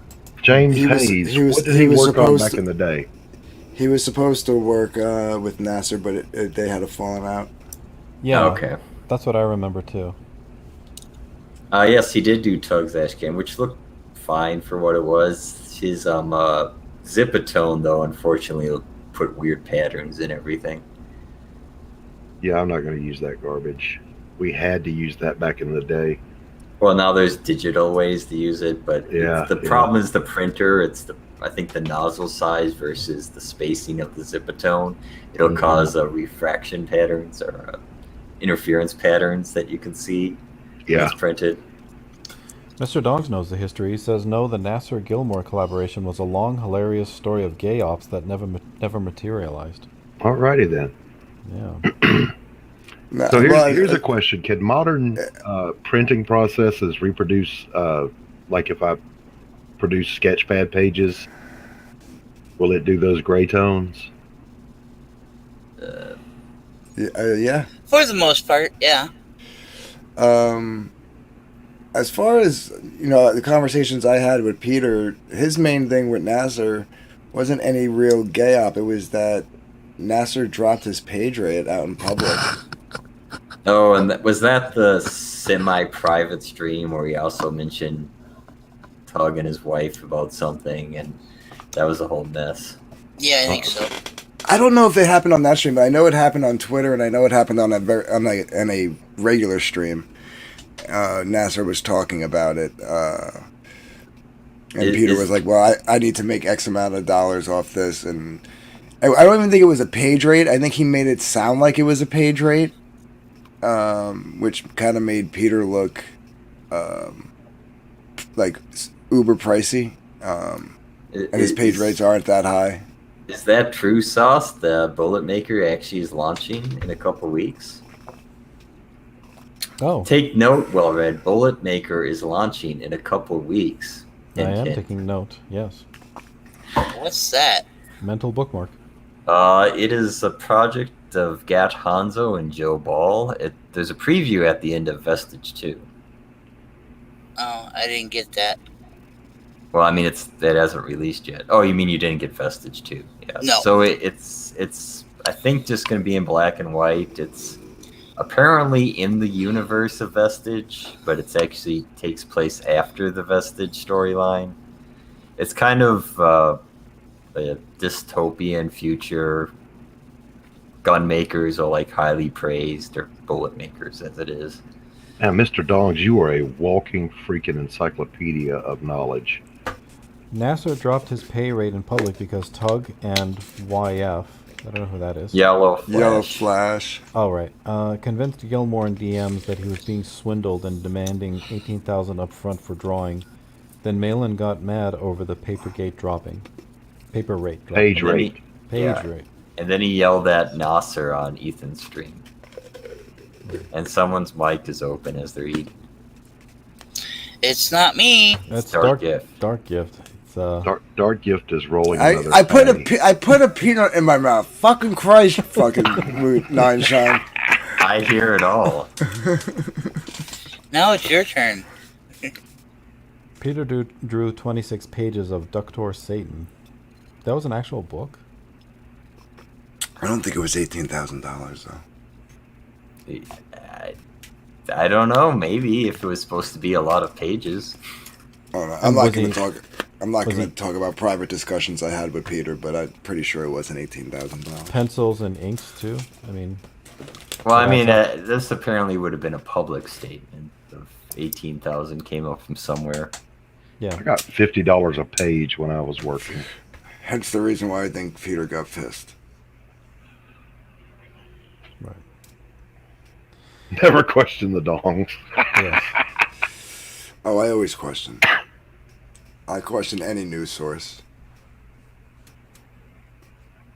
And Peter used to draw like every stream man he did. He'd just always be doodling something, and those usually were actually pretty good. But If this is a peen, I'm going to move you in the back. Please confirm who you are as soon as you come on the stream. Confirmed. Oh. How's it going, guys? Hey, Vanatra. How's it What's going? up, Sunshine? oh, it's Sinatra. Sunshine. Your name is stupid. Oh. You mean my spoof news program, Mr. Dogs? Yeah, that's season 2 is coming soon. I've heard people actually praise that, but I haven't watched it myself. Is there enough news in CG to make a show out of? Yeah, because I just focus on. For a while, 2 people were trying to do it. Oh, that's right. Yes, that's right. What you call it? No, there's enough good things that or silly things that you could do. Like I said, it's a parody. I'm not really doing news. I'm basically promoting in like a silly way. I'm like promoting in like a news format. So. Sometimes I'll find stuff that like is kind of like silly. Like one time, Eric Weathers and Von Klaus were bringing back a show that they had done, and they like went on hiatus for a while. And I saw a tweet that said, contrary to popular belief, we're still alive, and the show is coming back, blah blah blah. So I saw the tweet, and I was like, zombie apocalypse. You know what I mean? Like, I just do silly shit like that. Stu says, remember the turtle Peter drew? Yes, that was an amazing looking turtle. I love that turtle. What was War Campaign? I've seen that pop up on some CG channels. Jeez. Oh, wow. Okay. Yes, the body of the War Campaign. Dark Gift. John De La Rose. Dark Gift, you described War Campaign to Lord Sinatra, the War Campaign. War Campaign. To describe the War Campaign in it's like basically trying to describe all of Comicsgate in one sentence. I mean, how do you do it? Don't do it in one sentence. Just do it in 5 minutes. Well, oh my God, I walked right into this, didn't I? War Campaign was a group of... Alright, so surface level story. War Campaign was a group of super fans of Ethan's that basically were a buffer between the SJWs, but, depending on which channels you go through, they were also running a lot of gay ops on a lot of people and causing a lot of shit. And then when the fighting with the SJWs kind of ceased, the gay opping kind of and pointing their knives inward picked up the pace a little bit, and then they basically made a lot of enemies in Comicsgate. Okay. Yeah. So And then they got excommunicated, basically. I will say that their leader, I guess, or at least one of the main guys, Ro, is an incredibly entertaining streamer, though. Who is that? He is. He Ro. is, Ro. Hmm. Yeah. You got to give the man credit where credit's due. He can... I was actually watching him the other day because he was talking about Kickstarter versus Indiegogo. I wanted to hear what he had to say about it. They might have been self-appointed initially, But let's not wash our hands of this. Comicsgate did prop that pedestal up real quick in the beginning. So that's why I say, like, when people get mad at it, it's like, what did you expect, man? It's like you knew what you were playing with. You knew the matches you were playing with. You weren't expecting that fire to start. Come on. Everybody thought that they were after just the SJWs on Twitter. Nobody really expected that they would go inward the way they did. Well, here's the thing. I describe it as like a veteran coming back from war and then trying to, say, okay, war's over. Give us back your gun and here's your shit. Go back into the real world like nothing happened. And you expect them to just reassimilate naturally. Here you got these guys, whether they were ordered to or they took it upon themselves to fight these SJWs and run these gay ops on like quote unquote infiltrators. It's just a term for like running an operative, but like it's gay because people take it seriously, like they're like they're in this. It's very stupid and pathetic trying to run an operation on someone. Yeah, it's like a lot of people look bad shit. A lot of behind the scenes scheming and plotting and stuff like that. Originally, I think it was applied. If you know Mr. Medicare, people were trying to like spread things about him, and I think he's the one who. At least one of the first that coined the term gay. Coin it. Yeah. But like I was saying, like, so now you got these guys and they're not fighting the SJWs anymore. And you're like, okay, you guys don't have to be these, roving pack of rabid dogs anymore. You guys can just hang out now and be cool. It's like, no, that's not who these guys were. And now they've been hyped up to a certain standard. Not standard, but like hyped up to a certain expectation. Yeah, they weren't going to drop that. Yeah, they weren't going to drop that. And who else were they going to go at? They were going to go at anybody who might have been. Well, it was all from just a silly easy comment. Target. Yeah, it was all from a silly comment, like, "Oh yeah, that book. I don't know why. You know what I mean? Why we're backing that cover? Who cares? You know what I mean? It looks like shit." And then like. It became like, hey, you got to watch your mouth or something. And then it was like, yo, what do you mean? Like, we're going to call out what we need to call out, like there's not, that's what we do. And then it just kind of took off from like pointing fingers to shifting blames and all this crazy stuff. If you go back to some of the early review streams we did review Vestige, which is the comic book that some war campaign members made, which it has some good reviews and some bad points about it. Would I be wrong in characterizing then Comicsgate as this big high school with a lot of cliques in it? Yeah, they were. You could describe them as one of the cliques in Comicsgate. Yeah, it didn't start that way though. I mean, it was Ethan's show and like that circle, and then War Campaign, and then it's grown out to a bunch of cliques that we have now. Like you have CG UK and CG Australia, and it seems like there's more divisions. You have well-read reviews. Yeah, but you know what? I feel like I feel like the way it is now, like what you just mentioned, well-read, isn't a bad thing at all. No, I don't think so either. I wasn't criticizing it. Yeah, it may have like made people that don't like each other just separate from each other and do their own thing, which generally would be a good thing. And which is what I was saying back in 2019, which got a whole shitload of quote unquote antis like Vicky and them back in the day pissed off at me. I was like, just do your thing over there. Why do you have to worry about what's going on over here and over? You know what I mean? Like, Mike could be Comicsgate over there. Doug could be Comicsgate over there. Ethan could be Comicsgate over there, and all their fans can go wherever the fuck they want. And if you're a fan of all three of them, go all over the place. You know what I mean? Like, which is what I do. You know? Yeah, I do the same thing. Actually, I never abandoned Mike. I think War Campaign is back to at least part of their streams every Wednesdays on YouTube, so you could look them up and watch a show, and then that might be. Who is this? War Campaign. You can watch a show and just see what you think. That might be the easiest way to understand what they do. No, I don't think I want to. The Preston Poulter wormhole I fell down and doing a little bit of research. War Campaign's not that scarred Yeah, my War brain. Campaign is a. I mean, a It's show time I will in never particular. get back, and I'm old. It's called an alternative lifestyle, you know. To comment on what Vic says there, War Campaign wasn't as bad as how Dark Gift is describing them.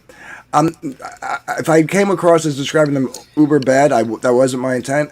I actually get along with some of the guys. I don't get along with some of the guys. It is just what it is. Like I am probably one of the only ones that's like, I told Gad he could come promote his book on my show. I mean, I got no issues with him. Can we get past 2019?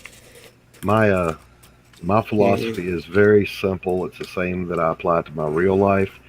I will be as nice to you as you will let me, no matter who you are. Yeah, I agree. The moment you don't that's my let point. me, Be nice to everybody but I'm Billy done. I'm Basco. done with you at that point. Don't trust Billy Basco or the Rat King. Yeah, no, Stu's right. The War Campaign, for all the shit that people like to talk, they did do some good shit too. So And I'm not trying to dump on them at There's all. definitely quality in the Vestige Still, series. you were part of. Oh, you were part of Cult of Raven. Okay, so you know Risey from back then. Nice.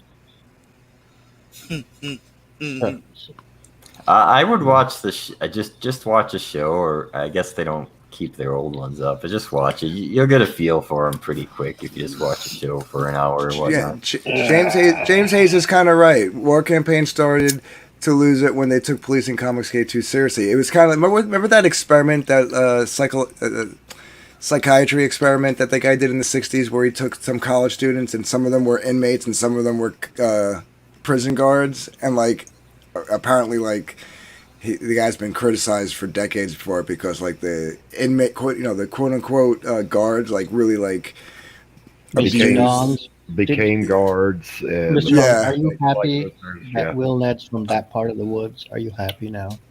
Oh, we weren't talking or anything of it. It's cool.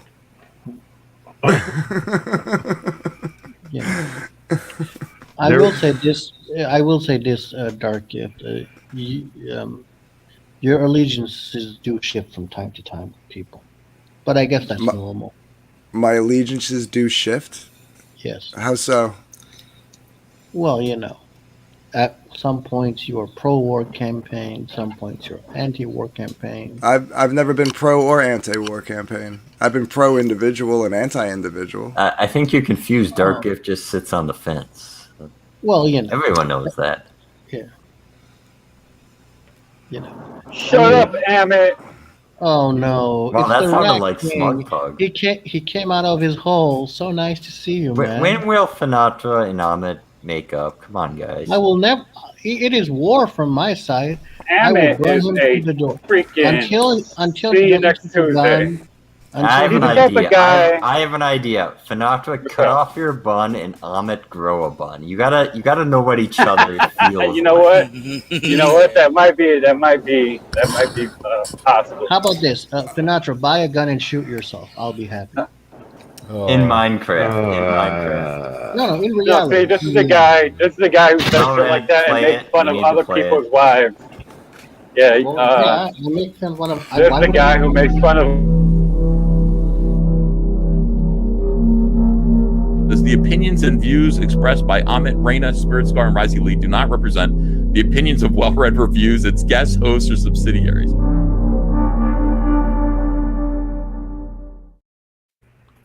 Yeah, I agree with what James Hayes is saying. But going back to what Amit said, I get along with Pan, I get along with Cat. I don't get along with CDK, I don't get along with Black. You know what I mean? Like, I'm not pro or... you don't got to justify yourself to this loser. Do you know if he talks like Wasting that? this guy don't care what you're talking about. This guy don't care about what you're talking about. He just That's wants what they say about Antifa. They say Antifa's just a bunch of individuals. Holy shit. Antifa's just a bunch of peaceful individuals. It's not an organization, guys. You got to take people on their individual merit. That's what they say about Antifa too, Dark Rift.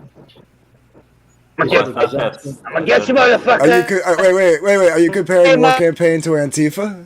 Yes. You are? Yeah, they are the Antifa of CG. Okay. You don't agree with this statement? I do not consider them anywhere on the same scale as Antifa. No. So you think they're positive for this movement? You think they make us look in good light? I'm sorry. Say that again. Somebody was You moving think something. you think they're positive for our movement? You think they brought us forward? Do I think they brought us forward? I think in the beginning they helped bring us forward. Yeah. I mean, they made a comic book. They did something. Right. They made a comic book. They promoted people. They tried to do the CG Jumpstart. They did. Their drawing stream was actually pretty good, and you got to see a lot of I will be in the minority and say I will be in the minority and say that they actually hurt our name in order to get more people to. You think they hurt our name? You really think War Campaign was what hurt Comicsgate's name? Well, yeah, there are many people who said we left CG because of War Campaign. Well, I mean, like Mike Miller followers. That could be, yeah. Maybe within, but I'm talking about like as far as like the greater perception of Comicsgate. You really think War Campaign had that big of an effect on whether we have a good name or a bad name? Probably. I mean, Renfamous knows about them, and yeah. Oh, Renfamous is Renfamous. And Rich Johnson knows about them. Yeah. I mean, those are kind of big names in comics. Hey, they were all in general, but. They were what's number 63 most influential 88 of course it was. I think Ethan was 63. Is that what it was? 88 why is Dark Gift stupid, Mr. Dongs? Because you don't agree that makes me stupid? Edwin says War Campaign in that case made the you're mistake stupid. Okay, children, please. War Campaign made the mistake of offending larger audiences than EVS that EVS was dependent on. War Campaign also believed that there was something that exceeded money on importance. As Mr. Dongs aptly puts, they were in Bleeding Cool. Well, yeah, but that doesn't answer my question. They were in Bleeding Cool, so what? That's outside of Comicsgate. That wasn't my question. No, but Vilnet has it right in her comments. You see, Ahmed is right. War Campaign drove off a lot of CGers. I think that is true. No, I'm certain it was that probably is true because there was the joke of 1488. So. No, my question was, do you think that outside of Comicsgate, whether they were known or not, do you think War Campaign had anything really to do with the fact that Comicsgate had a bad name? Well, I mean, apparently Rich Johnson knew who they were. No, I don't. I think Comicsgate was going to have a bad name whether War Campaign was in it or not. That's my point. Thank you, Warren. Yeah, I agree with that. We had a bad name before War Campaign was even a thing, man. You can't say, yeah. It started out with people trying to paint it in a bad light. I mean, that was the birth of Comicsgate. I would modify Matt Fowler's comment and say, Anna's cover, it's stupid that Anna's cover ruined everything. The whole argument was stupid and everyone was fighting over it. It was like, why? It's the reaction. Yeah. It's the reaction, though. It's not really like did that have to the action behind the reaction? You know what I mean? That's what it wasn't her book. It was a reaction to her book. That's like blaming guns for deaths in America or whatever. I don't know. Well, I mean, it's a new property, Edwin, and it's definitely more than Graveyard Shift. So it's grown over 2018. It might not be the peak of late 2019. Yeah, I think Godlike also just launched, right? I think it probably won't hit the Graveyard Shift 3 numbers, but it'll probably get pretty close. Yeah, you'll have to wait till it ends on that one, Edwin. Or if he does a second book. Right. Not if he's gonna. Mr. Don still isn't even touching what I said. Edwin says, from sifting through and finding out how many people back multiple times, CG is about 1,500 core backers. No. No. I mean, why does Ethan get 10,000, 20,000 people watching his videos then? Right. I mean, you have to realize some people don't back every book. If you mean people back every single book, I guess maybe 1,500 is correct. I don't know. If there are 1,500 people with deep wallets, I don't care. Buy my Yeah, product. but we got to just say Edwin's whole thing is to try to make Comicsgate smaller and smaller when it's not. He's still looking at like the horizon line of what Comicsgate was, and not looking past the horizon line at what it's become. That's what happens when you leave for a while, Edwin. Just saying. Well, as a new arrival / semi-outsider, what I understood Comicsgate to mean was anti-SJW, pro-free speech, and good quality customer service and product. So if that's what it is, I'm down with it.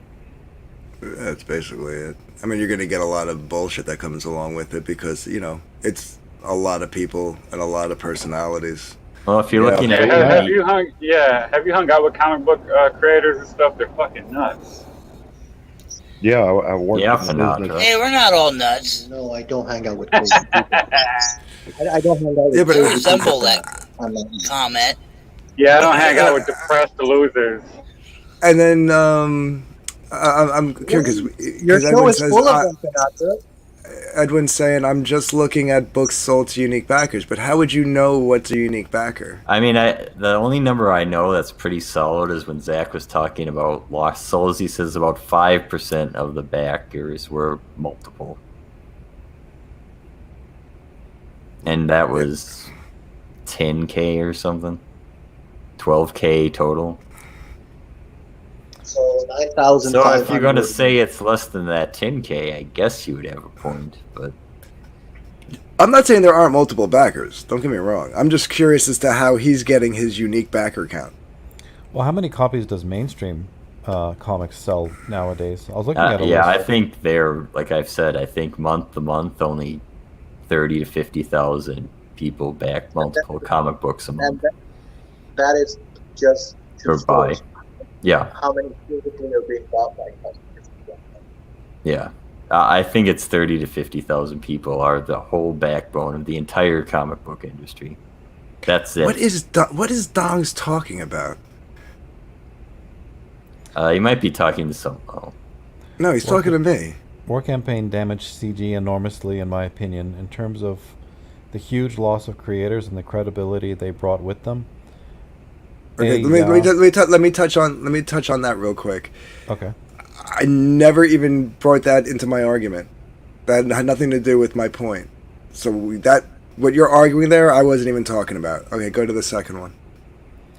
A comic and a handful of draw streams you liked, Grift, is no comparison. That's young adult. I don't know what he's talking about there. A young adult comic and a handful of draw streams you liked is no comparison. I think Edwin's comment again is flawed because the people that comment aren't all the people that back it. Those are just the super fans, which would be the ones more likely to back multiple times. Actually, I'll be honest. The only campaigns I've ever commented on were ones that were late, and I was like, "Hey, where's my book?" Yeah, 90% of the campaigns I've never commented on that I've backed. I'm just curious about what young adult comic and draw streams did I like. He's talking about Vestige and the War Campaign, Drawn and Quartered. Or not Drawn and Quartered, Drawn and Backhold. Oh, okay, whatever. I mean, even that part of the conversation really had nothing to do with what I was saying. They ran off the normies, Christians, conservatives, and whales early on. What is a whale? A whale is a player who spends over like $1,000. Okay. Ahmed, are you a closet whale? Definitely. I think Closet gay. Excuse me. I'm not where you and your whole family are. Ahmed's on fire tonight. Yeah, don't encourage him. That boy whacker than a mother. Stop acting like you ain't never heard a better joke. No, Mr. Dongs, you still missed the point. Vic Jesus says Christ. there's Now about... I think he's just trolling me at this point. Vic said, I think the problem is you're assuming everyone's backing every book. I assume a lot of people back one or two books here or there. So if you're going to go unique backers, you actually probably have to increase the number of people because you got to look at all those numbers and consider how many people are backing every book, who's backing two books, who's Yeah, I backing mean, 5. there are people who will only back Boy Island and no other book. But That is possibly true. Yes. I know of some backers that don't back any of the big names. They only back small creators. So like, yeah, I'm like to figure out what these unique backers I'm are. kind of is- like that. I'm kind of like that too. Yeah. And are you That's saying another, like- unique backer every year? You mean unique backer per month? Those would be different numbers as well.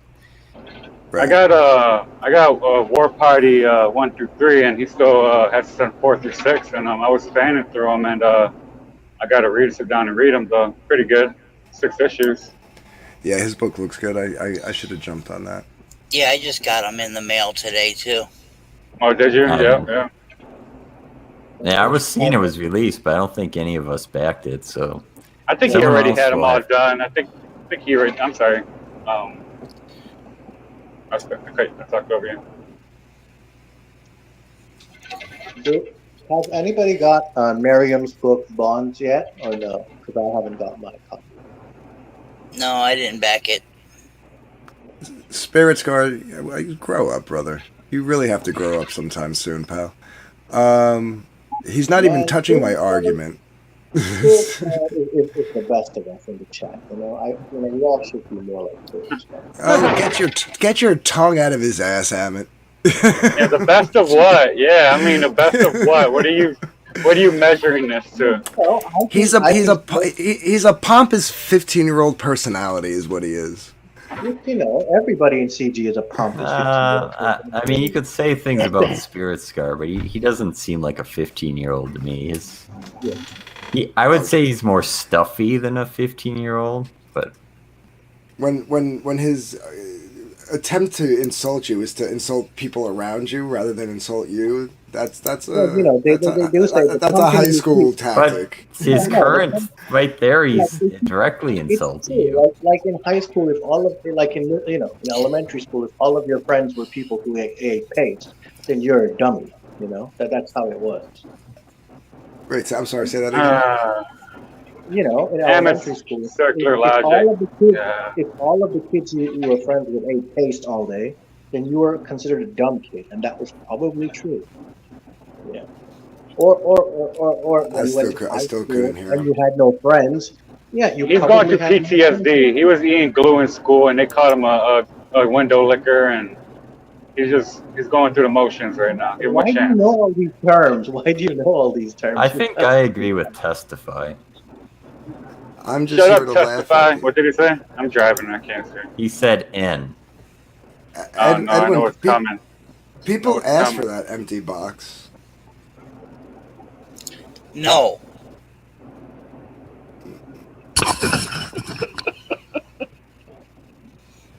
Wow. I'm sorry I asked a question. Oh no, I was talking to Testify. I'm sorry. No, I wasn't talking to you. Andy. James Hayes, I don't hate Spirit Scar. I actually I considered him like a little buddy kind of guy. He's so dishonorable. Don't even fool yourself. Tell her how it is. Yeah, no, I don't hate. First of all, dude, there's one person in this world that I hate, and they're not even on the internet. Well, I they're don't on the hate internet, Emmett. but they're not part of comic skate or anything like that. They're actually someone I know and I Emmett, realize. But can you pity somebody and push somebody off the cliff when you pity him? No, Like one of the other reasons why I call him a child is because the reason why he's mad at me and just keeps he likes to throw these little jabs at me ever since is because I didn't say something, I didn't agree with him and give him the praise he wanted. And he had a little hissy fit in my DMs, and then ever since then he's been shit talking me ever since. That's childish. And I was actually still on his side. I was on his side, and I gave him props. He got more props than criticism. Bendición, Spirit Scar. Yeah. So he's just when he doesn't get his way, he gets whiny, and he gets he throws a tantrum. Yeah. It'll be okay, Spirit Scar. It'll be okay. I think his knowledge of comic books is top tier. I mean, the guy knows his shit. Okay, Dick. I want to ask this then, which will change the subject for a moment. Whatever happened to Jeff Smith from Bone? Anybody? Oh, didn't he come up a few months ago? Wasn't somebody talking about him? Why do I feel like somebody was just talking about Bone like 6 months ago? No, he's still producing work. It's just other stuff. I mean, is he doing independent? Is he working with a And label? I knew he was. The last I heard, there was some, I think, Marvel stuff or DC stuff he was doing. And that wasn't too long ago. I might be. Yeah, I don't know what he's doing now, but I Mr. have Dong seen. says something called Tukey. Yeah, on Kickstarter right now. Yeah, I met Jeff Smith at a Dragon Con in Atlanta, and he was one of the nicest guys. What's a farg? I don't I'm glad I didn't understand. speak because I was going to say Jeff Hicks. I'm glad I didn't speak. That's what I was going to say. Jeff Smith. Yeah. He and Ben Edlund were hanging out together outside one of the little lounges where the talent could go. And I didn't even realize who they were, and I just struck up a conversation with them. We stood there talking forever. I think Mr. Dong's messed up. If he wrote a T, it would be fart. That would have been funny. Yeah, I don't think that's what they were going for. Of course it was. What else would they be going for? Yeah. Mr. Dongs, they never come on my show and commentate on yoga videos and stuff like that. No. He wanted to talk about comic books. I do want to, well, not want to. I have painted the cover for my comic. I'm just not in love with the color scheme I came down on once it dried. Anybody that knows anything about acrylics, they dry darker than when you put them on. So I'm going to scan it and just do a color shift and see if I like it. Mr. Dong wants to know why Finatra erased all of his live streams. He's embarrassed of them. He's embarrassed. Oh, because I know how it works. He's embarrassed. Everyone has a comment about Doc. I know how it operates. That's why. He's embarrassed of himself. He gets drunk, then he says something. Hey, go ahead. No, it don't matter. Everybody knows me for that. Amit, stop acting like that's new. Stop trying to highlight some shit nobody cares about. What have you done? What have you done, you limp wrist jackass? You want to talk about you ain't done shit. You ain't done a damn thing, you limp wrist jackass. Stop talking because you ain't done a damn thing. You ain't done a damn thing that demonstrates you got a spine. So don't care. Find your family on the internet. I'll be right back. Go make fun of Shane's wife again. Well, I mean, there's no need to make fun of her. I mean, she's ugly. That's just the truth. There's nothing to make fun I of disagree. Well, ugly people need love too. Well, you're talking about somebody who doesn't get any love, Amit over here just doesn't get none at all. So, hey. He says if EVS brings him on, the audience is going to ask, why is this old guy talking about art? Because I love art. And by the way, side hustle, I teach art, and I have proven over and over again I can absolutely teach anyone to paint. I bet Doc can paint big titties. Have you painted big titties before? I have painted on big titties. Oh, there I was you just go. going to ask that.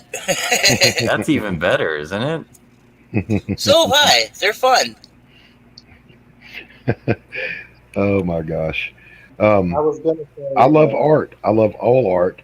What I don't love is, everybody in chat, no matter what we disagree on, everybody on this panel, no matter what we disagree on, in comic book world, if you suck as an artist, somebody's going to tell you suck.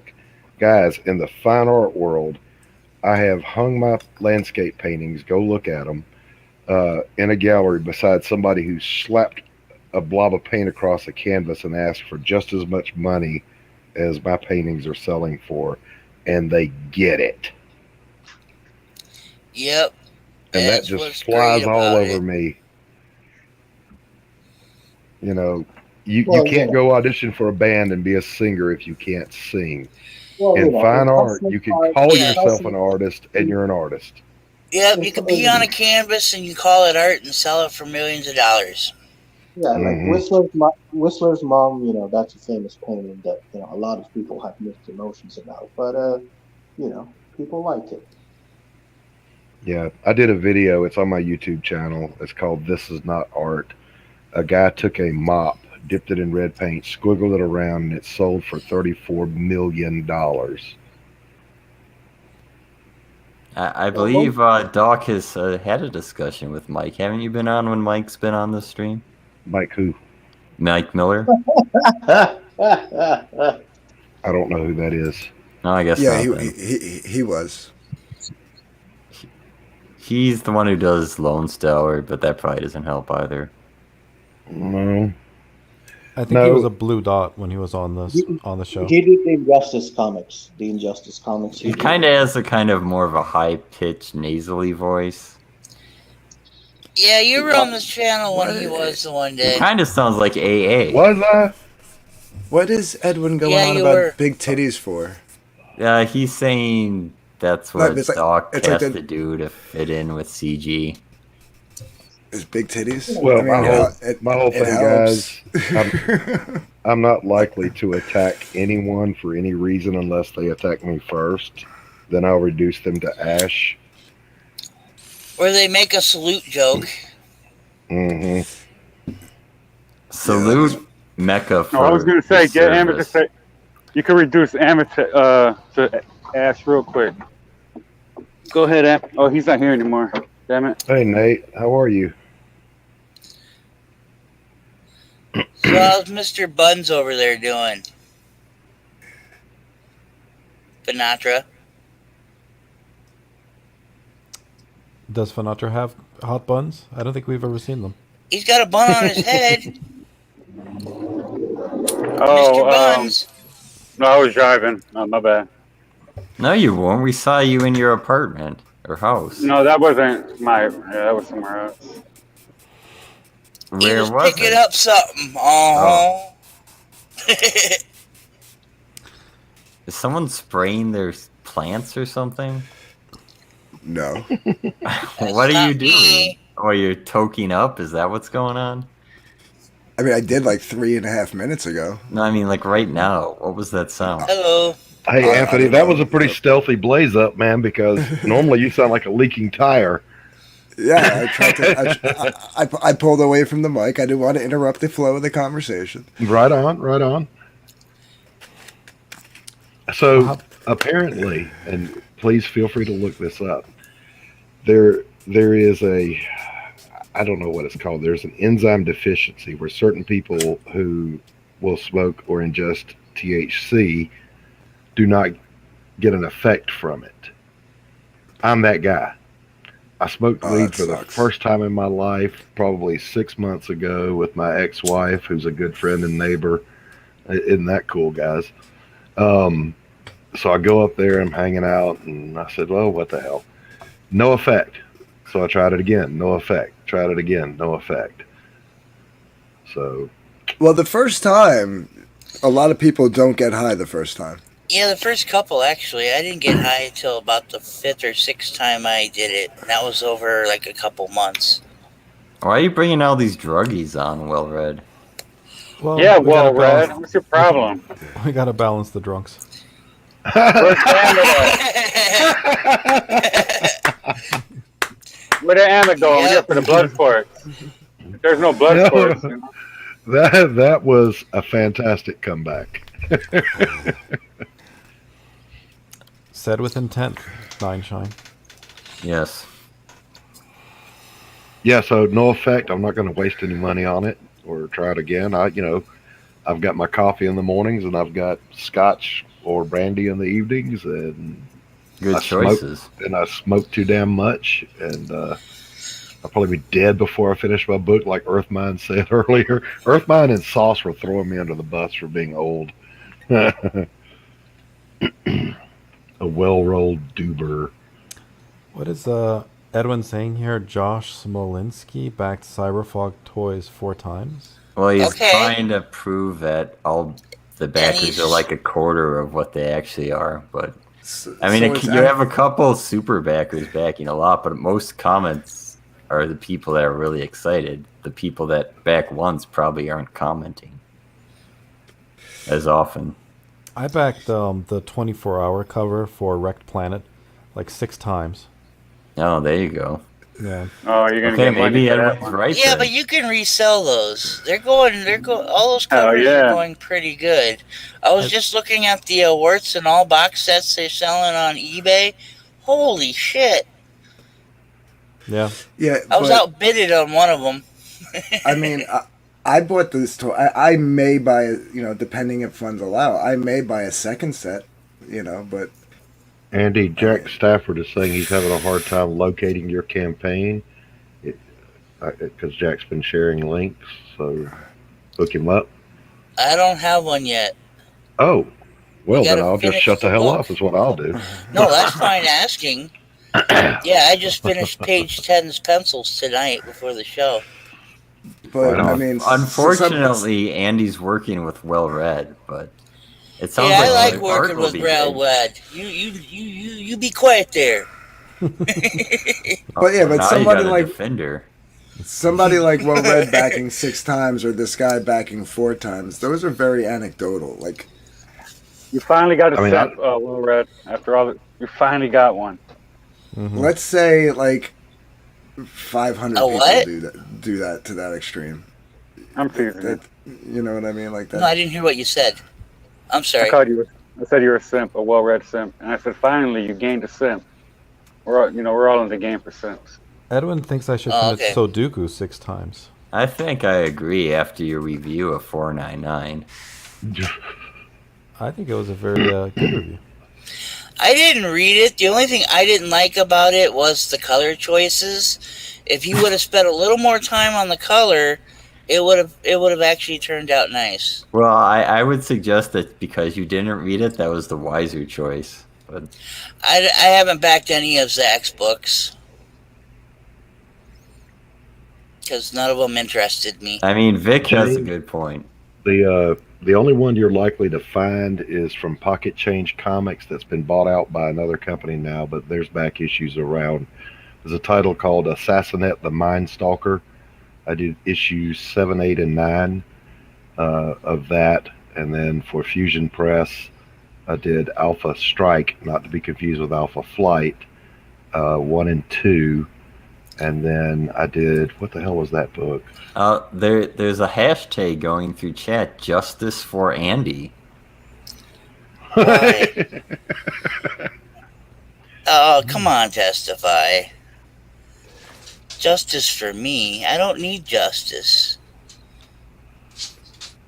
I mean, we all need real justice. You're saddled with Well Read. I think we all could feel that. No, I chose to work with him. Who is Perth Comics 3 times on Cash Grab? Perth Comics is Finatra's friend, isn't he? He's everybody's friend. He's Smug's biggest fan. I've met Perth. He seemed like a nice guy. Well, not met in the sense that I've met you guys. I think Testify's a nice guy. Is that Edwin Boyette? It is. Yes. Yeah. Oh, okay. No. I don't really know him, but hi, whatever. Hi, man. I mean, I guess technically I may have backed Cash Grab 3 times, but that's because he released things like after the Flask came out later, so I backed the Flask. You know what I mean? Like maybe I only did it twice. Backing early, it's like just get all your tiers out so I can find the one I want, rather than like, well, I don't really want a refund because I know that costs you money, but this isn't exactly what I want now. Right. No, I get that. Yeah. I'm wondering what's going on with Liam's campaign. It looks like he's redrawing pages, and maybe he's not going to get all the tiers that he was hoping for, because some of them were going to extend the book. I saw a video he put out not long ago that said he was done, he's going to fulfill, and he's quitting. Has he changed? Is he changed on that? Oh, that's like the 5th time he said something like that. Okay. I think he said it again. I'm like, holy shit. But yeah, he was supposed to come on my show this week to push the book, but oh my God, Anthony, what were you thinking? I like Liam. I'm friendly with him. Okay. I'll help. It's the whole support thing. I don't really have to agree with somebody to have them, as long as they're not shitting all over CG. Like certain people that still may be in the chat. Yeah, but like we were talking about like a day, because I was originally going to have him on tonight, but then I wound up having to work tonight, and so I was like, "How about Wednesday?" And then he never got back to me, and then like, I don't know if it was yesterday or today in the morning, he DM'd me. He was like, "Oh shit, I just saw this." I was like, "Yeah, no worries, we'll figure out a time." Oh, you have someone who agrees with you, well read. There you go. See. So somebody understood 499 as well as I did. I can't be down with Liam after he has flagged YouTube channels falsely, after he has threatened violence against people. I get that he's special needs, but I don't get behind people that do that stuff. No, that gives special needs a bad name. Don't label him that. No, listen. I told him my opinion on flagging channels. Like, Liam is entertaining. That's as far as it goes. It's entertaining like a car wreck is entertaining. I guess you and Testify agree, well read. Mm-hmm. That might be the first time for that. I feel like he's finally doing what he should have done months ago, and that's just ignore everybody. Just ignore everybody. Just do your thing, man. That's what a lot of people were telling him to do. Sorry, go ahead. I saw a video he did saying he was going to be a voice actor. Oh, yeah? Yeah. Doing some lines for some Akira promo, something like that. Yeah, I mean, I wish the guy well. I wish him all the success in the world, but I can't support someone who attacks other creators for no reason or because they have a temper tantrum. I'm not crapping on CG. I'm just saying the average CGer has a unique combination of plebeian taste and zealotry. No, not crapping at all. Jesus, Edwin. And I used to like you, man. Honestly, Which one's Edwin Boyette? Gray hair. Middle Earth story time. They did the Christmas Carol all together. Do you remember that in the early days? Yes, I do. Yeah. Remember when like Titanic released and they interview women and they saw it like a dozen times? I guess it wasn't really successful because some people saw it 12 times. Right. He says, if you liked me, I was doing something wrong. Okay. I don't know who you are. Gaming Theory says, fuck CG. Alrighty then. Gaming Theory got mad at me for fighting with Dark Gift and Finatra. So, I don't know. I didn't realize he was anti-CG, though. No, Gaming Theory is a good. He never treat me bad. He never treat my chat. He never treat the chat bad. Apparently, we want to know your opinion on Liam's milkshake dancing video. Finatra. Good night, Edwin. I said no comment. Horrible. See you, Edwin. Have a good evening. Later. James Hayes says even he fought with me, and I lost, which is usually the case.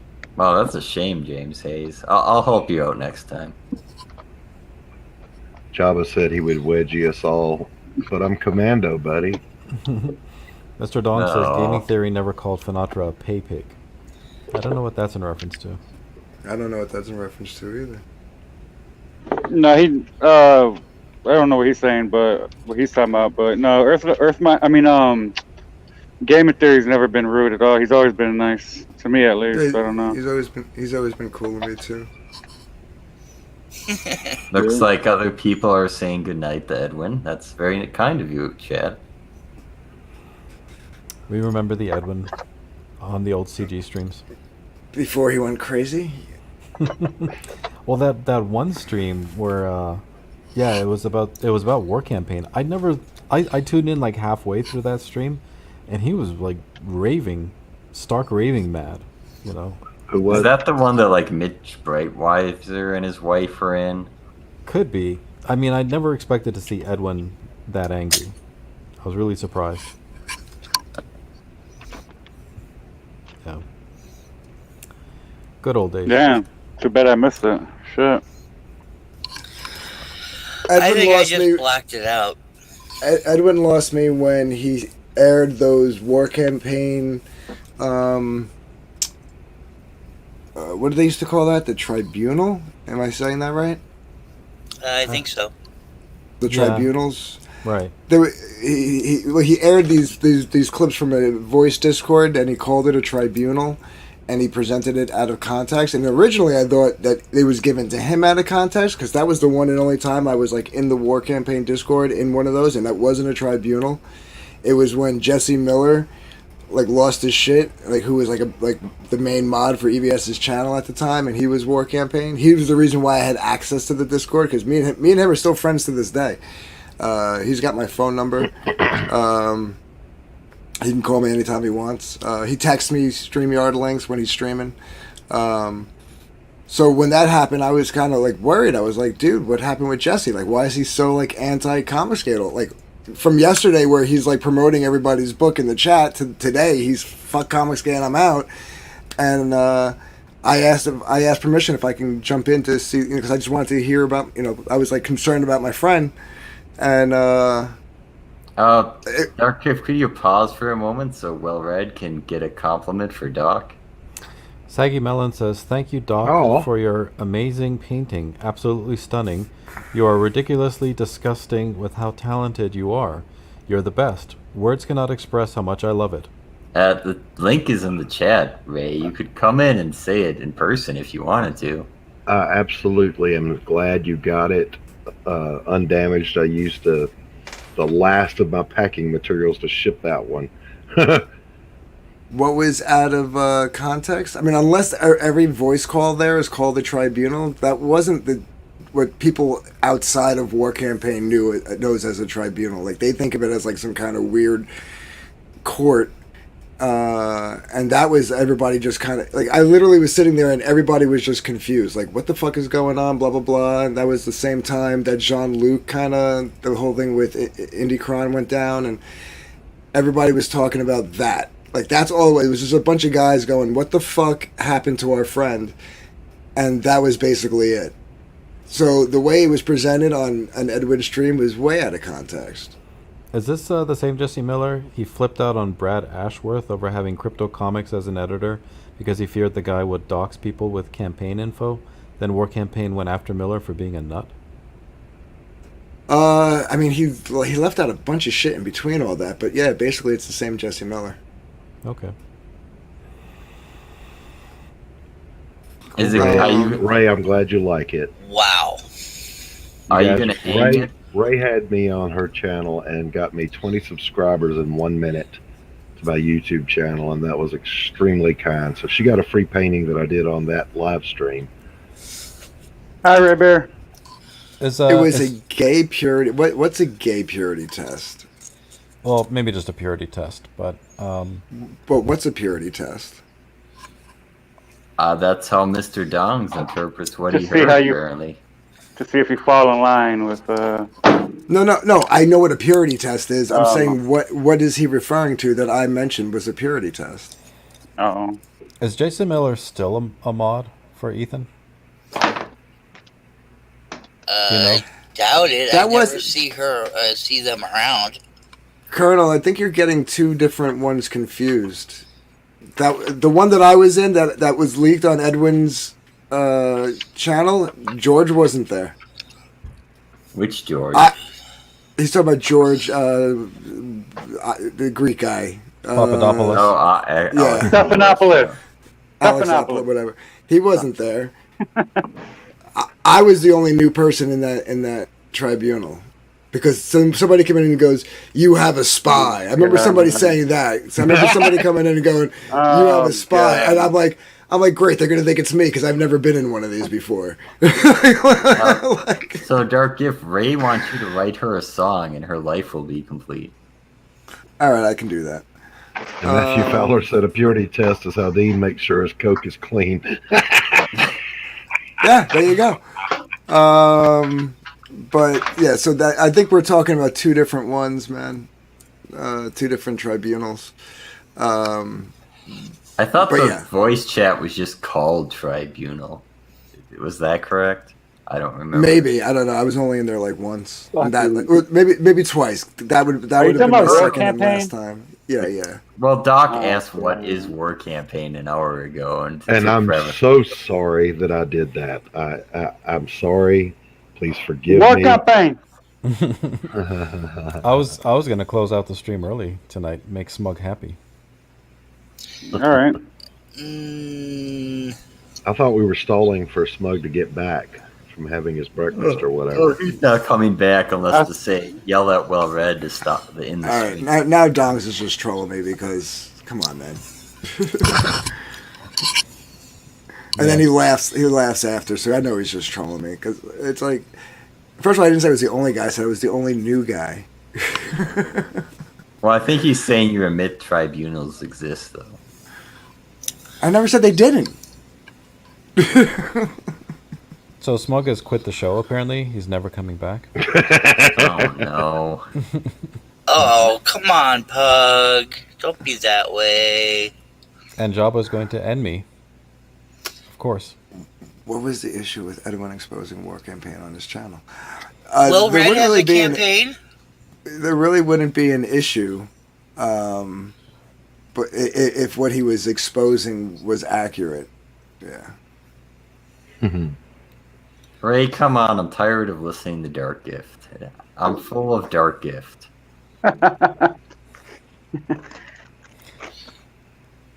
Yeah. Have you warmed up to Bunshine? Have you warmed up to my Bunshine? No. No, I mean the Avatar is fine. But... It just Vic, it goes to my philosophy of I don't click up. If you're cool, I'll be cool with you. If you're not cool, if you're a jerk, then I'll give you the Jabba treatment. The Jabba. Was that a hand job? Is that a hand job in the back corner? Yeah. That's a hand job in the alley. I think that's what Princess Leia did to Jabba. I'm going to leave that subjective. It can mean whatever you want it to. The funny part about that whole thing, though, Nineshine or Moonshine or whoever you are tonight, that whole part there wasn't even supposed to be about War Campaign. It just kind of drifted that way. I was actually talking about Edwin.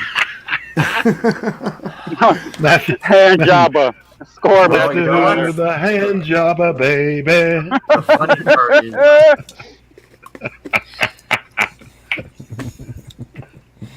Hand Jabba.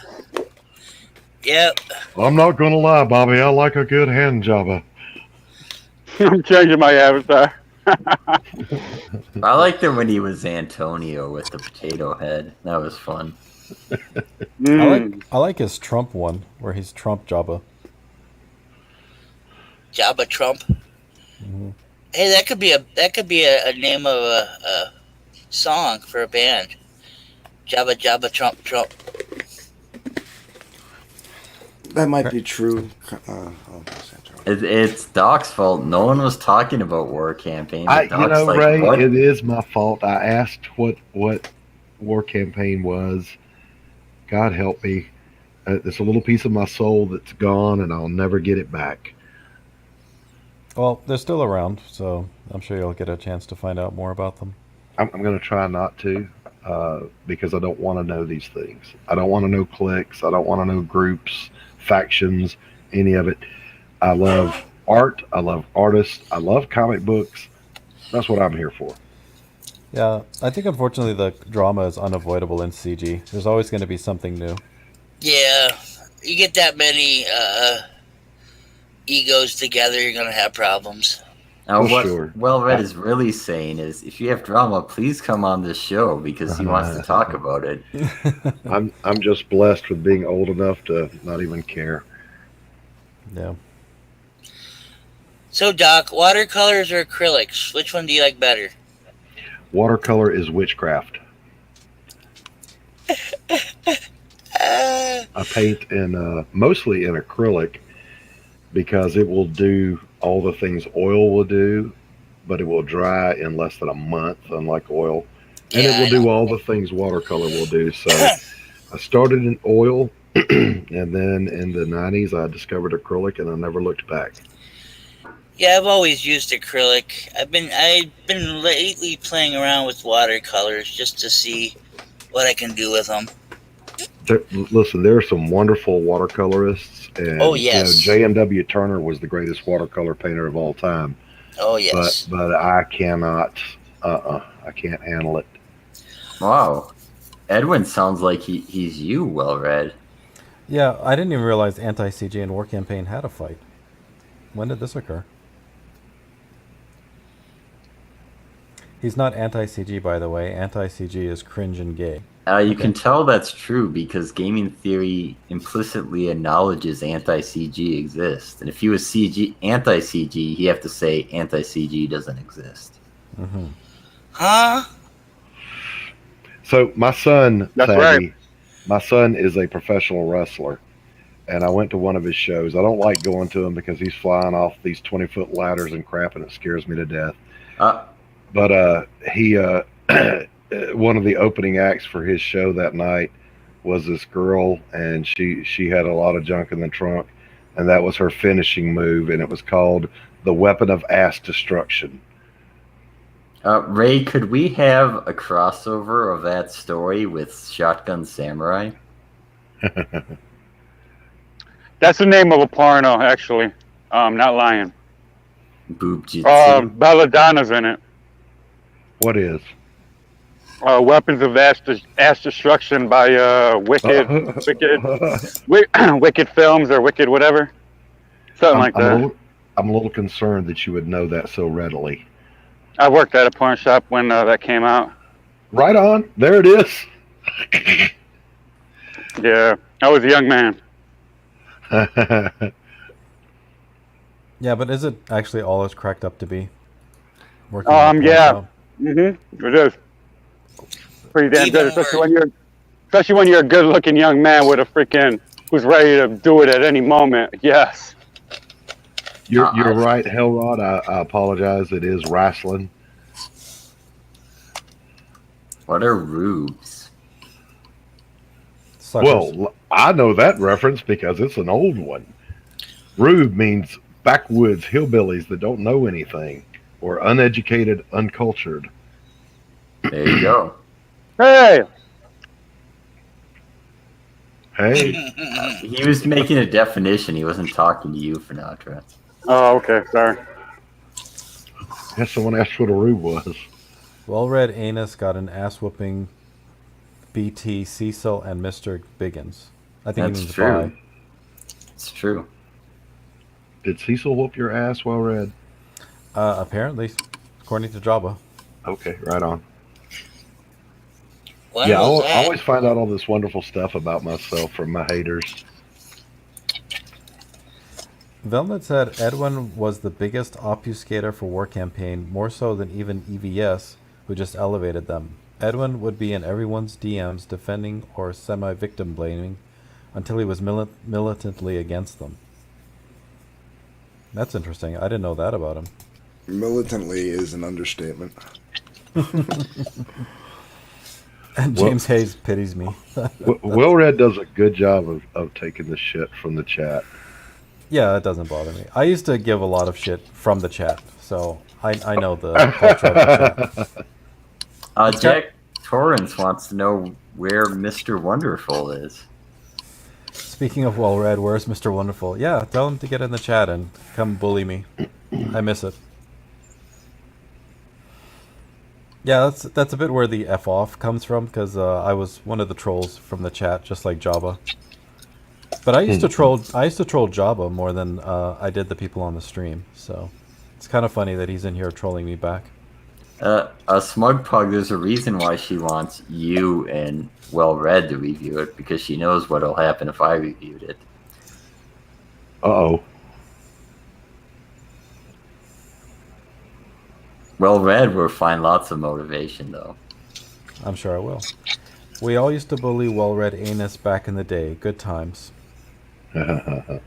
Yeah, we had a bully circle with the wrenches. All the wrenches would bully each other. And then we bully the host. And then I would yell at you, Wrenches, to get rid of the sex bots because you're too busy bullying each other. And nobody would drop any links. Exactly. It was wonderful. Yeah, good old days. Who's chowing down? That had to be Andy again. Yeah, I keep turning him down when he's chowing down. I'm not eating anything. There's a scraping noise coming from your mic. Oh. Let's see if I can fix that. I think you're confused, Ray. It's like I would say you were tempted to make a big-breasted ninja comic, but you would fail in the execution. What if I draw it? Well, you don't draw big boobies. You say Yeah, make a big booty, not a big booby. Is it big booty or booby? booby. Yeah, that would be difficult. Yeah, you gotta make a big booty. I've painted some Rubenesque stacked chicks. We've got a stripper that comes into the art school I run once a month to do the life model classes for my advanced students. She's a hoot. Well, just don't work with Richard Meyer, Ray, because then you might fail. Don't work with Richard Meyer as a life model. Do not. Well, we haven't reviewed Impossible Stars yet.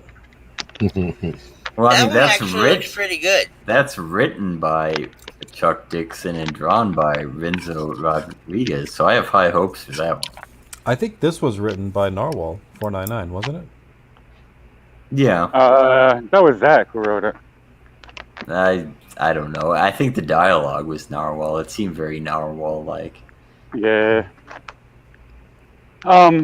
There's a saying, small stories for small lives, small people. Like, just reminds me, like, take it. I don't know, does Earthbound have anything to do with space? Because, I mean, like, I have a hard time writing about anything that has to do with space because I just don't care what's in space. Usually, like, I really don't care. There are some components of space, but most of it's actually focused on Earth. Oh, okay. I mean, that's actually a good point. If I don't like something or care about something, I tend to not be very good at it because I'm not motivated. Right. Like right now, if you go look at my paintings, you'll find very few that have buildings, people, cars, because I just like nature scenes, And here I am doing a comic book where I'm doing people and buildings and cars and things. I like to do one or the other. Both of them is difficult, but I could do buildings or I could do a person. I don't like to do both. I hate the drafting part of doing a comic book. I love it. Oh, please, sorry. I had a great inker back in '93 or '4. I can't remember what year, but his name was Merle Fager, and he was in Kansas. And I would literally just do the roughest possible sketch of where I want the buildings to be. And I would, because he was an architectural draftsman, and I would say, make me look good. And he would. I mean, he would do a parking lot full of cars, buildings, and all that stuff. I'm like, yes, thank you. That's awesome. Actually, that's pretty cool. Yeah, now I got no inker, so I gotta do it. Breaking news. Apparently, Ray has been doxxed. Oh, great. Yeah, I was Party at Ray's. I was barbecue at Ray's. All right, everybody, bring your fucking own beer, bring your food. We're having a cookout. Well, I mean, she's the one who mentioned it, so. No, she's a somebody now because she got 1,000 subs and she's monetized. That could be good for her. Yeah, she's almost caught up to me. I've been stagnant. But yeah, she's almost caught up to me. Yeah. Man, I don't even have 200 subscribers on my art channel. You gotta do hot tub streams. That's what you gotta do. Yeah, I'm gonna find a hot chick to be me and do the streams. And do the voice. If that's true, Jabba, I want to see that docs because that sounds delicious. Her body and your voice. Yeah. There's so many painting channels out there, and there's so many amazing artists. It's there is. No, I'm not Big Daddy anymore, Jack. I ran across some other Big Daddies while I was researching Comicsgate. Yep, there's another Big Daddy. I'm just. He's large father. Yeah, he's large father though to some people. I haven't seen him around very much. He did a stream, but he didn't have anybody on. So. Are you talking about the one that lives out in the middle of nowhere? Yeah. Yeah. That Big Daddy. That's my dude. I like Big Daddy. when I do my first live stream, I'm going to have a whole maybe 3 viewers. So when I launch my channel, Jack just shared my art channel. If you look up Alternate Cover Studio, that's going to be my comic book YouTube channel. And I'm going to do my first live stream hopefully within the next week or two. And then hopefully in 2 weeks, well read, I'll be able to do my reveal sneak peek of my comic book on your channel. Sure, absolutely. Are you still doing videos, or are you just going to show pages? I don't have a clue how to do any of this stuff, so I'm going to send you scans of the pages and let you show them. If that's cool with you. Yeah, absolutely. Happy to do it. And the book is called Pariah, Blood and Mud. Cool. Are you going to be launching the Indiegogo right away, or you just want to get pages out first and build some hype? No, I'm just keeping a promise. You were kind enough to invite me into this bizarre world, and so I promised you I would do the reveal of the project in progress here. When I do launch, I'll do it through my channel and through here. But I'm not going to launch until I finish the book. Sauce said finish 30 or 20 pages, and that's enough to launch with. I know me. I'll get lazy, so I'm going to finish the thing first. Mm-hmm. Yeah, I agree. What do you think, Bunshine? Well, we know what the mic thinks. Yeah, scrape. Yeah, I think Andy and I talked about the same thing, getting everything done first before launching. Yeah. I don't have name recognition in the comic book world. Why would anybody want to back my book? It's less of a risk if I say, hey, it's fully done, it's ready to ship out the door, back it, and get it. It's a good story, I'll tell you that. You got a second one lined up? Anything after that? Yeah, it's going to depend on the results I get, but I also, when I finish this one, I'm going to have to take a break and do some painting commissions, because that's what pays the bills. Yep. Yeah, I understand that. Well, Red, how come you don't remember who James Hayes is? No, he was talking about my conversation with Doc. Oh. Yeah. That's a shame. Yeah. You don't even remember. I remember. Yes, Aggie, I'll do a comic book with you. I've got a cool character that's a little bit on the bizarre side. I was thinking It's not of doing Dirk Gift this time. After this one, but if this one one goes, fucking peanut, one fucking peanut. It wasn't. I said it wasn't you this time. if this one goes like I hope it does, I may do a sequel to it. Smug Pug never ever watched that. You don't want to watch that.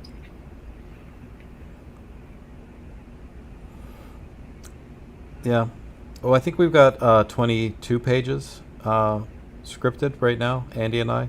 Mm-hmm. And we want to get up to 60 something. So nice. That's a big book. So are you doing script first or plot first? I did an outline first. Okay. And then I translated everything into a comic script for Andy to follow. Oh, okay. Was back in the day, there were two methods. DC does script first, and Marvel would do plot first. The companies I worked for were plot first. They would send me the plot, all the beats, and just leave it to me to script it out the way I wanted to. Mm-hmm. And then they would they would write the script and get the letterer to do it. But yeah, Andy's been taking on most of it himself. Like, he's doing the inking and the lettering as well. So a lot of it's just in his hands. All I did was provide the story. Right on. Yeah. So we'll see how that goes. Jabba has a comic coming out. He has 23 pages scripted. Yeah, I think it's about you.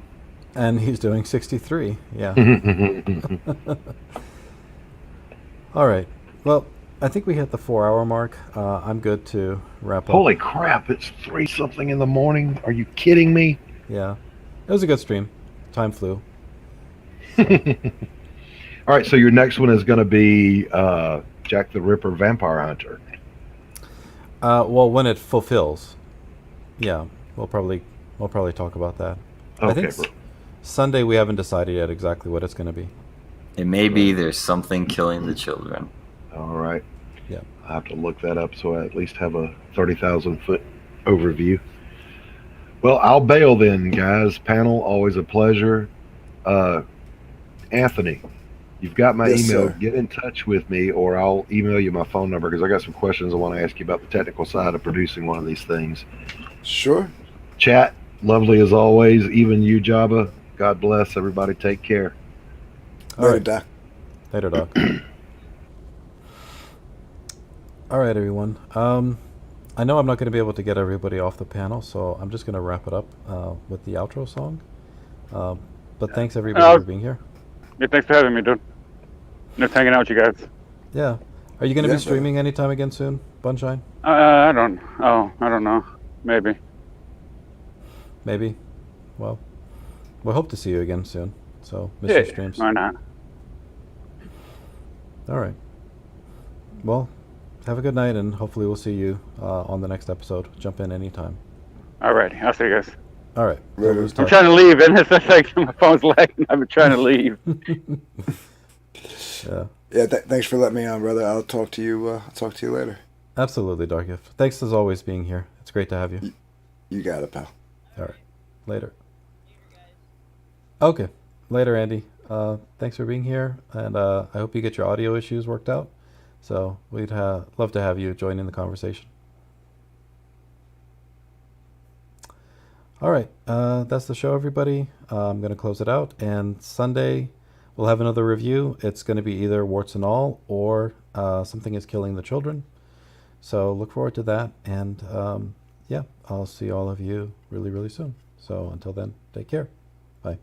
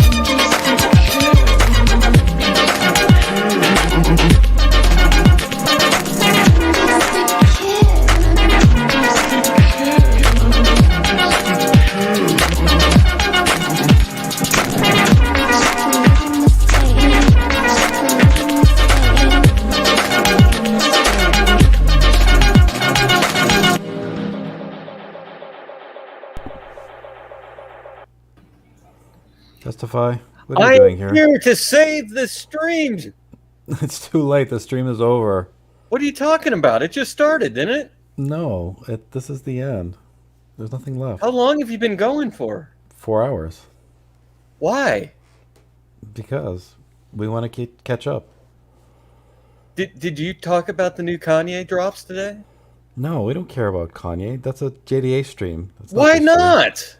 Because JDA is the only one that cares about Kanye. Kanye buys comic books. No, he doesn't. Of course he does. He has to. Why? Because he's a character. Well, it's true. He should be in a comic book. Anybody that would rent out an arena and literally just stand in the middle of it and play his CD to everybody and just stand there and have people look at him and go, look how awesome I am. Right. I like that type of person. No, I like Kanye as a character. Sure. He's a great character. This is probably the most entertainment this stream's seen in a little while. Well, Ethan was here earlier, testify, so.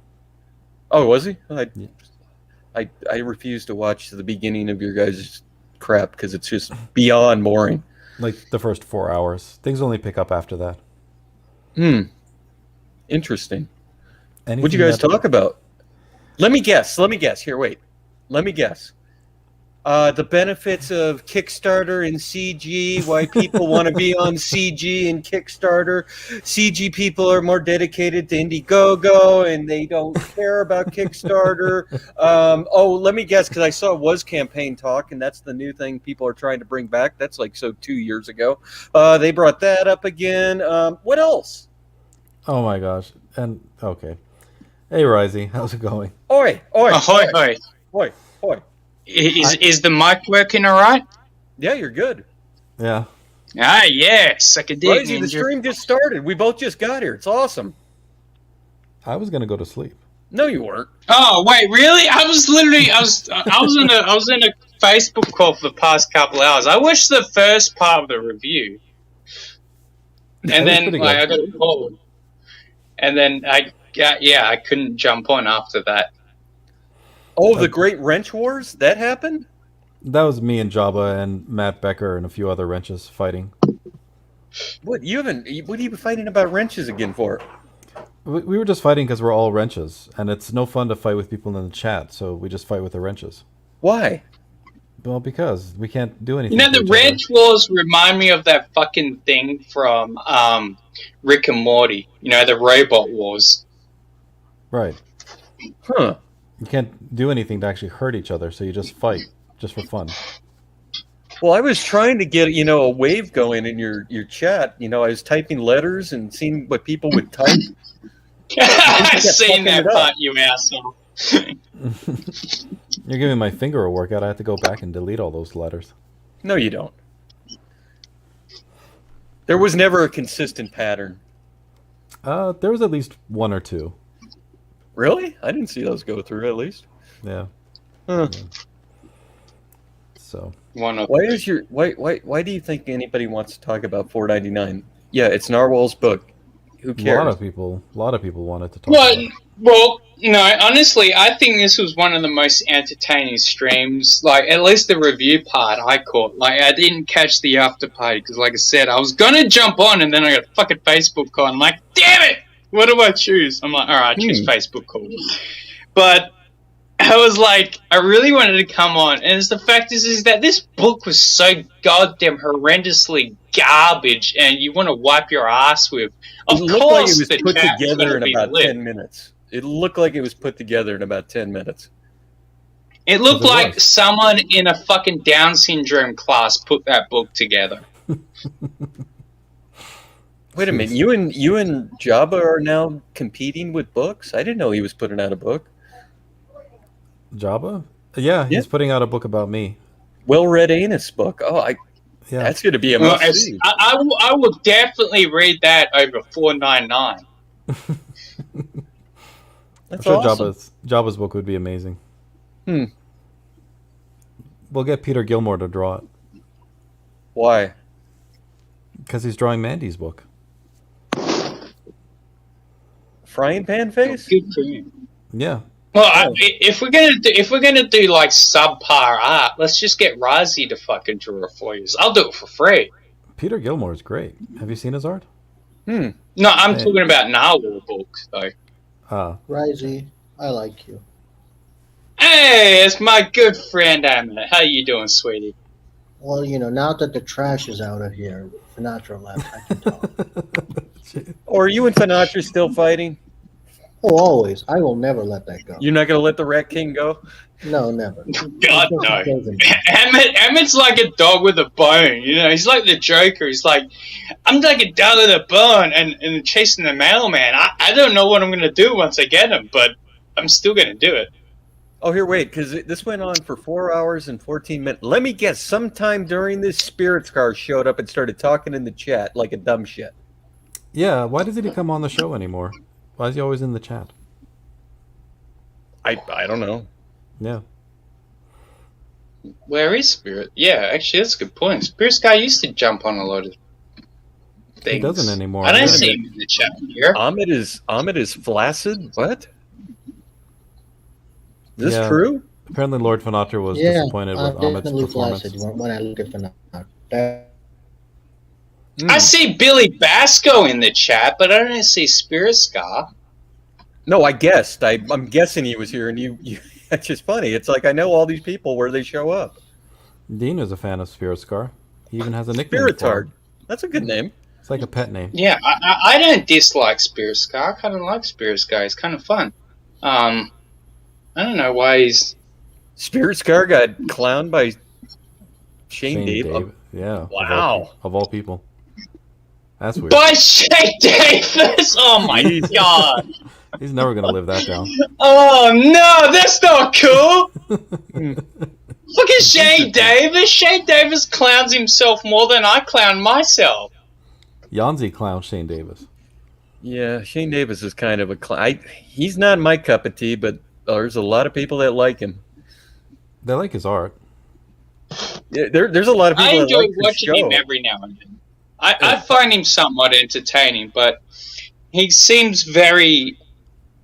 what's the right word? A sanctimonious CUN. He's very full of himself. I think that's what you're trying to say. Yeah. He is full of, Sinatra is full of himself. I will give you Well, that is true also. I was talking about your other... I was talking about your other favorite person. Oh, who? You, Rice? Fuck you. I just want to know why Lord Finatra won't, tell us his opinion on Liam's dancing video to the Milkshake song. He always says no comment. Why can't we get an answer? Hey, Finatra, are you going to join Liam's fucking workout crew? I don't even think he's that. He saw that and he knows that it's wrong. He promoted Liam. And he made Liam lose backers. That's how great of a promoter Finatra is. Oh, Finatra said he had hot buns on this stream. Really? Yeah. He was talking about his bun. That's I agree with Dean on that. That he's not my cup of tea, but I know a lot of people like him. Well, a lot of people like to kill themselves also testify. This is true also. There's also guys in Australia that like to dance with underage girls to the Milkshake song. Oh, yeah. That's apparently. And for clarification, it isn't Rozzy and it isn't Smug Pug. My wife just that heard has that from the nothing to bedroom. do with us two Aussies. We say that. What's the disclosure thing? We disclose that we have nothing to do with Liam and his workout videos. They are for a certain aspect of people on the internet, not for us. Oh, you haven't seen the Liam workout group?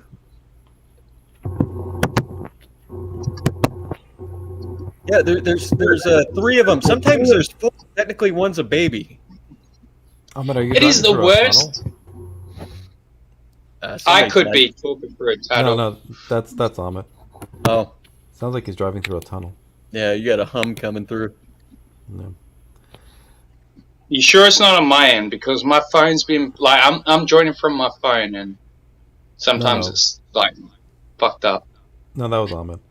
Dean is being very diplomatic. He said, other than that and the stupid writer's comment, he's not terrible, just boring and dumb. He honestly, he's on the same level with what the hell's his name, the Australian guy. Which clip? The one with Liam dancing?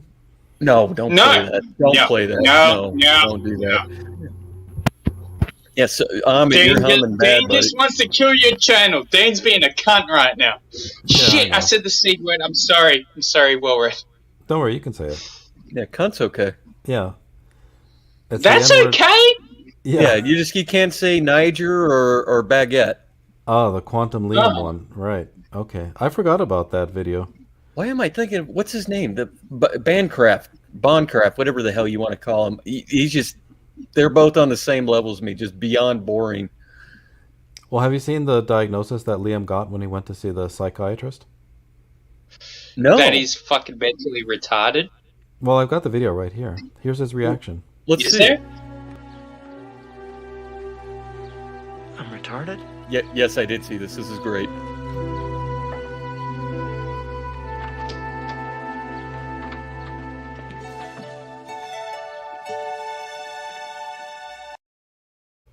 That was my favorite shit, Wilred, and now you filled it with nothing but bad memories. Yeah, that was beautiful. Hey, Ahmed. Did you get your audio worked out? I like that name, Bum Crust. Yeah. No, it was a problem with my computer's internet's not working. My phone is, so I'll use this one. Yeah, you were getting a bad hum coming through before.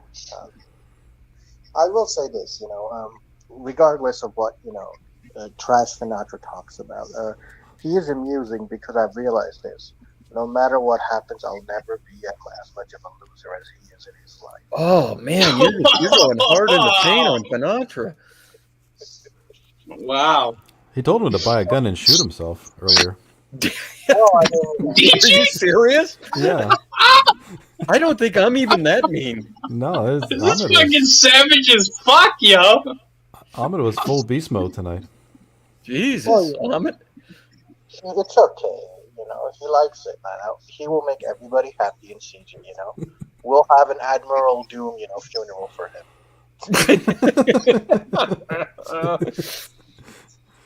Watch out! You'll get tagged with that, and you'll be a stalker and a cyber criminal and all these things. If he actually, he ends up dead somehow. DED. I'll defend you. Lord Von Hunter says you're desperate, Ahmed. What are you desperate for, exactly? Yeah, I'm desperate. I'm desperate for a review copy while we're on. No, Ahmed is desperate. Fuck you. It says you'll go unloved.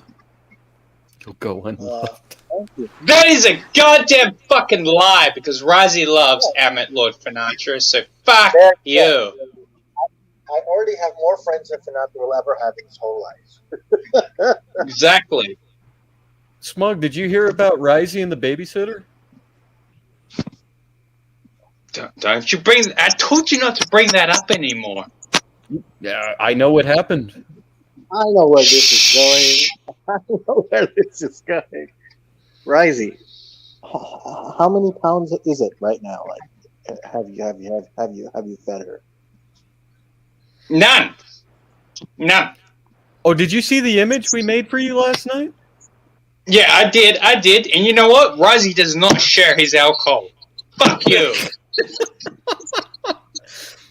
You realize I came up with that idea on a Lasmat stream, and he was on there, and while we were there, he literally went and drew that, and I showed it to everybody on the stream. Oh my god, you bastards. It was great. What happened with the last match stream? Did he ever wake up and end it? 8 hours it went. Yeah, I caught like quite a bit of that. Not like quite a bit, but like I caught certain parts. It was fun. It was just we were being stupid, laughing, just messing around, and I was like, I won't let go. I'm going to be here till the end. And I woke up this morning and I saw I was still in the back room. But it ended at 8 hours. Oh, dude, that was my favorite part. Like, that was the part I was watching. Like, Lasmat had added a bunch of people into the stream, and they're like, "You left Testify out," and everyone's like in the chat saying, "Ha, you got left out, Testify." And I'm like, "God damn it, Lasmat, you fucking." Then he went back to sleep for like 45 minutes, and you could hear him snoring. I know, it was fucking hilarious. I was like, this guy fucking rocks. Yeah, it was fun last night. Just being stupid. Jabba says Finatra talks to crack hose on Second Life. Oh, What's Second Life? It's an online What internet is game. Second Life? You pretend to be, you It's an online what? internet game, you know? You basically pretend to be an avatar and you meet random people. Oh, was that stupid game he was playing the other day? Yeah, that one. Oh, I got through about 5 minutes of that, and I'm going, type this or say this to her, and he wouldn't do it. He was being just a total douchebag to the chat. Oh, he's a gentleman. Even to avatars.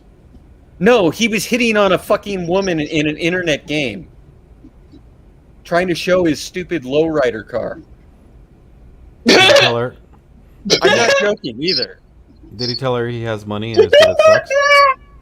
Oh, I wish you would have told me that. I would have said that to him. That might have worked. That might have worked. That might have. Yeah, that would have been funny. Oh my god, that is gone. What? Oh, the trying to hit on a chick on the game. I'm sorry, I'm like extremely fucking drunk at state. I mean, maybe it's more funny than it should be. Risey, granted, it was funny, but he wasn't making it fun for the people watching him do this. Because he was trying to be. No, I bet it was cringe. But why do you think that? Like, I don't watch many. Like, Finatra's nothing against you. Well, actually, kind of against you because it's going to come out against you anyway. But I find a lot of your streams basically chilling and sucking dick as opposed to what they used to be. Right. Just say what it is, garbage. Just call it what it is. Garbage.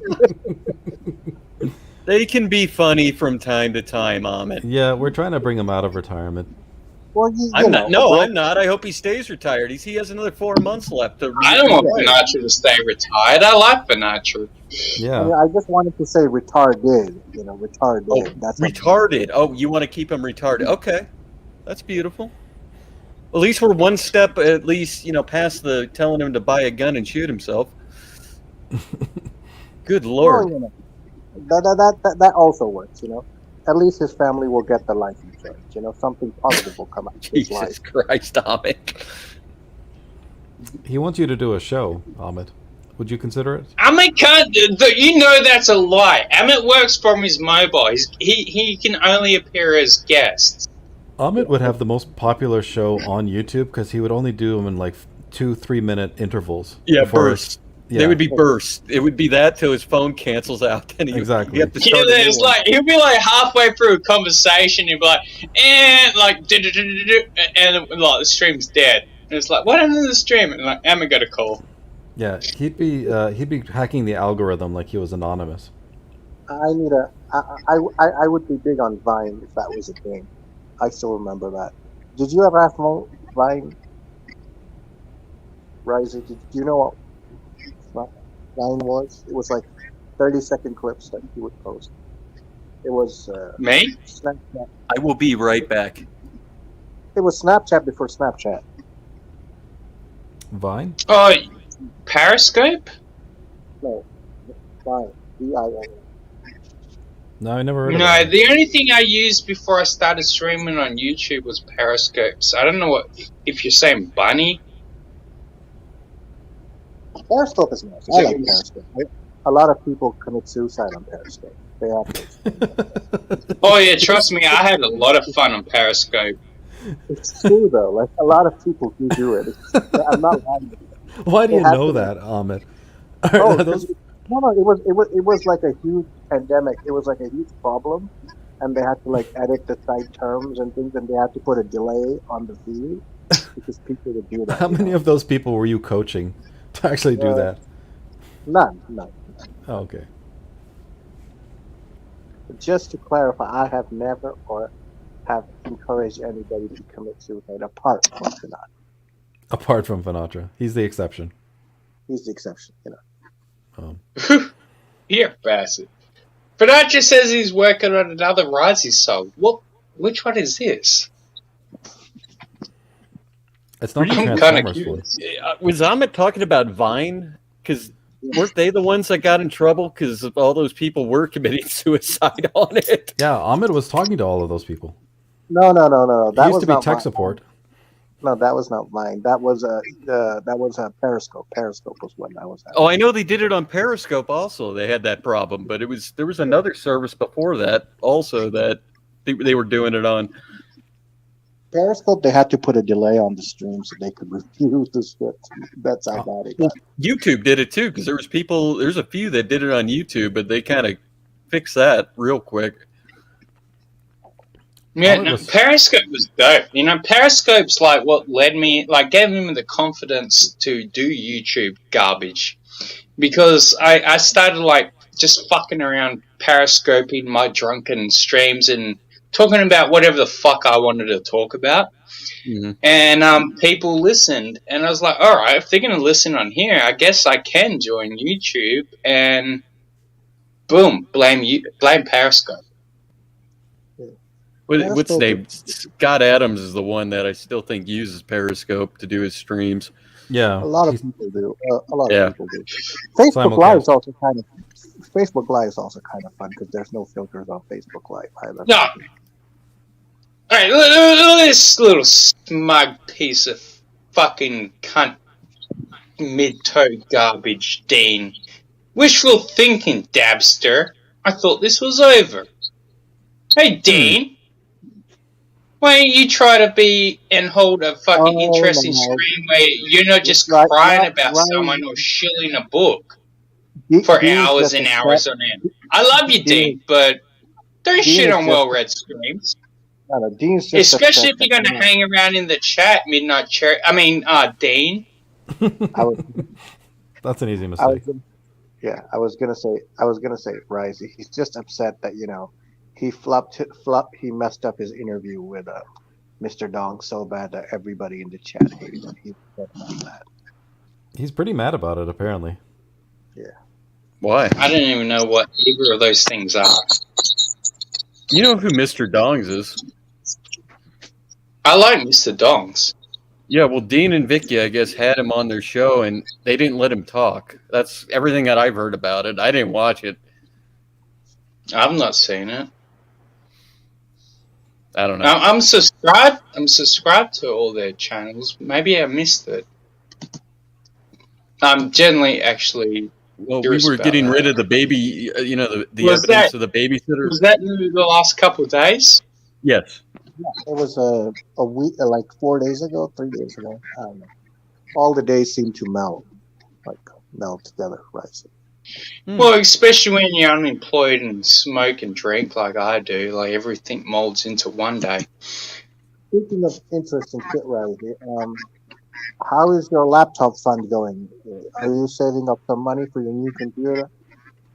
No, fuck no. I'm getting a loan in October. I'm not going to be bothered saving up money because I'll just buy it outright and then wham bam, thank you, ma'am. Razzy's back on live stream and suck a dick.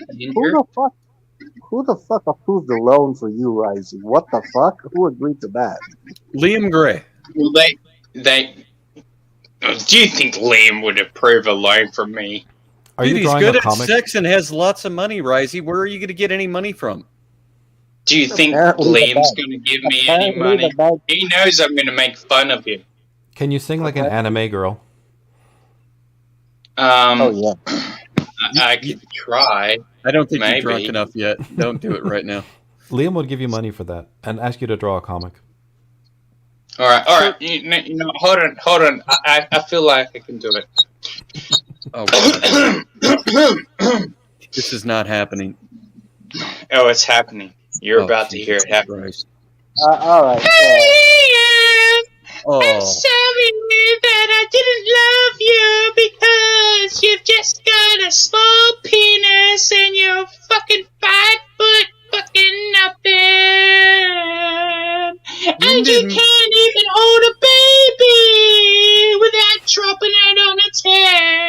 How you doing? Let me see my treehouse get built together. When did that Mecha Random get here? That was beautiful, Risey. It was better than what. Rising, why are you telling us the mating call of your wife? You know, I don't have we a don't wife. We don't want to hear it. Yeah. Do you know the words to staying Look at alive? Mitch like it. Staying alive, staying alive. Is that it? Why do I get I got a chalkboard sound in my ear. I still remember Risey doing the dance on his stream along with the singing. That was the best I ever saw. I don't remember that. I wish I did. You don't want to remember it, Risey. Dean is getting defensive in the chat over his Mr. Dong show. He said, "We let him talk. Dog said he'd have talked more, but it was his first stream. Also, it wasn't an interview. He wanted to talk about the specific topic. I believe he said if he wanted to be interviewed, he'd go on Well Reds, but that's not his thing." Oh, okay. Well, I'm just telling you what I heard about it. I didn't Dane, see it. if you Dane, you know I love you. But if you're all butthurt over it, jump on and say it. Don't be a little bitch in the fucking chat part. You know, you just sound like one of the people that are in the chat debate where it's like, this chick doesn't show enough tits. No, Risey, we don't insult people in the chat except Sinatra. You know, we know that rule. I'll do whatever I want, damn it. Right, Risey, me and you always said we will never talk down to fans. Remember that? Sorry? We would never talk down to fans. We always said that. Yeah, that is true. Yeah. No, I agree. Never go full Sinatra? Yeah, never go full Sinatra. Except when you're talking to Sinatra, you know, you can go full Sinatra on him. That's okay. Oh, okay. You need a Sinatra to take care of a Sinatra. Yeah, I like Sinatra and Dane. I like Sinatra when he's not being a douchebag. It won't stop me from making fun of them, though. You know, they make fun of me, so it's all well and good, back and forth. It's all fun. So, I have a question for you. Are you backing John Malin's new comic? Godlike? Yeah, I backed it. Oh, really? Did you back the top tier? I backed the secret tiers. Oh, yeah. I'm getting the secret t-shirt tier, too, probably, most likely. Oh, look at you guy. Oh, I'm at your simp then. Well, you know, I like free beer. Oh, okay. Well, got to do what you got to do. Sounds defensive to me, dude. And you know what? I want to see you do that because that'll be so great to watch John Malin have to buy you a beer. Well, I have nothing against John Malin. Dean is really upset in the chat. I'm not we're- butthurt, we're- Risey. I'm legit just stating the facts on it. We're not attacking you, Dean. I just told you what I've heard from multiple Dean, people. I was fucking with you. Look, Dean, I'm a little bit drunk, so don't take it offensively. You know I love you. You're my fall guy after I broke up with Berserk. You're my lover. I love you. You're the best around. Nothing's ever gonna keep you down. Did you see the new Cobra Kai trailer? Yeah, I watched it on JDA's stream today. I like it. I know you haven't, Dean. I know. I'm just saying you made fun of other people. Dean, God damn it, Dean! You're taking it the wrong way. I'm starting to think he is butthurt. Yeah, he's getting very sensitive about this subject for some reason. Yeah. I didn't realize Mr. Dongs was such a premier guest that they wanted to treat him right. He hasn't been on any show, and I don't think until that time. Yeah.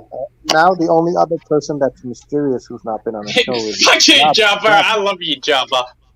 Well, well, you can have Jabba on, well read, and you can take Jabba's, stream virginity.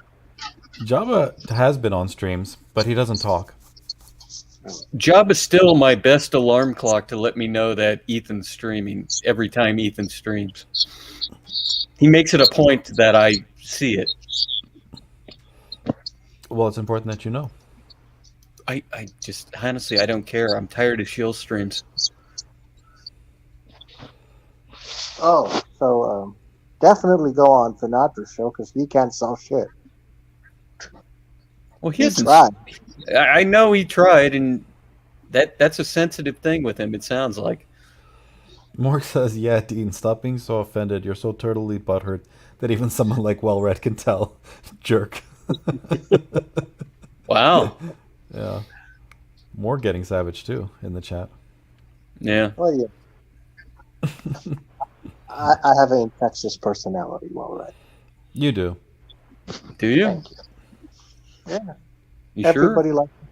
Everybody likes to fight whenever I come on screen. Ahmed brings out the best in all of us. Emmett is love. Emmett is life. No, Emmett's a fucking asshole. Fuck you! No, it's not of saying it is a bad thing. You're the fucking asshole. Emmett is the other opposite of the coin. Emmett is that what we realize why we enjoy life and YouTube. And then we flip the coin and we got testify saying, hey, fuck you, guy! And I'm like, oh shit, let's flip back to the Emmett coin. We lost the Emmett. Oh shit! I praised him too much. It went to his head. Well, back to the chat. Dean says, I think the only part that is getting on my nerves is that you guys are saying that I'm upset. LOL. I'm not saying you're upset, Dean. God damn it. Stop being a fucking... Shit, I was about to say the other word. Can we say the Q word at least? Yeah, you can say Q word. He's a queer? Yeah, stop being a queer. Come on here. But why can we say queer, but we can't say baggot? I think one of them is derogatory, right? Apparently, but you know what? I always knew, like, the gay guys that I used to know, well, only one, but he really didn't mind the other word, the F word, but he really didn't like the queer I word. get why you don't want him to say it. It makes sense. Yeah. It's mostly the YouTube rules. Yeah, it's the algorithm. Yeah. Emmett says, I got to go, got work to do, talk later, guys.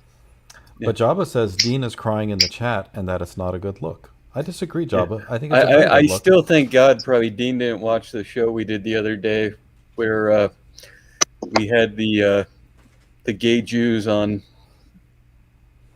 Oh my God. They wouldn't stop showing those pictures. That was bad. That was just weird. That was so bad it was good. I was laughing my ass. It was funny. It was like I said, until we got to that point where the Jew and the Palestinian were kissing each other, it was like, I'm like, okay, that's a little probably over the line. That's Dean's favorite part. Well, Dan says the fact that you can't read the sarcasm is Morg's post makes me feel better. But who's Morg's? Yeah, Morg is he's an autist to begin with, so you can only take his shit with a grain of salt. I didn't think he was sarcastic. No one, like, this is the thing he's with cool. like He reading admits it. people's comments. You can never understand what they're saying with like the tone. You know, you can say something sarcastically. Like, this happens to me all the time. I say stuff sarcastically, and then people take me as like, "Oh, Risey said this, super serial," and I'm like, "No, I was drunk and sarcastic, and now you're fucking crying about this." That is some sort of like statement I made to ruin the world. I don't think Dean's crying. I just people have said this about that stream with Mr. Dongs. It's a fact. Multiple people have said it. I've not even watched that stream. All I've heard was I'm Mr. surprised I Dongs was missed on that. there. I'm subscribed, so I Dongs probably was on missed there, and they didn't. Everybody he was talking, but it was like I heard they were cutting him off. I don't know if that's true, but I've heard it from more than one person now.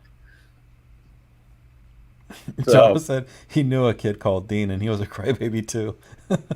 Oh wow! Jabba's. I fucking love. You know, Jabba threatened me today in your chat. He said to me, "I'm going to send you the 499 book, Rusty." And I'm like, "What the fuck did I do to you, Jabba?" Jabba was mad at me couldn't last eat night that. because I was being nice to Dark Grift.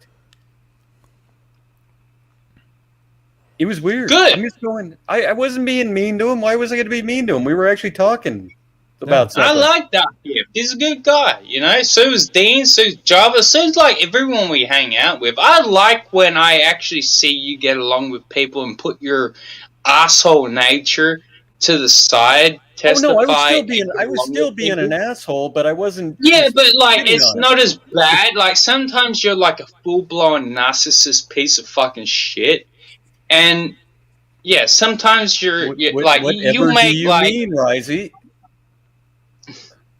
I'm going to tell Whatever him where do the I mean? I babysitter's think I just I'm going made to that tell him where the evidently fucking clear babysitter's what I buried. said with that statement. I'm going to tell him where the babysitter's buried. That's it. Don't you fucking that's you know what? Yeah. Once I'm you doing say that, your wheelchair's buried Hold next on. to that. I'm getting a hold of the crown right now. Good. Do it. Do it. Do it. I dare you. I double dare you. Ring You up realize Liam your Gray. punishment is you're going to Ring be up stuck in a Liam room. Gray. Tell him where the Risey. God, Your punishment is going to double be dare you're you. going to be stuck in a room in a Shit, I'm getting chair. a phone call. Oh, but Risey to get stuck in a chair and have I to gotta watch hang up. Liam's milkshake girl video all day long on repeat. All right, I'm back. Beautiful. So, did you hear what I told you? The crown's going to give you as a punishment. no, it already fucked up my audio. Risey, can you hear damn me? No, Risey? you can't hear us. Oh, I could tell he's got. No, I gotta leave. Sorry, I'll be right back. all Yeah. right. He has a thing where his phone, somebody calls him, it goes fucked up, and he'll be just sitting there talking, wondering why nobody's talking to him, and we are. It's got a bit of an Amit situation. It's because he uses that. I don't use Facebook. He uses Facebook. He's like big time into Facebook, I guess. Mm-hmm. They do those calls or something on there, and it messes up his whole phone or whatever. Dean is really guilty in the chat. He keeps explaining himself. But yeah, Morg was being sarcastic. It was a joke about your situational awareness. F off, well read. I'm not being defensive. I'm really just explaining Morg's comment.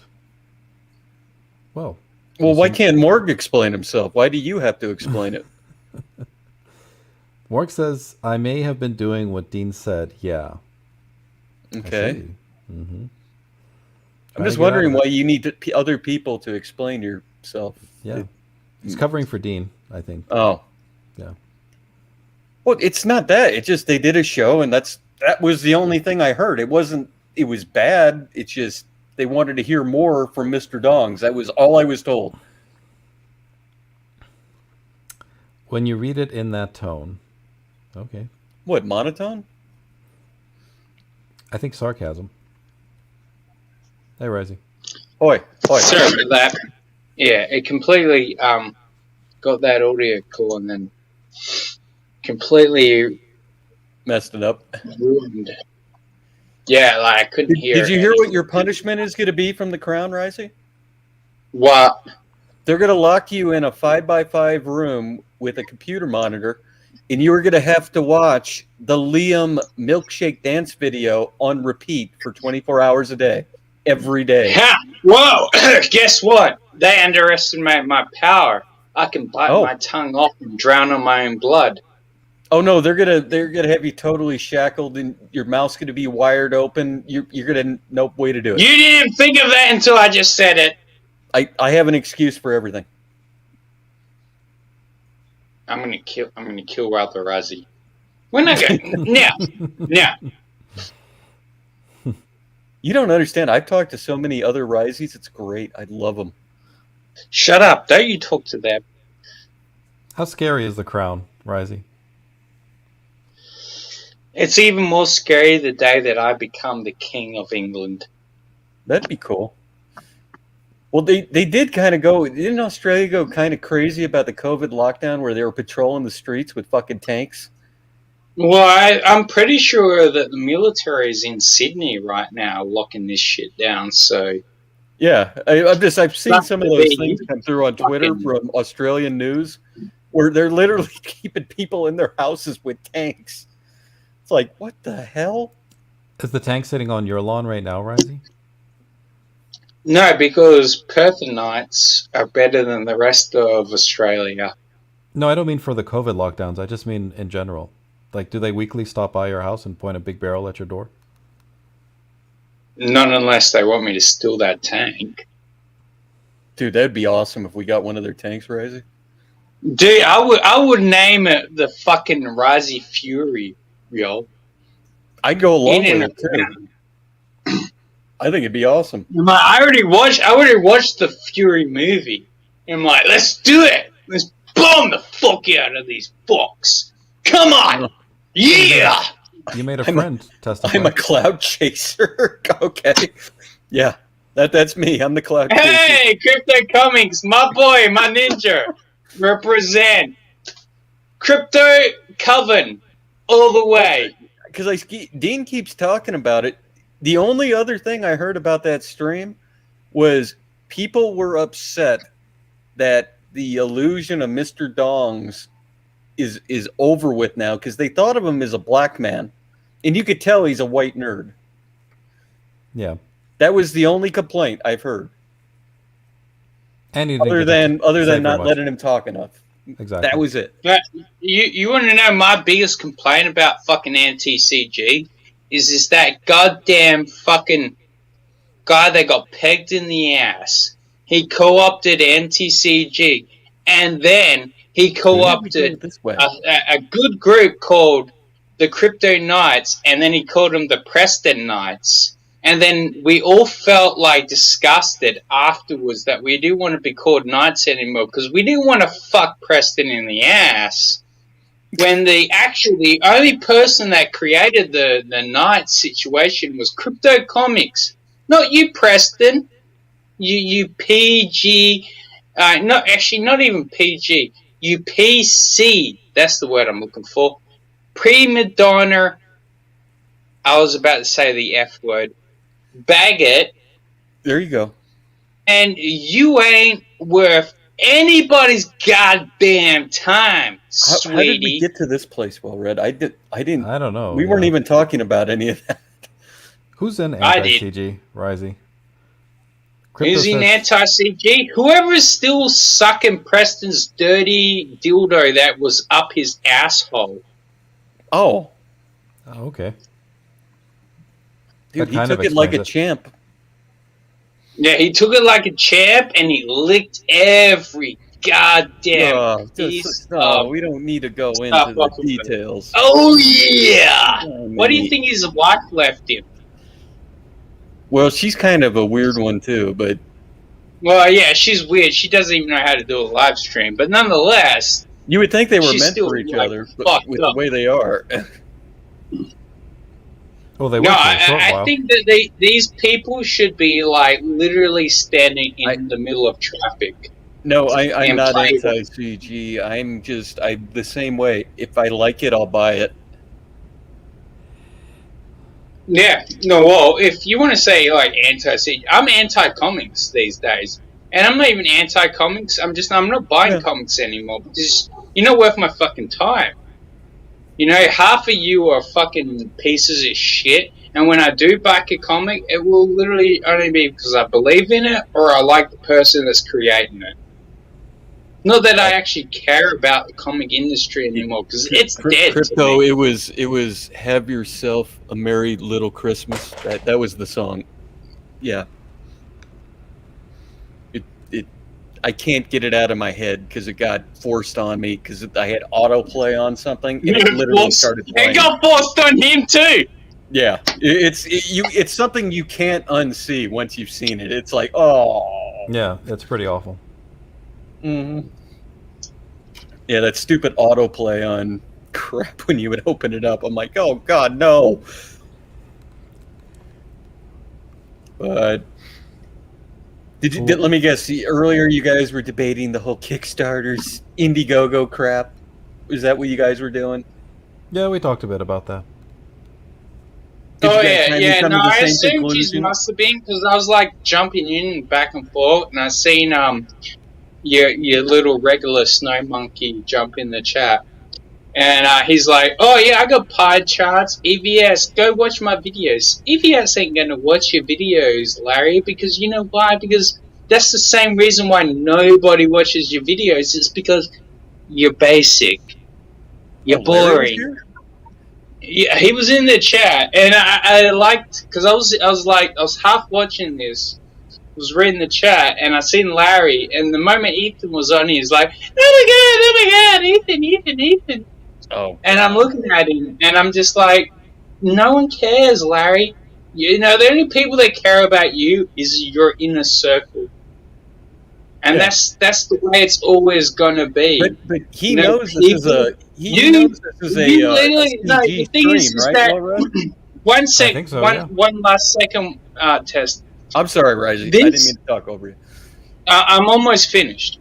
The thing with Larry is what he doesn't realize he fucked up with was because when he shit on fucking CG on Finatra's stream, and he still tries to like buddy up and pleasure up to CG adjacent streams like this.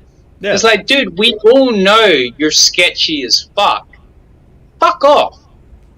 Well, he had that You big know, meltdown on Finatra's you're stream. always going to be a CG hater. You have no reasons to get along with them, and even when you do, I know for a fact you're going to shit on them afterwards. I've got the receipts, bitch. Yeah. I'm not going to release them because I'm not a fucking doxer, but if you ever get too far on like the hierarchy of your ego, just be ready that these streams and these screenshots are ready to be released.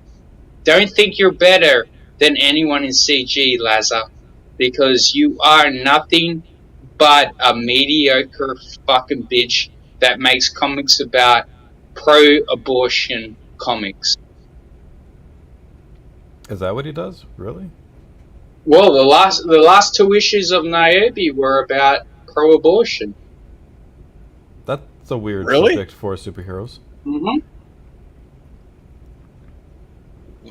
Wow. I had no clue. Yeah, well, it wasn't pro-abortion, but like the angel that came down from heaven was anti-abortion, and Niobe he was showed like, me one of those images out of it. I remember I saw something about that. yeah, and Niobe's apparently all for open women rights and blah blah blah.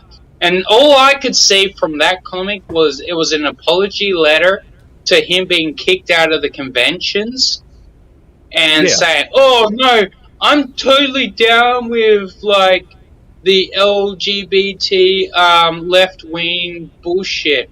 No, Yeah, but Larry, he's pro-abortion. Yeah, that we doesn't know make sense. you're not. And then you come out and you say that you're the rebel. You're not a rebel. You'd be kicked out of the rebel fucking Star Wars. We'd send you on a Suicide Squad mission. If anything, you'd be like more like fucking the pig on fucking the first episode of Star Wars, or the third, fourth episode. Did you guys bring that up at all today? About that movie? No, I don't think so. People are saying it's good. Which one? The Suicide Squad. Oh. The new one they just put out. I heard it was shit. No, I'm seeing everybody, and I'm going. It's not from the blue check marks. I'm actually I'm surprised they're saying it's good.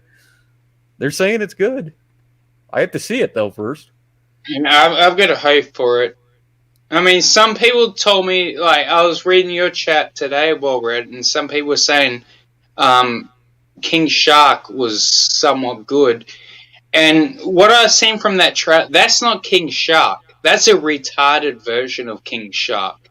King Shark is a racist, evil, monster-eating motherfucker. Cool. One thing I loved the most about King Shark was he was about to eat a bunch of Asians one time, and he called them a dim sum before he ate them.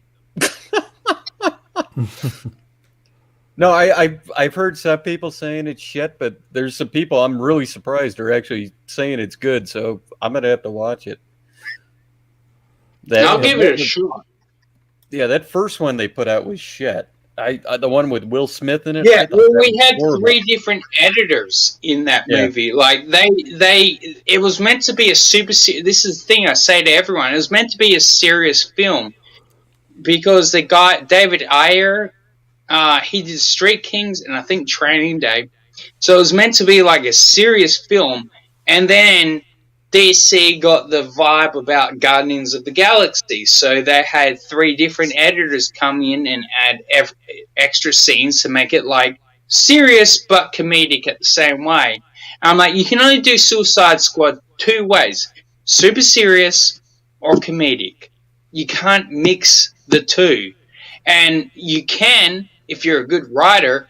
But these I was about to say the F word, but these people can't do that. And so I love Suicide Squad. Suicide Squad is the only team I like in the DC universe. The rest can go or fuck themselves. Justice League, Teen Titans, Doom Patrol, The Outsiders, whoever fucking cares. They're all basic garbage. Suicide Squad was where it is. No, I'm gonna watch it. I think it's on HBO Max or something now. You can get it there. Hey, Forklift No, I'm HD. gonna download it. Hi. I'm gonna Welcome not to sure. the show. We haven't seen you in a long time. Yeah, it's good to be back. I went on I retired, and now I'm back. Oh. Oh, it's How do you feel about this Have you guy watched named my- Amit? I don't know the guy. Oh, you don't know him? No, I'm Forklift HD. You don't know him? Never heard of him? Nope. No? Never? Hmm. Nope. Oh yeah. If you don't exist, then I can't see you. You know what I mean? Well, honestly, to tell you the truth, Forklift, I've never heard of you before either. I'm a legend. Oh, I've met Forklift. You're a legend, Forklift HD. Yep. That's amazing. It's amazing that you're a legend and yet no one knows about you. Yeah, Forklift HD. What did you think of Lord Finatra playing that video game, talking to those women in that game? Oh, I'm about to. Nah. Showing them your lowrider and just trying to be My suave. lowrider doesn't work. I don't try to be suave. You were trying to be suave, I just sir. Am. I just am. Wait a minute, I thought you were Forklift HD. You're trying to pick up girls with your forklift? That's odd, dude. That would be awesome. That's only after they die. I'm like, I would actually pay to watch that sort of stuff. Pickup artist with That's once the rigor mortis sits in. Just putting them on skids. Yeah. What the hell game was that anyway? What? I think it was called Sims. Well Red? Talking about? No, the one you were playing the other day. Oh, yeah. Get on there. They need somebody like you on there. Shit. I'll go in there and torture those people. I don't. They're ready. Yeah. Rough. They're ready. That was weird. Yeah, well, I've been on there for a fucking decade plus, so I mean they're normal to me, but not really, but I'm used to it. Like all right, so there we go. Like coming on here and fucking talking shit and arguing with people, that's nothing new. Oh my god, been doing that for fucking years, literally. Yeah. Like, Right. Arguing? I didn't think we were arguing. I thought we were just exchanging. I thought we were just exchanging dialogue. No, I Or mean, you know what I bonding. mean? We're just like so-called YouTube fighting or drama and shit like that. You know what I mean? This is male What? bonding. YouTube fighting. This is a lot How's that? safer than in there. Trust me, this fucking YouTube ain't shit compared to them motherfuckers. No, I Fucking saw shit. Will Red was ending his stream. I was like, I'm gonna keep him here. Yeah, I figured that. Well, yeah. Yeah. But I don't do that. I'll be on in 5 minutes. I wanted to jump on earlier, but I was busy. I didn't I realize was that gonna you were get on trying the to other wrap day. this up well, Red. I wouldn't have jumped in, dude. Oh, right. No he was shit. playing his ending song and everything, and I came in here and I'm like, the Oh, stream must God damn. continue. Well, yeah, I had it muted. Yeah, well, I mean, I don't control the direction of the stream. It just takes its own life, so whatever. Yeah, boom. Suck a dick 499 in the round your faggot. Ah, damn it! Alright, I'm gonna take myself out. Damn it, Rising. He's at least I'm trying sorry. not to. He's trying. Every stream. He's trying not I to. know, Rising's I good know. at it. Look, Rising's a saint. I was right a now. naughty You kidding boy. me? Yeah. Which one? Are you I talking can't about help the it, first? dude. I'm Australian. I'm a fucking straight white fucking Oh. white male with a hard fucking Hold on, I dick wanted to for tell you fucking something, truth Warren. and honesty. I can't sit here with my dick in my hand Yes, you and can. not tell honesty about how I feel. Yeah, don't tell us that you have a dick in your hand. That's first off. No, my dick isn't in my hand. It's in my jeans. Ew. Gross. That was metaphorically. I know too much already. Do you understand that word, mhm. Finatra? Do you want me to get No. you a dictionary? I don't understand words. My dick Well, is hiding. I'll send you. I will Google the meaning behind it, and I'll send it to your like redneck ass. No, Risey, you fucking Australian cunt. There is nothing about Sinatra that is redneck. I'm sorry. Me? No, yeah, there's nothing about me that's Yeah, like, no, you're more like a fucking uneducated fucking spick. woof.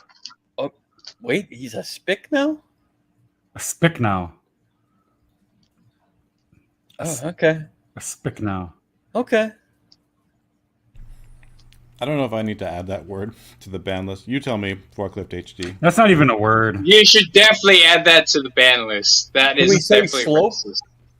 That's not even a word. That is a word. You don't know what spick means?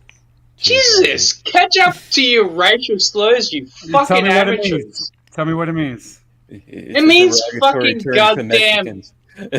Tell me what it means. There's no meaning behind that word. Crypto. There's zero testify, meaning. brother. Yeah, I know what it It is. probably It's is on a lot of people don't fucking even use that anymore, though. Yeah, nobody uses that anymore. I It use doesn't- it. it I doesn't learned mean it from anything. Sons of Anarchy. It Fuck doesn't yeah. mean anything. It By the does. way, It means Sarah, it means you're a which lesser man than God me. damn it, Risey. I'm trying to ask Sarah a question in the chat. Which Suicide Squad was she falling asleep to? The old one or the current one? Because that's the difference. The one with Will Smith is called Suicide Squad. The new one's called The Suicide Squad. Suicide Squared. Are they basically the Yeah, same movie, but the though? problem is the current one. Oh, the current one you fell Alright, asleep during yeah. that one. Okay. And I still think that it sucks because the only two cool like the Suicide Squad is built on three fucking characters: Deadshot, Captain Boomerang, Harley Quinn.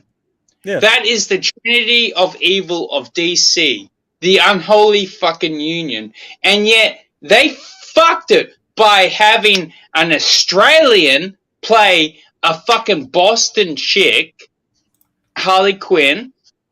Fucking ruined it.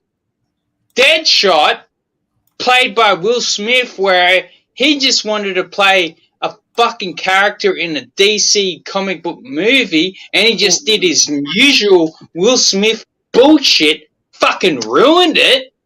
The only fucking person that nailed that fucking the only person that nailed shut up. The only person that nailed that fucking trilogy was Captain Boomerang. And you know why? Because they got an Australian to fucking play the role. And you know why? Because they did not fucking give a shit. I thought Margaret Robbie was in that movie. Harley Quinn? Yeah. Yeah, it was Margaret Robbie. And fuck Margaret Robbie. She's a fucking useless Australian cunt. She was hot, though, in Wolf of Wall Street. It doesn't matter if she's fucking hot or not. There's a bunch of hot. There's like Tear that ass up. millions of hot bitches. Tear that ass up. Fuck Margaret Robbie.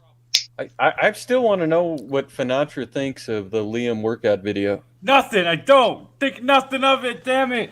Leave me alone. Answer the question. You know why you don't? Fucking horrible. Because you know that That's it's not an wrong. answer enough. Bitch, I ain't motherfucking say. I ain't say shit, man. Listen, don't get me. That shit. No, that was actually more than he said because he was saying no comment the other day. Now he just says it was fucking horrible.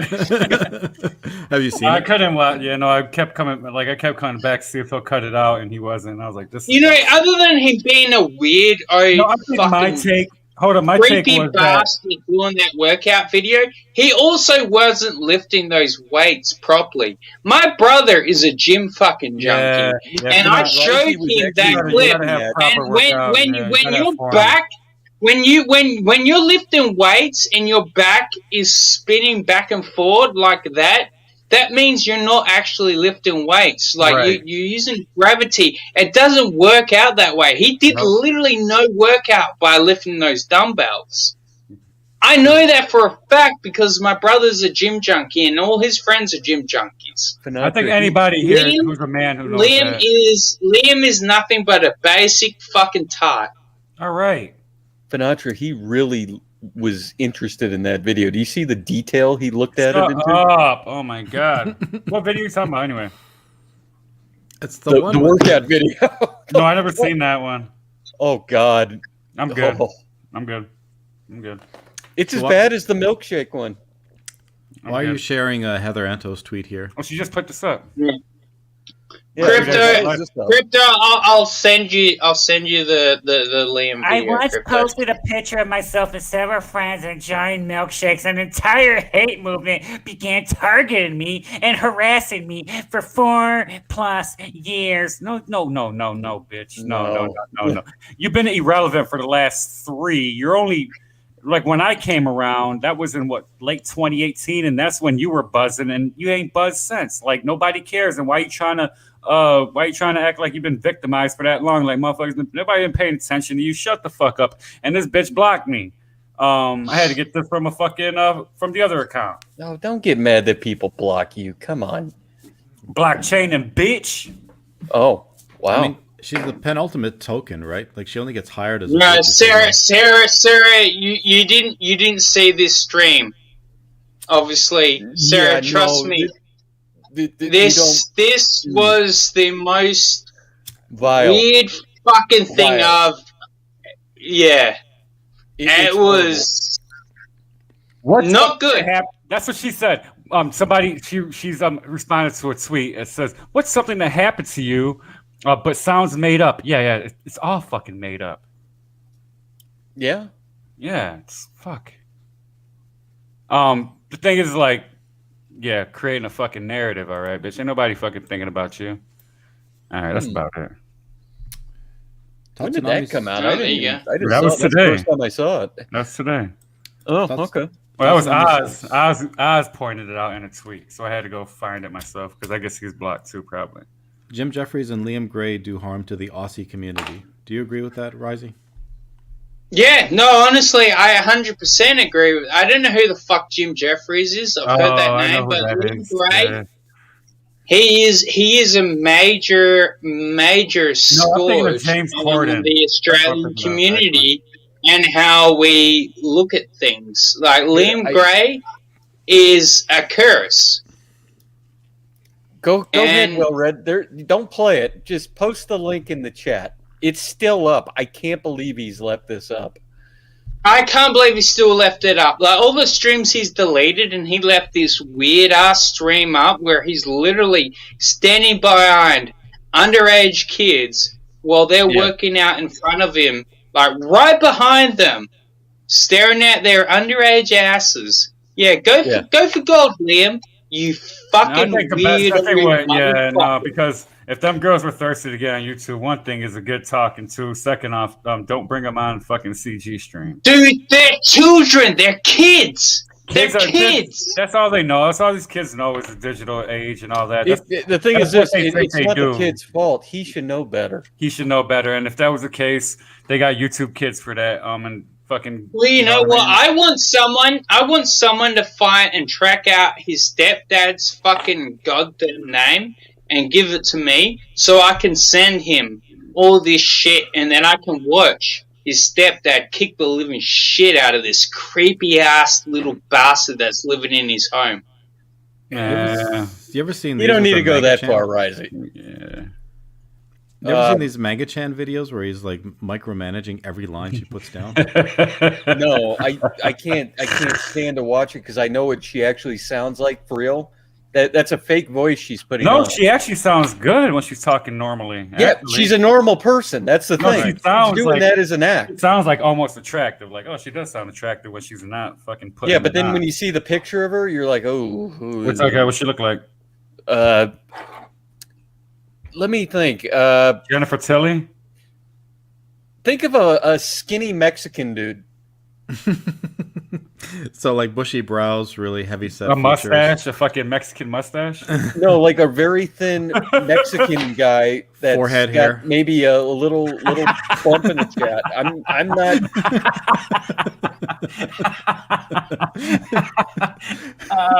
And this isn't me. This isn't. Well, I'm not joking. I honestly would consider if you some of the pictures I've seen, I swear to God, it was a trans dude. Yeah, LC's a good picture. Yeah. LC. Yeah, it's LC. There you go. Vote for Pedro. It's LC. Vote for Pedro. She's from Puerto Rico or whatever. One brow or two. Yeah, I'm not sure. Something weird. Puerto Ricans are weird. It's just what's I don't know why she does that stupid freaking. She's trying to do that little Asian whatever thing, shit, yeah. Whatever that is. But I'm going. I've heard her actually talk. She could be intellectual if she wants and totally sounds nice. No, she doesn't mind. It's when she starts laughing and getting giddy, what drives me up the fucking wall. She starts hyperventilating and shit. Yes. Fucking shit. Yeah. Shoot me now. That sounds all well and good. Well, Red, thank you for having me on, my buddy. All right. Oh, you got to go? Bounce out. Oh, I don't have to go. I just need to chuck a piss, and I'm going to smoke some marijuana with my brother. And, why don't you tell everybody about your broken bong story? Oh, how I fell on my bong and broke it? Yes. Yeah, that's pretty much the beginning and the ending of that stream. No, how about the part where you slept on the broken bong?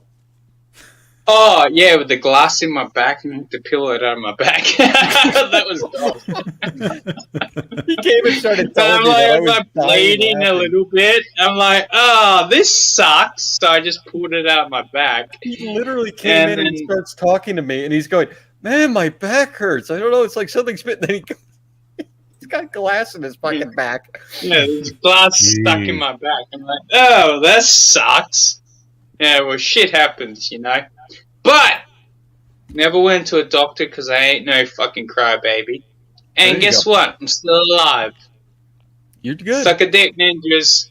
It'll take more than alcohol and broken bongs, and I reckon I could cop a bullet to the face and survive that too. Everybody knows what's going to happen to you. You know What's what's going to that? happen, right? Rosetta's going to turn over and literally you're going to... Oh, God damn it! Yeah, that would be my death. Yes, it's going to be beautiful. That bitch. But nonetheless, SUPERCHATS. I love you. Well read. Thank you again for having me on. Wait one second. Wait 1 second. I'm sorry. I got to show it. You got to really got to check this. No, you don't. You can hold it. Look. There's Risey. in his lover. Is that box wine? No, I'm not It's sharing that. Franzia. And plus, Look at that's it, red Franz- wine. It's a box of Risey Franzia, doesn't literally. drink red wine. Yeah, I called it Franzia. Yeah, it is Franzia. It's got the tip cup on it. It is. Yep. But that does look like the game bags I do drink out The of. best part is that was my brainchild last night, and he actually drew that fast. That's gold. I loved it. Yeah, it looks like a Snorlax. Yeah, Snorlax. Yeah. Jabba, you're right. Katsu, it's not this tasteful. All right, It's now I beautiful. feel sick. Love. It's a beautiful All right. picture. I love you, ninjas. Peace All right, out. good. Have a All fun right. one. Later, Take care Red. of yourself. Can you let Bye, Well, bye. can you let Red go to bed, Sister? No, we're gonna keep going now. Risey's gone, so now we can talk shit about him. No, I think we're gonna wrap up now. Oh no, we got another 5 hours. No, the stream ends once Risey's gone. Well, no, Finatra's not here. He typed in the chat. He'll be here in 5 minutes just a little bit ago. Oh, he's late. I don't think he's coming. Oh, you didn't see it? I saw it. Your chat must be off. Must not be synced. I'm pretty sure it was 15 minutes ago. He's pretty late. It's not like Finatra. I'm not joking when he told me that bong thing, and he was just wondering why his back was hurting. He literally had the glass shards in his back. Really? Oh, is that what happened? I lost it. Yeah. It was hilarious. Jeez. It's cool. That's when you know you're numb, when you're getting wounded and you don't like. I freaking get a wound in my hand or my knuckle or something. Like, how the hell did I get this? I didn't even notice. You wake up the next morning with an abundance of knives delivered to your house after you went to bed drunk with the knife guys on TV at night on the freaking what's called QVC channel. I was going to say the Ginsu knives or whatever. No, have you ever seen the knife guys? No. It's literally you could get 293 of these great Japanese engineered knives for $57.99. And we'll throw in this, and it's just a bunch of Chinese knockoff junk. It was huge here in Vegas. He used to come home at night at like 2 in the morning when he'd been out partying or whatever. I had a friend of mine literally order every time like sets of these fucking knives from these knife guys. Listen, I got to go buy some knives. There's some back I need to insert these into. Herpes? No, there's this guy I know that needs like 15 knives in his back, you know. Really? Yeah. Amit? No, some guy in Las Vegas. I don't know. Oh, me. I'll see you guys later. See you. I'm Like thankful for having me over. jacket, All right. Later. Thanks. I just do that. Looking fresh. Bye, chat. I'll see you later. All right. Fuck off. Can we talk shit about him now? We can play some music. No. Yeah. Nobody wants your shit music. I've got great music here. You know how pissed people are going to be that we've been doing this, right? Yeah. So here's some music that'll cheer Are them up. you already getting the messages? Yeah. It says here Duvet Cyberpunk Synthwave 80s Remix. Oh. That's a great message. No. I'm gonna open it up. No, please don't. Please don't play this horrible crap. It's gonna happen. Don't do it. I'm gonna wrap up the stream, Testify. No, we got 92 hours to go. This is Okay. a telethon, remember? By popular demand, here's Duvet. What? Here it comes, Testify. I'm playing. Why do you keep playing this trans shit? Well, because I know you love it. It's your favorite. Nobody likes this crap. Yeah, they love this music. Absolutely. Do you listen to this in your car? I don't have a car, Testify. Oh, okay. I have a little bicycle. You listen to this on your bicycle? I do. Well, I deliver groceries. Well, actually, this would be an upbeat song, at least to, pedal to. Yeah. Jabba's dancing. It's so gay, though. Oh, it is CG. All of us are a little gay. This is a pro CG stream still, right? Absolutely. 100%. Oh, okay. Yeah. I'm just making sure because I've been confused a couple times, Oh, people like to spread rumors. Kickstarter sucks, by the way. They do. They cancel CG. They did. Yep. You Thankfully, realize I can keep doing this all night just to fuck with you. Well, that's okay. I'll just keep playing music. Okay. Yeah. Yeah, see, Jabba's dancing. Pete Callahan saying we have 66 hours left to go on the telethon. Let's check in. How much money have we raised tonight? No money, Testify. None? None. No. I'm dancing on well-read anuses streaming career's grave. Okay. That's very detailed. Yeah. His favorite dance floor. Why? Jabba's a breakdancer. Did you know that? He's a slut. How can he breakdance? He can pop it and lock it. He can pop it and lock. Really? Yeah. No, you forgot to say he can drop it, pop it, and lock it. Oh yeah. You got to give the drop part. Well, he's way ahead of us. He dropped it a long time ago. Jabba's a belly dancer. I'm gonna have that image in my head now. That's all true. Wait a minute, I just had an idea for a new Risey picture. Rosetta belly dancing for Risey.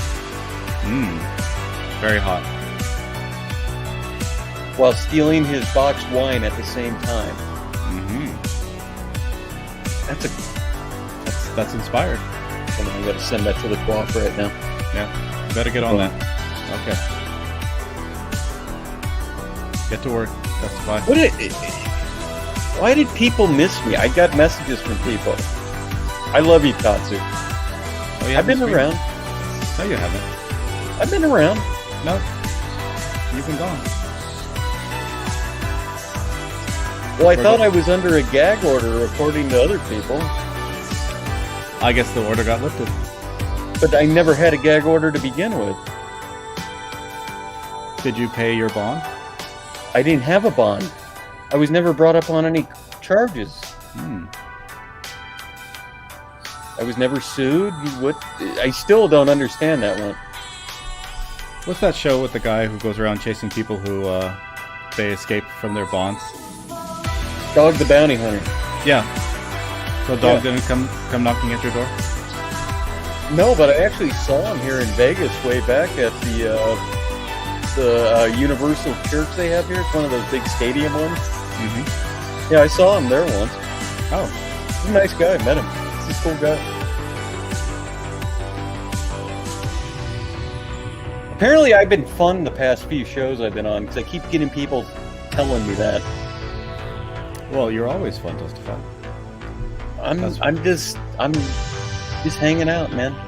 No, see, Sarah's a fan. I love Sarah. I even told her, I just go, I'm just gonna sit back and see how this all goes. It's gonna be fun. And it was. Oh, I know it. It is fun. So what's the next stupid song you got? Oh, I've got plenty of songs. Yeah. This is Creep Radiohead Synthwave. Creep? Oh, okay. Yeah. You'll like this one, Testify. No, I actually like this song. I've never heard this synth version.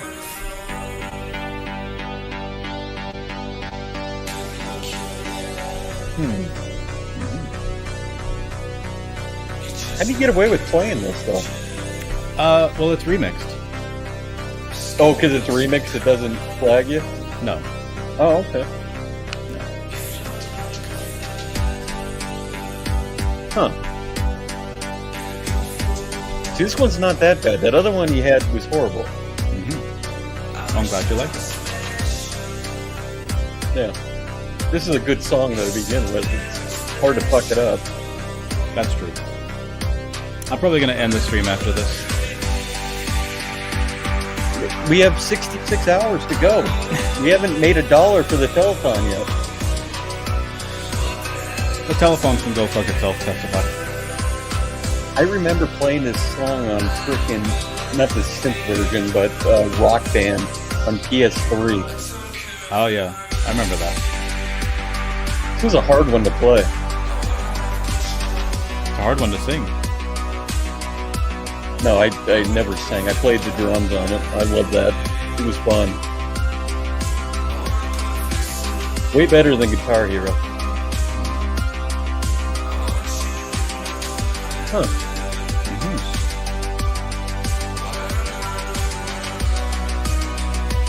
I'm falling asleep, Testify. How about you? I don't care. Your pain is my gain. This song is literally putting me to bed. You realize the past 2 nights I've literally stayed on with people till the very end. Well, that end is coming up really soon. You can leave if you want. I could just sit here and talk to people. Well, somebody has to end the stream. No, it just keeps going. Don't worry. I told you to do it with a lasmat sleeping the other time, and you didn't do it. That was stupid. No, Smug's already mad at me for the length of these streams. It's your fucking show. Well, he's a big contributor.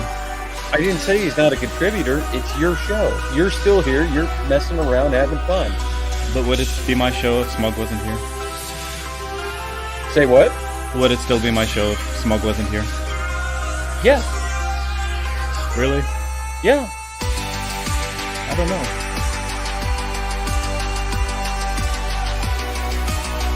Seriously. Because I'm gay. I'm a gay? You are one of the gays, aren't you? Okay. They love the gays.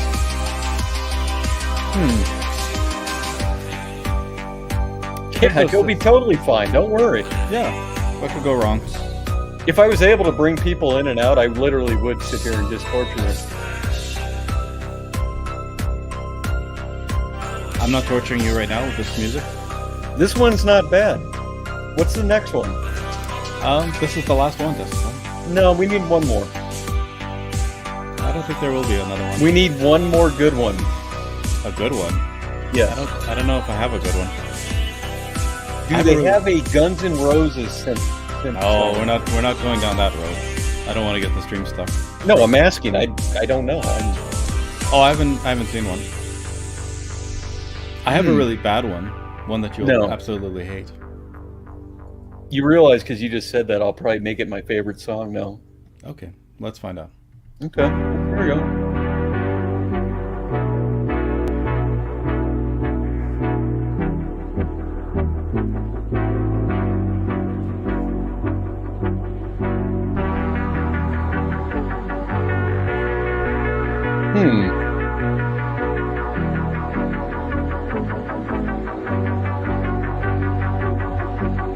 This is very, very bad, but I love it now.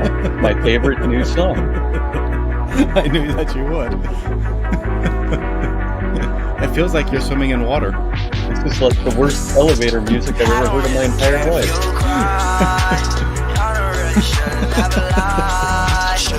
I'd rather the stupid Risey singing that we heard earlier. I wish you get him back here to sing over this song. All my friends are dead. Push me to the edge. All my friends are dead. Push me to the edge. All my friends are dead. Push me to the edge. Phantom, that's alright. Is that alright? That's how then you ride a sled. We're taking requests right now in the audience. If you have a song you'd like to have played, please put it in the chat right now. It is 1:41 a.m. on the Pacific Coast. It is 3:41 a.m. on the East Coast. No, wait, I'm sorry. 4:41 a.m. over there. That's a cool and balmy day today. Why does this guy have to sing so goddamn loud? So that you can hear him testify. Wow. Yeah. Yeah, this is Pinacha's newest single. It's horrible. Yeah.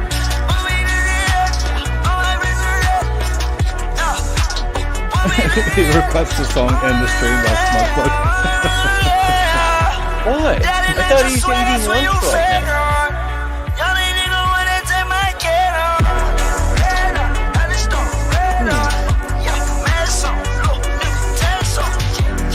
Apparently Crypto wants to hear Gleaming Spires. All Night Party, huh? I don't know that one. Yeah, me neither.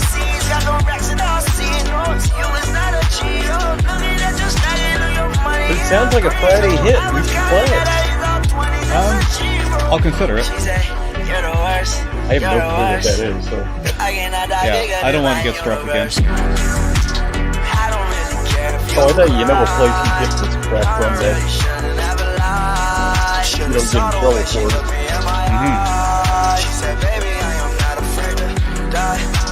Push me to the edge.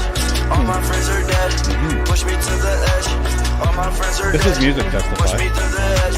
All my friends are dead. You do know that, right? This is the song I think Amit wants Pinacha to play in his head. Yeah. It's a very romantic song. It's horrible. How can you listen to this shit? I'm not listening to it, you are. All my friends are dead.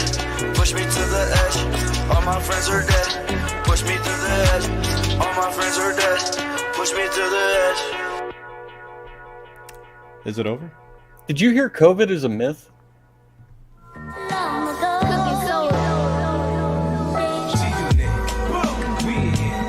What the hell is this? 50 Cent. When did we get to Compton all of a sudden? It's just around the corner.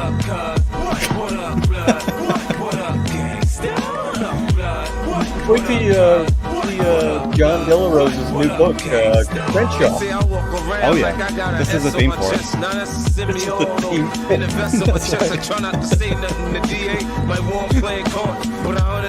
Who is this? This is 50 Cent. Is this 50? Okay, that's why I'm like, I know that voice. I couldn't. Horrible with names. I'm the type that can you connect when the coke price rise. Gangsters that bump my shit, them they know me. I grew up around some niggas that's not my homies. 100 G's, I stash it. The Mac I blasted. These come, we dump the diesel and battery acid. This flow's been mastered. I like this. The ice I flashed. That's pretty good, isn't it? I had your mama picking out your cash. This is music testify. I'm on the next level. Right link, baguette, bezel, Benz, pedal to the metal. Hotter than the I like good rap music. Good. Everybody knows this is music.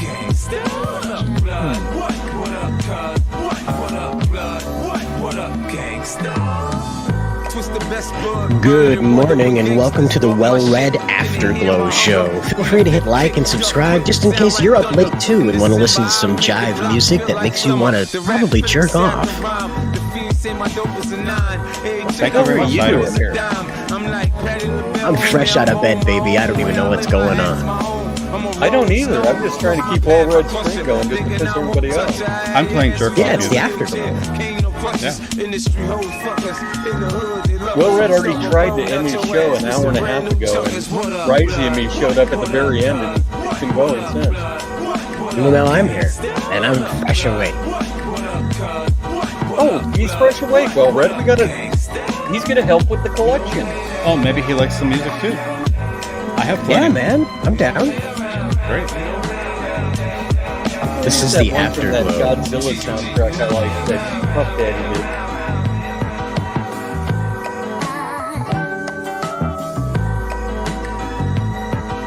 Probably can't play that one. No, I don't think I could.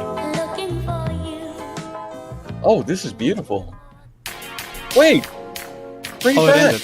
I can't. That was the end of the song. You'll like this though, Testify. Okay. Oh yeah, let's take a trip. Just sit back and light a split with this and don't slip on a funky dope track. Jump back, strapped with a fat Buddha sack. I know who this is. Let me think of the name. You can do it. I don't know what's happening. Like it ain't no thing. I hang with OG players, don't set trips for you might get what we call a rap. I actually really like this song. I kick real G What is his funk name? to a gangster beat. It's so sweet. When you got money to spend, I got a proper big tilt and a fly big bench. I make ends, spend my dough on no foe. That's how it is. Okay, just tell me if you're driving me down. That's easy. Okay, that's what I had NWA in my head. That was. I couldn't remember his damn name. Let me hear you one time if you're down with If you got love for them hustlers. By the way, Eazy-E's dead. He didn't make it. Absolutely. He got the AIDS. Hi, Risey. Risey, are you ready for the dance party? No. I just found out something. You know what? Feel it, Risey. And they got no cure for this sickness. I get paid for the way that I don't really use it. It's Eazy-E. It's Eazy-E from the NWA. Well, you know, I just found out fucking Captain Boomerang dies in the new Suicide Squad movie. So, fuck you fucking goddamn wankers Keep the music in going. Hollywood. Captain Boomerang is the only goddamn thing that matters in the DC fucking universe. The Suicide Squad Trinity exists of 3 people: Deadshot, Captain Boomerang, and Harley Quinn. And guess what? They fucked up Harley Quinn and Deadshot by casting Will Smith as Deadshot and fucking bitch made Margot Robbie as Harley Quinn. And they got Captain Boomerang somehow right. And you know what? Apparently they kill him in the new film. And I'm sorry if I'm spoiling it, but there's no point of watching it if Captain Boomerang's fucking dead and Deadshot's fucking not the right color and Margot Robbie isn't the right fucking nationality. So fuck you Suicide Squad wannabe fucking ninjas. Fuck you to death. You fucked the only thing I ever gave a shit about with DC. Hope your whole movie universe fucking crumbles. And I wouldn't even fucking cry if you go bankrupt. You fucking goddamn baggots. So, Well Red, where's the thermometer at on our call-ins for our donation show that we've been doing? It's down to 0. You fucked it up, Risey. Good. Why did that you have fucked to up fuck it my up? whole fucking goddamn look at Suicide Squad. Fuck you. We've been making money since you left, and now we're back down to 0. God damn it! Oh look, now Risey's anti-money. Oh look at Testified go. Bless your little breasty heart. We were up to $2, sir. Good. That's what happens when you let the ninjas in. All right, I'll leave again. But I want to say to the creators of the DC new Suicide Squad movie, fuck you. I hope you die in a horrific car accident. Thanks again for bringing me back on board. Risey, tell him to die in a fire. No, a fire would be nice. I want them to die in a horrific car accident where they're going to have to be like they're going to die for hours where they're pinned up against a tree and they have to watch their fucking loved ones watch them die as Could no the one car can be do on anything fire for because them. they're stuck in it?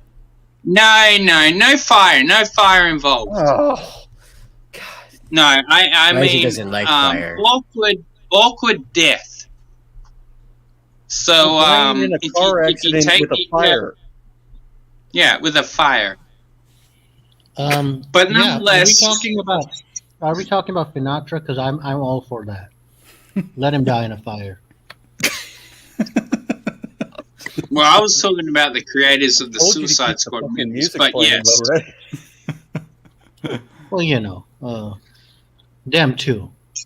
But God, I'm Sinatra so pissed off I couldn't remember his fucking name. I'm like, I know who that is. I couldn't get his name in my head. Yeah. Sorry, Dude. Ahmed. I liked the rap music that was being played. It was good.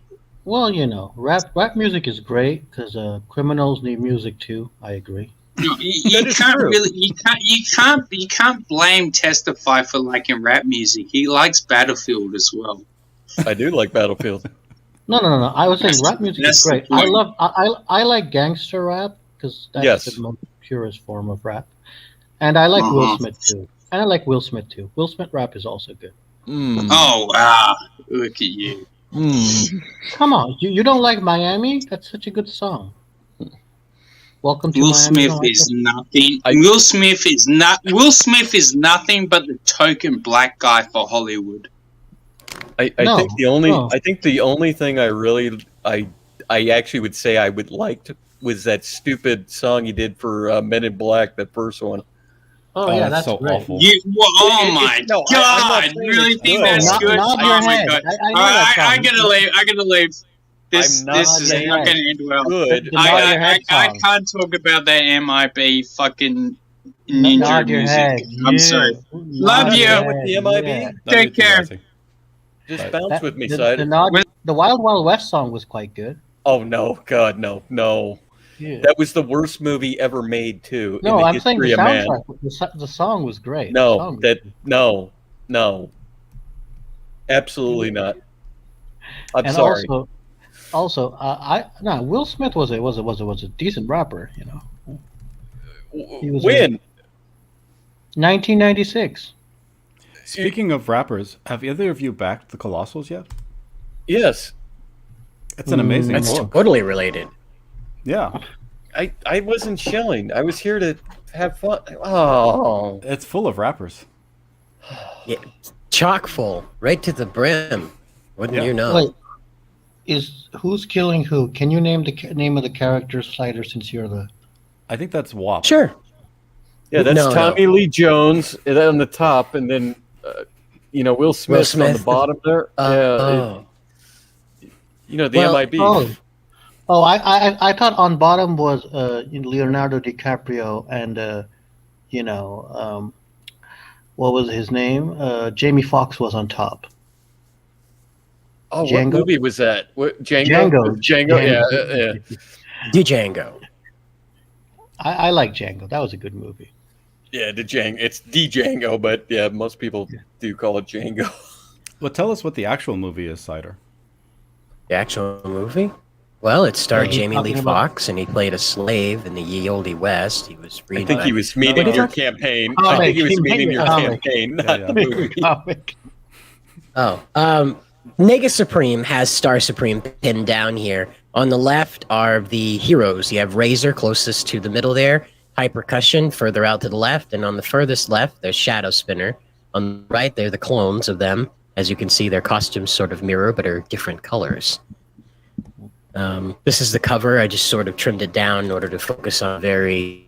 Because I like putting drama in a cover.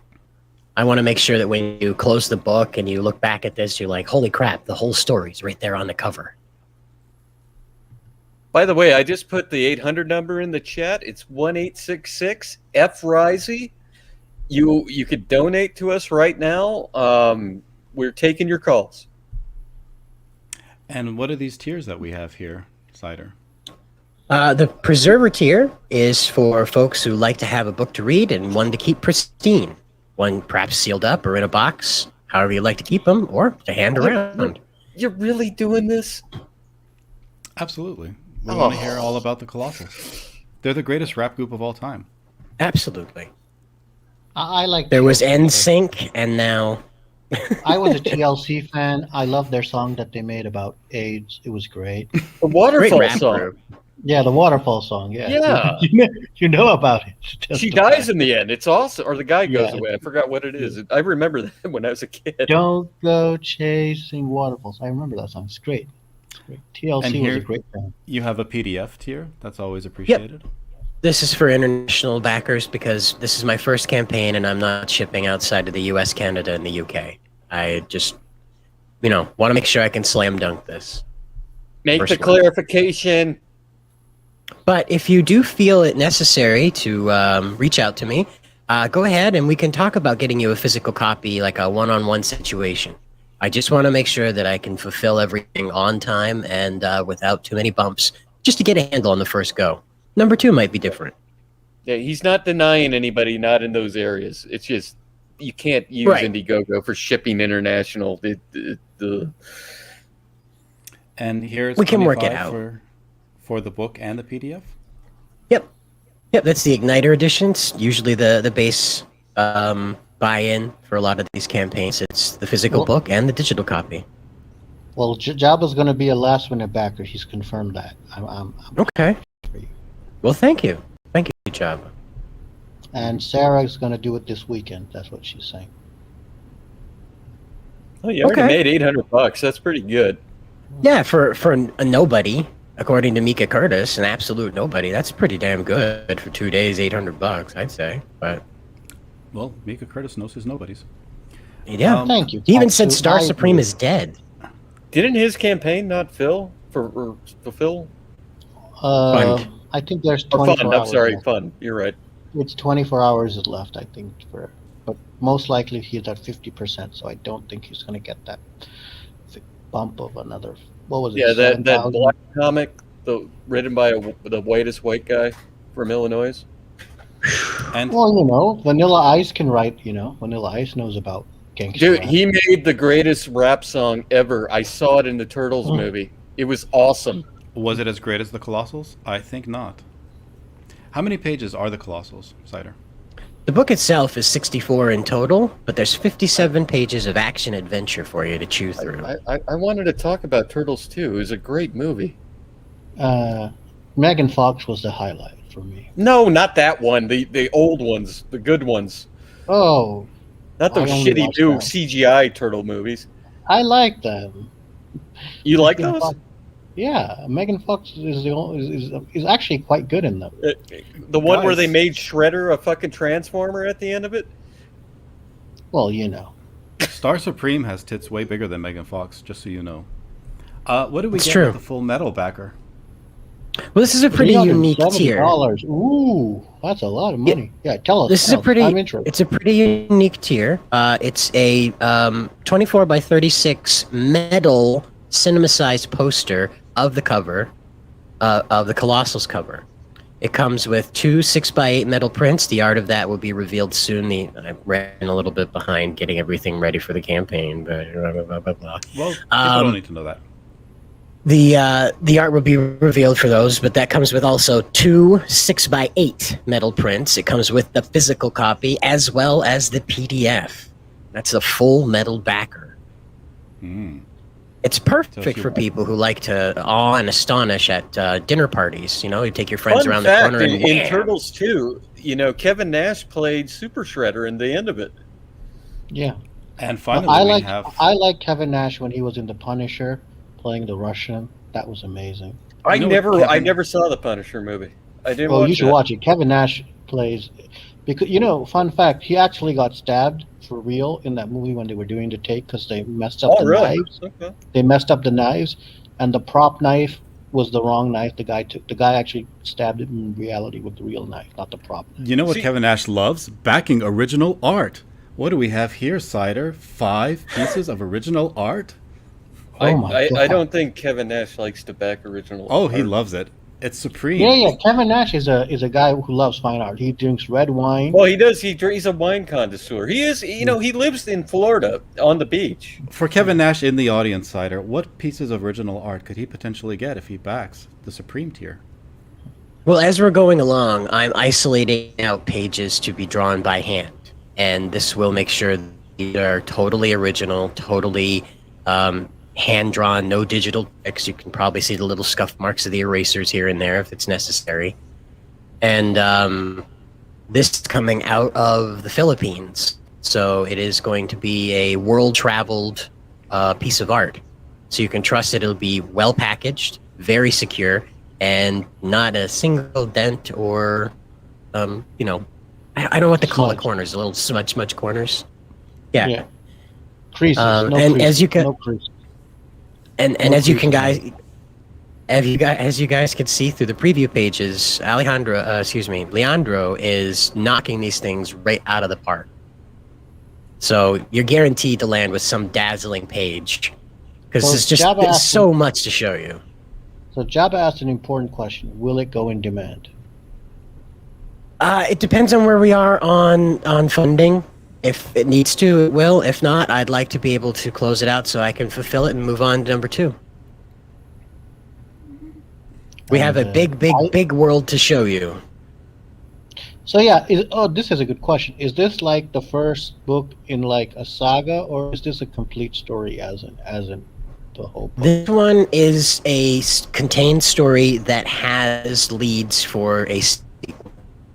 So you get a feeling of closure, but you will want to know what happens further on in the story. You could say this is like I never thought I would want to hear your fucking music, well read. This is the first arc in a long running story. Let's put it. Absolutely, yeah. Many installments, but these are not. It's not cliffhanger stuff. You get closed out on these. I don't like these books that make you buy another one to find out what happens. I just set it up that number 2 is sort of waiting. There's still 20 idiots watching this crap. Well, that's good, man. That's 20 more customers for Cider to back. Well, it's 20 more people that aren't watching Finatra, right, Amit? I do want to say this.